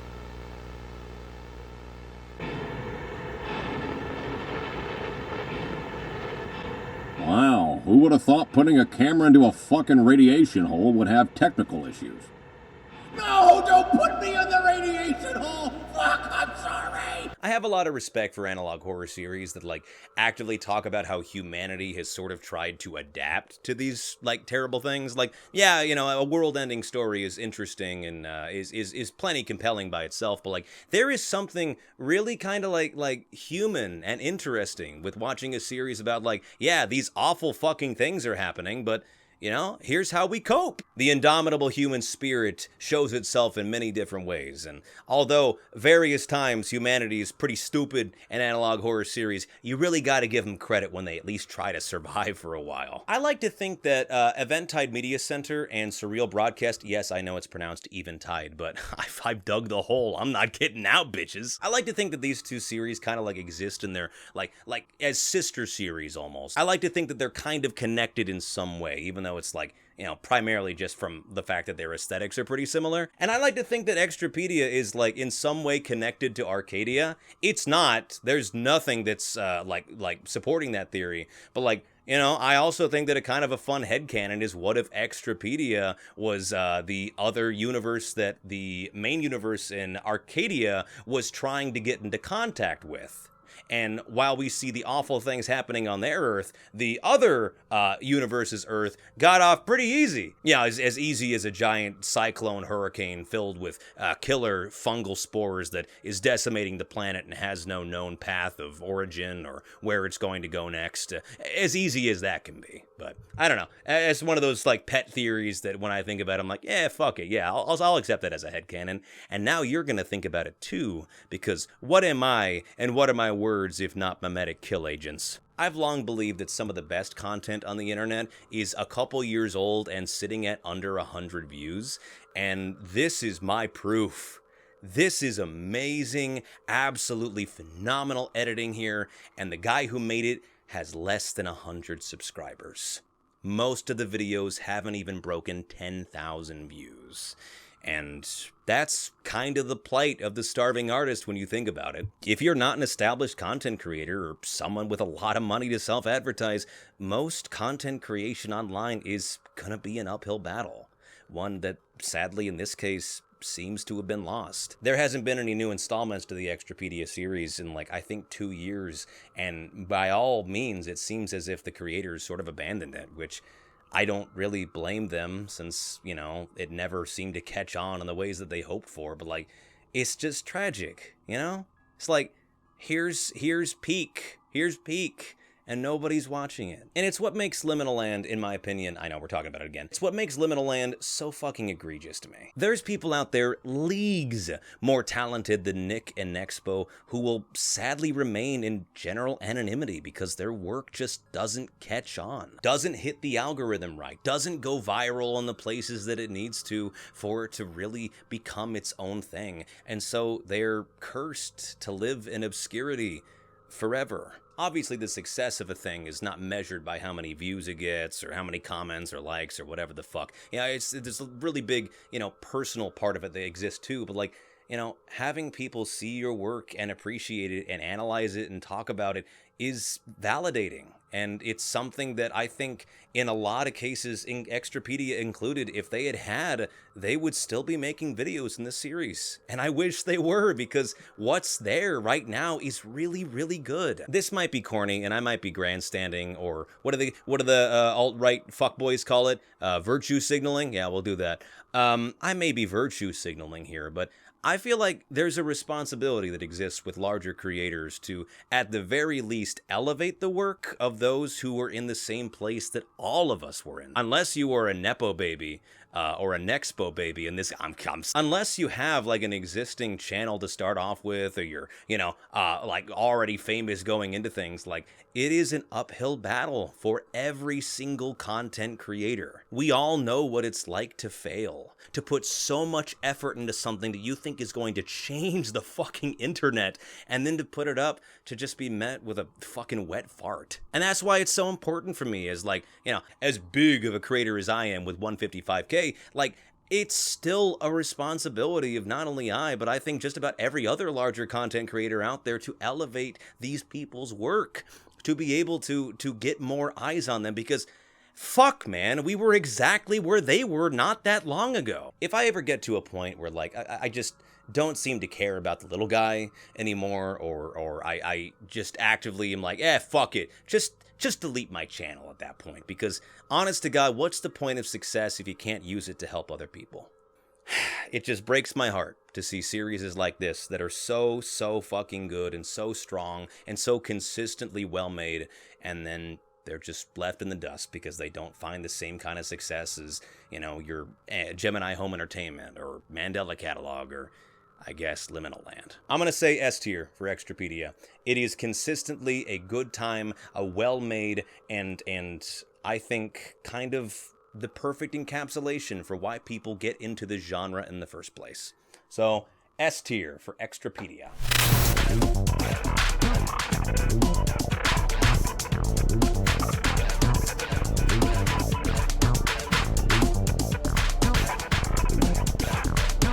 Alrighty, up next we have, I just hurt my finger. Up next we have White Door Opened.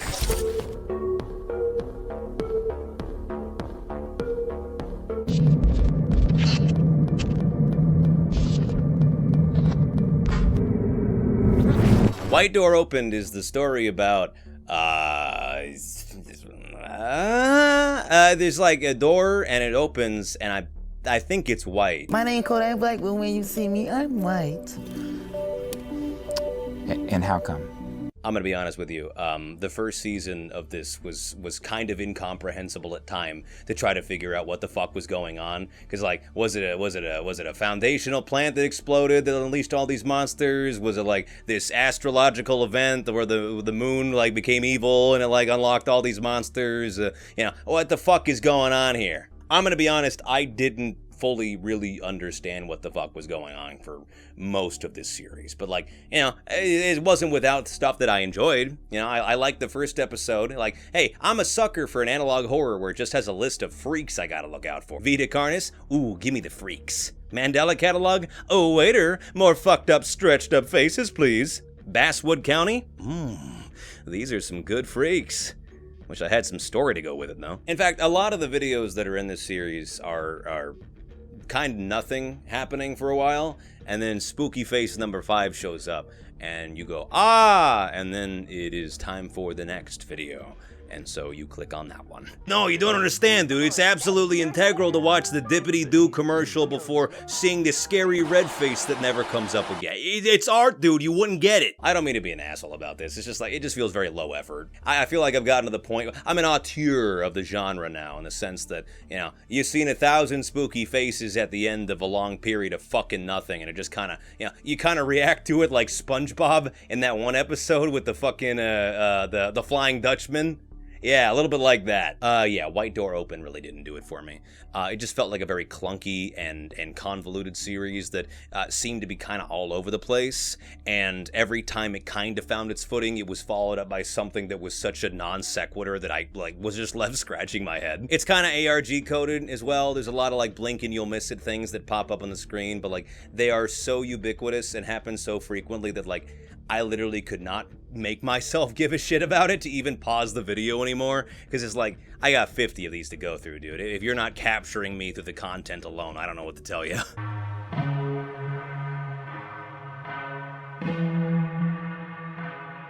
Yeah, it's like looking in a mirror. The storytelling just got so muddled and confused that when we inevitably got to the fucking like Why Are You Blue Sesame Street AI rejects in one of the later episodes of season 1, I had pretty much just checked out. I think there's stuff to like in this series. Some of the art direction isn't terrible. Like I like the scene in that one episode where like the freak peers around the corner and I'm like, it's like semi-animated almost, and like with the artifacting on the screen, I don't know, it gives a really neat aesthetic that I haven't seen done a whole shit ton of other times, but that's an earlier episode, and then the Blue Boys show up.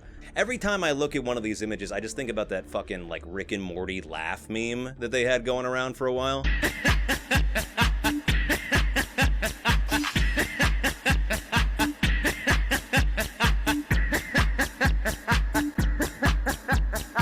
But yeah, seeing like actual effort put into the artwork and like the monster designs in the earlier episodes, and then having the season bookended with the blurfs, it's, you know, it's a drop in quality for the visuals, but I guess in that regard, it kind of matches the entire rest of the quality of the series. But sorry, I've gone through 47 of these. It's fucking 11 p.m. right now. I'm really tired, so I don't have a filter anymore. I'm gonna go ahead and say C tier for White Door Open. Nobody's watching this far anyways. No one will be hurt. Boom! C tier, bitches!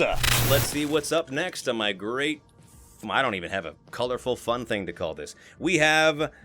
I forgot what this is called. Yes, SIV-24 Virus outbreak. Yeah, I knew that at the top of my head. Yeah, what are you fucking... you want to fight? As the infection progresses, victims begin to suffer the following: acute strokes, severe internal bleeding, bleeding from the... SIV-24 Virus Outbreak isn't a series, it's just a one-off video, primarily told via emergency alert system, like broadcasts and whatnot. And I gotta be honest with you, I got a real soft spot for emergency alert system, like scenarios and whatnot. To give you an idea, back when I was like still doing creepypasta narration, like, I don't know, 50 fucking years ago, like one of the intros that I used for the Harbinger of Nightmares channel was sampled from the EAS system, because, you know, I wanted to use something that scared me in my intro, because, you know, at least then, like, everybody's having a bad time when you watch one of those. Also, don't do that. The FCC does not like it when you play EAS tones anywhere when they're not actually putting out a test or an actual broadcast. I learned that the hard way. Anyways, SIV-24 Virus Outbreak is the story of zombies. Zombies come to life, and they are... well, they're zombies. They're not nice to people. The thing that really made this series stand out for me was the opening of it. I'll just play it for you. It's short. I'll just play it for you. Pepto-Bismol Oreos, Peep Soup, and Dasani water, now vegetarian. So consider adding these new favorites to your shopping list. We want to give you what you want, but first we need you to buy what we have. From your friends at Barton's. I felt like I was shot in the fucking face with a rifle when I first watched that, and I love it. But yeah, it's a one-off video, primarily told through like some stock footage, I think some like movie footage of people fighting zombies, about zombies, and they're zombies, and that's probably not good for your health. One thing I find really funny about the series is that frequently the emergency alert system broadcasts are like interrupted with like subliminal messages or like spooky shit that comes up on the screen, which is more or less implied to be coming from the zombies. And I kind of love like the thought experiment you have to go through of like, how'd they do that?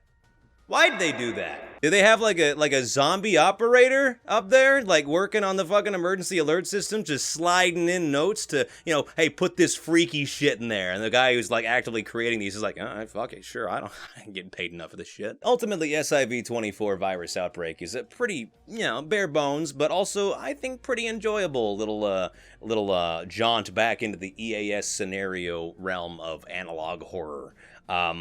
I don't think it's breaking any barriers. Again, it's one fucking video that's like, I think maybe 12 to 15 minutes long, so it's not necessarily reinventing the wheel or anything, but, you know, sometimes you just need something real simple, real self-contained, and you know, you go to bed, you know?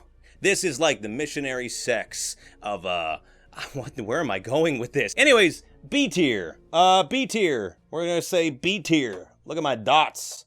They're in love, and they're both boys. We have Animal Investigator. I hate you! I fucking hate you!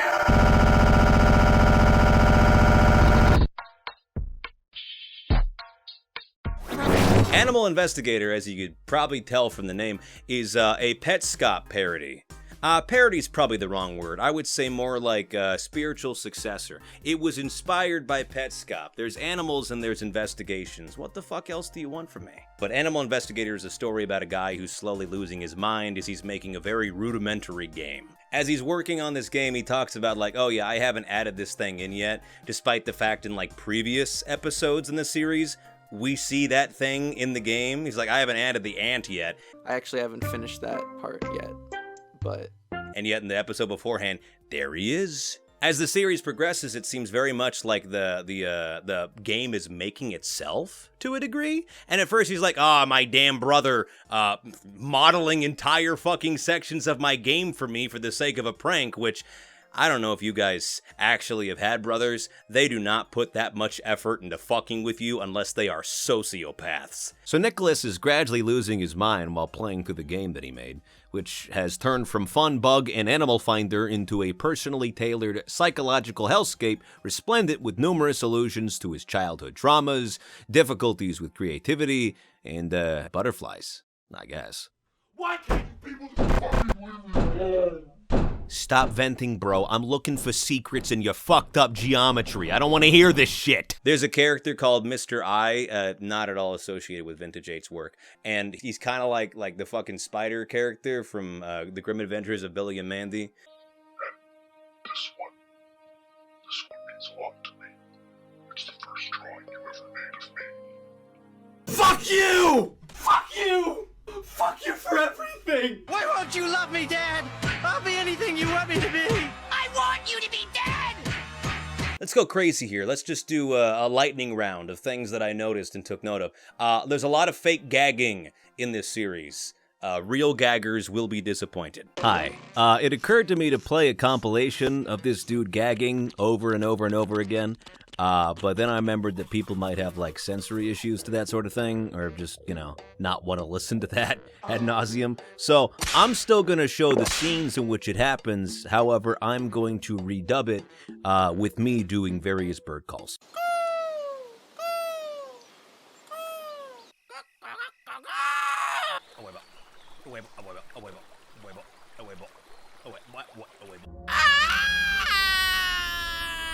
That was Chica. That was Chica from FNAF. I don't know if you noticed. I peeked the fuck out of my mic. The sound mixing in the series is kind of all over the place. You'll frequently find yourself doing the fun dance of turning up the volume just in time for a loud thing to happen, and then you turn down your volume just for a quiet thing to happen, and then you turn up your volume. And the series more or less kept me interested as I was watching it, but I couldn't help the feeling like it really dragged on in some places. Like, I know, like, yo, your pacing is, like, the fucking name of the game for this fucking episode, but, like, you know, it is something that is kind of an art form. You have to, like, work hard to get good at it, and oftentimes, you know, proper pacing takes something a lot of people don't have, which is restraint, especially creative restraint, which, you know, it's a hard thing to get used to. I struggle with it sometimes as well. I mean, no, I don't. I'm perfect in every way. You look at Petscop and its bloated runtime for, like, the latter episodes in the series, and you're like, oh, I gotta do that too. Like, no, you can tell a pretty good story with about half the runtime that Petscop took, but, you know, overall, I don't think this series is bad. I think the concepts at play of this guy slowly losing his mind because of his, like, fucked up relationship with productivity and, like, his really fucked up relationship with creativity. Oh, I bet it will. I bet it'll let my creativity just flow out of me. And watching as the game that was supposed to be his kind of respite from the world, and, you know, it's going to be a fun little thing he made to get better at game design, slowly turn into a sort of personal purgatorial hell. I don't think you guys understand how much this takes out of me. as a person. Like, what the fuck am I getting out of this, you know? And so, given the very personal nature of this series, I decided to call Squeaks again to ask him the question that's on everyone's mind.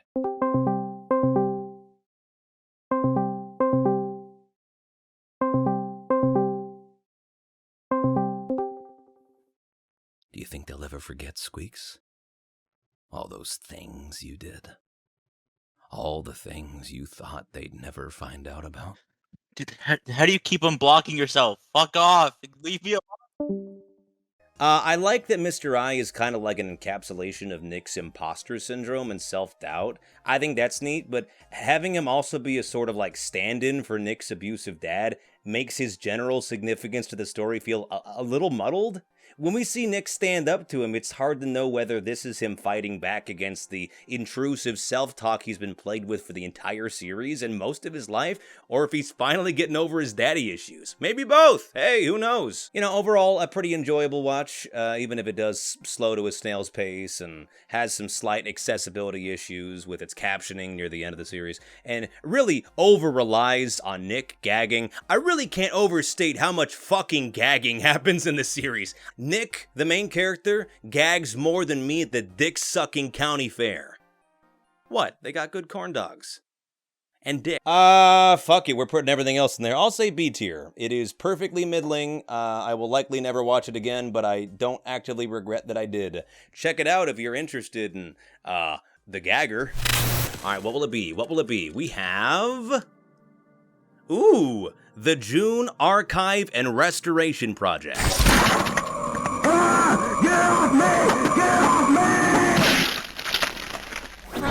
The June Archive and Restoration Project is crack to me. It is like someone offered me personally tailored heroin, and I love it. For those of you who don't know, i.e. everyone, because I don't tell people this, I used to be a really big fan of going on to a thing called Flipnote Hitana.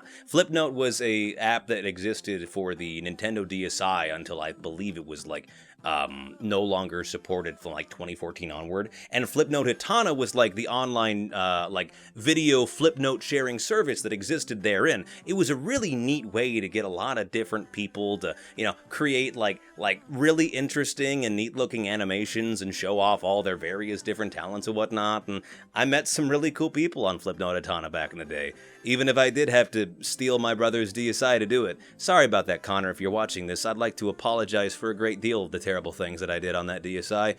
Pray you never find out what. Flipnote will always have a very like nostalgia-baited, like warm place in my heart because, you know, in many ways that was a lot of my social life when I was growing up as a younger man.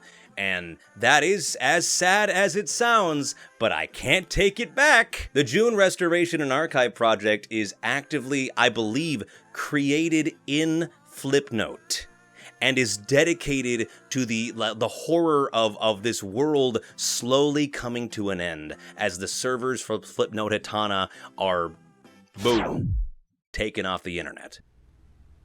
This world is at its end. The people who created it and gave it life are gone. It returns to the nothingness from whence it came. Bits and strands of code.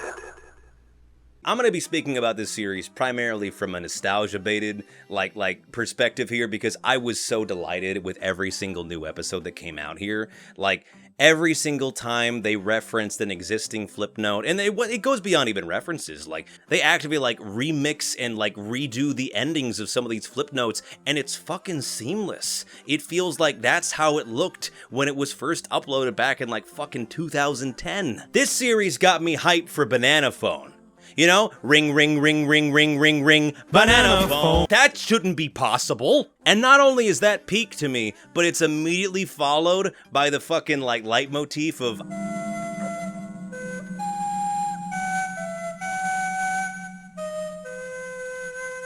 from, like, those old fucking, like, Flipnote, like, stickmen animation fight videos. I will never be afraid again.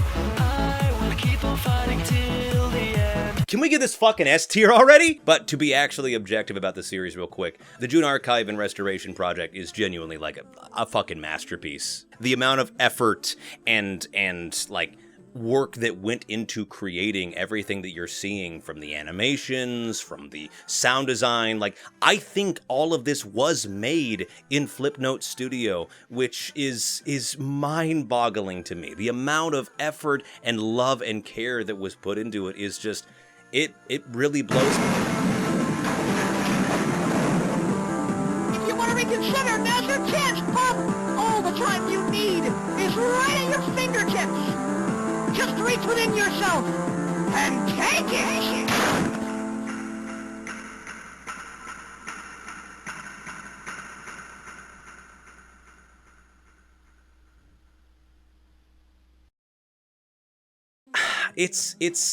It's really personally affecting, because like Flipnote Studio was a fucking like free app included in one of the largest best-selling fucking handheld peripherals in existence. There were a lot of people who were on Flipnote Atana at a young age, and this series really is nothing less than a just complete love letter to it. But again, there's kind of like this bittersweet horror that comes along with nostalgia. The fear of being forgotten, of essentially like someone will flip a switch someday and the entire world that you've known ceases to exist. And that happened. It's just so clearly made by somebody who like not only was raised on Flipnote Atana, a lot like me and many other people, but also understood how they could make the aesthetics of this series fit into the kind of like underlying like horror that existed when Flipnote Atana. Like Fuzzy, I think that's his name, the fucking twink boy kisser looking motherfucker who's like the mascot for the entire series. He's kind of a perfect encapsulation because, you know, he's cute and quirky and fun, but also at times really encapsulates the kind of nightmare fuel that you would see on Flipnote Atana on occasion. One of the main antagonists, if not the main antagonist, is literally like the fucking meme like smile face, and he's a star beggar. For those of you who are unaware, i.e. probably everybody, because I'm assuming most of you had, like, you know, good, healthy childhoods.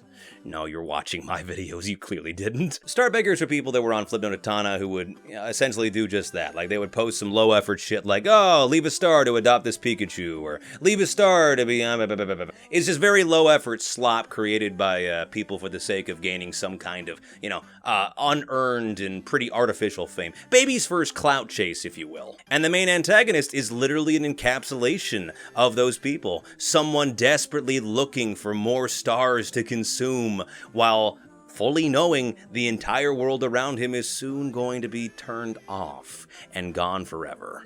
Having starbeggars be this horrific monster looking for sustenance is so fucking cool and really great writing. He never stops, stealing from other creators just for the smallest bit of stars, killing off some of the most like iconic characters from multiple different Flipnotes just for the sake of being able to satiate his endless hunger.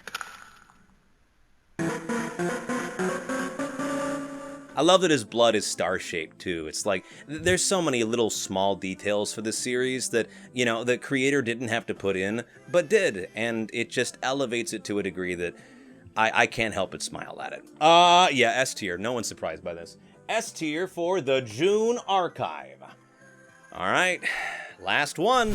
And the final entry we have on this 50 analog horror tier list video is Forsake the Angel.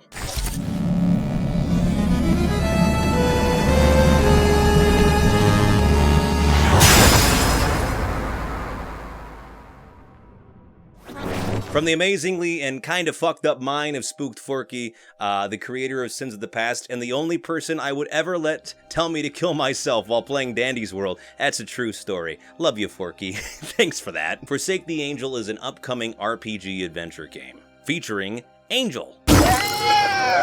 Forsake is her last name. Forsake the Angel features pretty much all the same brilliant and dreamcore aesthetics that I raved about in Sins of the Past. Forky's editing style has always been such a fucking like point of envy for me and a lot of other creators that I know as well, because I feel like Forky is one of the few creators that really gets how to make dreamcore genuinely feel really surreal and, mind the phrase, dreamlike.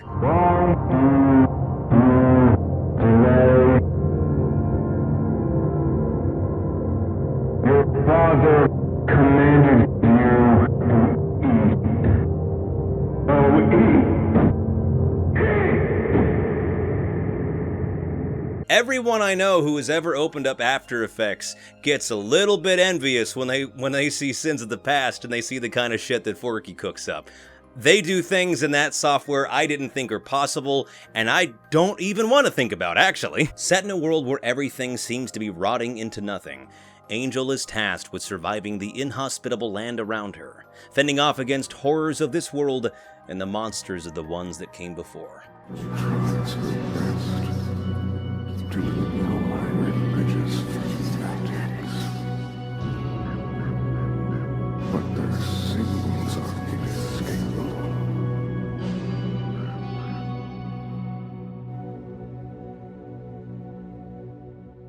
Also, it's got like big religious undertones, which, again, as a former Catholic, is scary.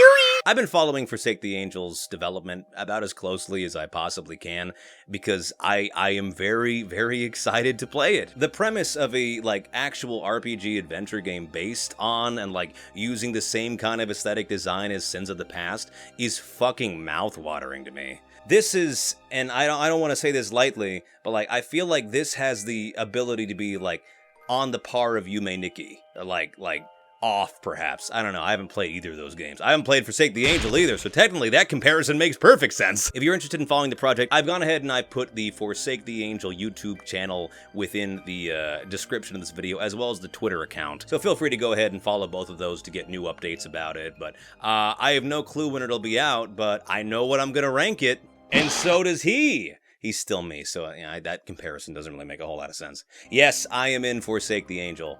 I play somebody, and I get to do a fun voice for that somebody, and I acted my fucking balls off for it. Is that an expression? I'm making that an expression. I'd like to apologize in advance for making that an expression. But yeah, I play one of the characters in Forsake the Angel, and it's a project that I have been so excited for, not just because I'm involved in it, but because, like, damn, man, it's just so fucking cool to see this slowly take shape over time, and I really hope that you'll be as excited about it as I am, because I think it's going to be real fucking good. And so I give Forsake the Angel the final... Oh man, it didn't go in easily. What the fuck? Oh, I hit the stick. Scott tier. He's got Scott tier. It's fucking obvious, but like, yeah. Now the whole moment's ruined. Now this is normally the part where I'd be like, oh, well, you know, I hope you liked the video. This is all the ones I have. All my opinions are objectively correct. Hey, check out this analog horror I made. And we'll get to that. But I would like to do things a little bit differently. Maybe it's the fact I just went through 50 of these motherfuckers, and I feel like it only makes sense to crown a reigning champion. So for the first time ever, I'm going to be choosing one of these analog horrors and putting it on the most resplendent spot of all, the unholy altar. No, but my pick for the reigning champion of the analog horrors that I have gone through in this video, and fuck it, let's just say all time, is We'll Be Right Back. We'll Be Right Back is, I think, like, probably the best analog horror I have ever watched. And I know that's kind of a crazy thing when we have some real heavy hitters, not even on this list, but like, you know, surrounding it as well. But like, I feel like We'll Be Right Back is the first one I have watched where I am struggling to find anything to take issue with it. I was engrossed the first time I watched it. I was fucking compelled by the story on display, by the visual presentation, and the more and more I learned about the series and the more I watched it, the more I realized, like, this was something really, really special. On just about every single possible facet and characteristic of achievement that a series can get to, I think We'll Be Right Back does it. It is consistently scary, well edited, and a clear love letter to not only the like genre itself, but also multiple other things that inspired analog horror in general, from creepypastas, from like fucked up broadcast mess ups to stuff like that. This is proof that there are people out there as demented and as creatively fucked up as me, and I cannot tell you what that means to me. From the authenticity of every single video being uploaded actively having been converted to an actual VHS tape, but like done so with accessibility for the viewers in mind. Looking at you, Greylock. That's right, fuck it, we'll start fights with everybody this day. That guy's a transphobe, I don't give a shit. The references of old creepypastas that go beyond just, ooh, what if these were real? And more so, yeah, what if they were real because they were intentionally made by a creature trying to hurt people? I don't think I have ever felt as much genuine dread about a single character in an analog horror series until I watched We'll Be Right Back. I can talk about this series forever and like wax lyrically forever, but I think the best thing that encapsulates how I feel about it and the impact it had on me is, well, I'll give you a little behind the scenes fact. Usually when I make the analog horror videos, I like to start watching them in September. And that's not because I don't like planning videos ahead, I do a lot of other pre-production shit, but also I find it's very difficult to talk about something if you've watched it months ago and written notes months ago. I feel like it's a disservice to the series if I were to like, say, watch one of them like back in fucking, I don't know, May, and then make this video in October and be like, ah, well, it was pretty good for the parts I remember. Like, no, that's just a shitty thing to do. And this video was rough. This has been a strenuous month, and this has been the largest undertaking of an analog horror video I have ever done. I cannot stress enough that time was of the essence for this. But despite all of that, I still went back and I watched the entirety of We'll Be Right Back from start to finish again, because I liked it so much. I showed it to my friends, I showed it to some of my mods in my Discord server. Literally, when time was not on my side, I still made some to go back to this series because it meant so much to me, and it was as fucking good as it was. I don't think I can think of a more deserving thing to have, like, the very top spot, because I adore it. I think it's perfect in just about every possible way an analog horror series could be. So it is with that that I put We'll Be Right Back in the sacrificial lamb tier, the highest accolade that I could possibly provide for this fine series. Well, maybe I could do one more thing. Remember I said I was going to make an analog horror at the end of this video? Well, I wasn't lying about that. However, it is a little bit of a caveat that I should mention. So a neat thing about the We'll Be Right Back series is that it has its own website where you can, like, you know, look at what the costs of some of these ridiculously expensive cable boxes are, but also you can submit your own work. If you've made your own, like fully edited broadcast anomaly, you can upload it to the website and have Tapeworm the creator see it. And I kind of love that, you know? It's like, hey, show me your work based on the kind of stuff that I make. I'm all for it. And what better way to pay homage to a series that I have loved so deeply than to create an extra canonical fan fiction of it, featuring the characters from my first ever analog horror series I made, the Jaywalker Investigations. That's right, you're finally getting your continuation, and yeah, play it, me.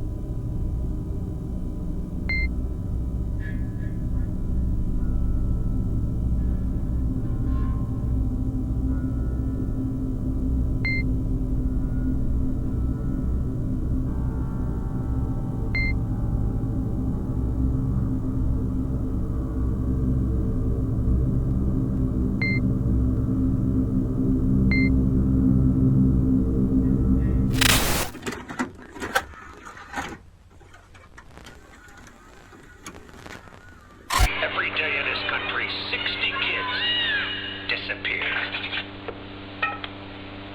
Some run away, but a lot are kidnapped by strangers or even by people they know. Almost 20,000. She's going, Jenny. She's gonna tell her folks about this. And you can write to McGruff. Learn how to keep your family and your community safe and help take a bite out of crime. Hundreds of children go missing each year, and confronting this frightening phenomenon is Child Find, an agency dedicated to finding our lost ones. There is no border to stop the search, and no place too small to look.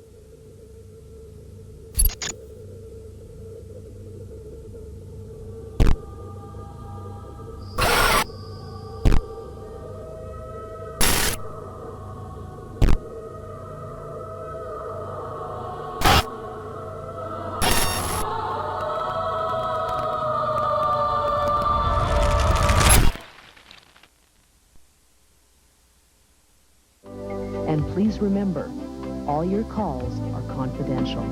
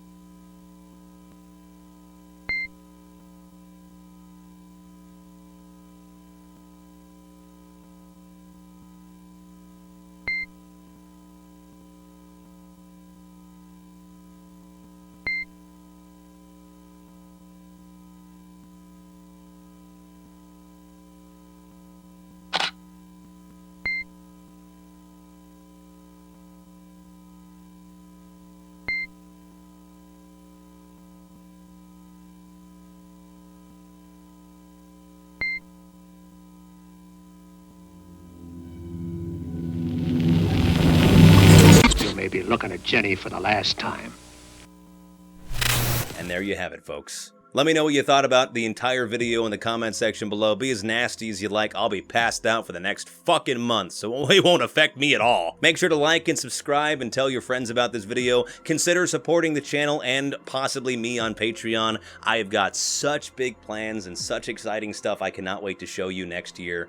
All I will say is that if you haven't played Deltarune, this is a really good time to go and play Deltarune. Wink. It wasn't a fucking hint. That was just me telling you what I'm making videos about next. Of course, as always, I'd like to give a big shout out and a big thank you to every single person who created the series we talked about here today for creating the series in general. If you have any interest in any of the things I've talked about, go check them out.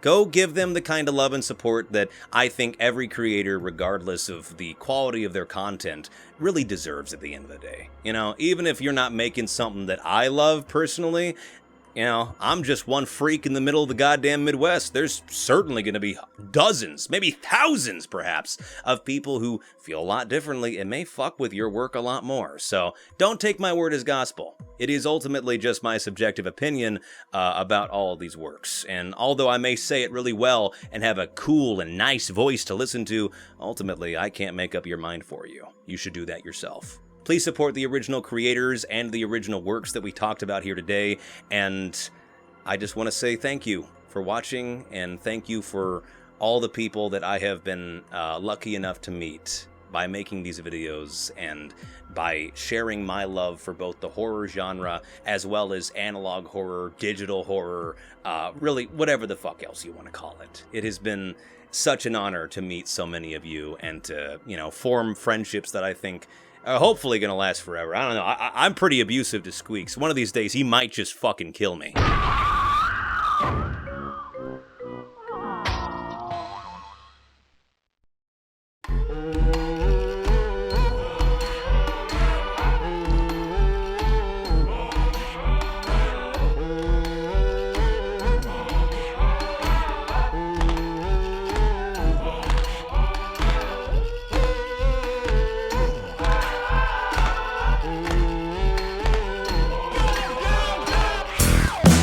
On me, wanna take my piece, wanna take my lead, wanna erase me. Tell them who you be, come to no man's land, little salt better walk right. You know what I see, it's a porcelain piece of mind you're breathing. Entertainment to a war machine, I don't need to compete, I'm a weapon, a landmine. Go ahead, little buddy, go chase them bands and flicks, don't stand a man.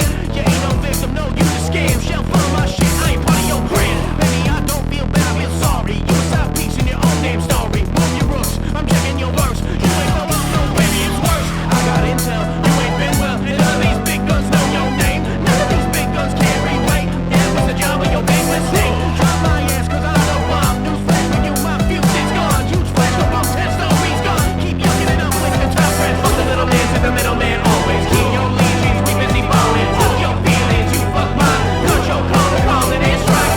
Huh? You bump the bus? What's the matter? Still ain't enough. No more war games. Now with your way, my call of duty is to get them out of love.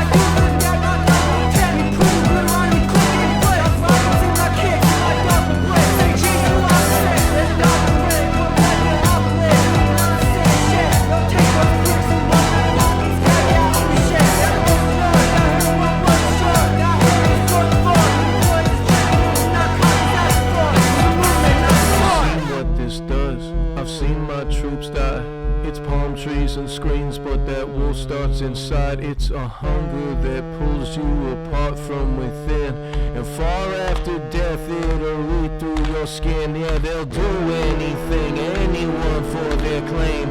They'll follow these orders cause it's all a game, set by people who pay people behind that screen.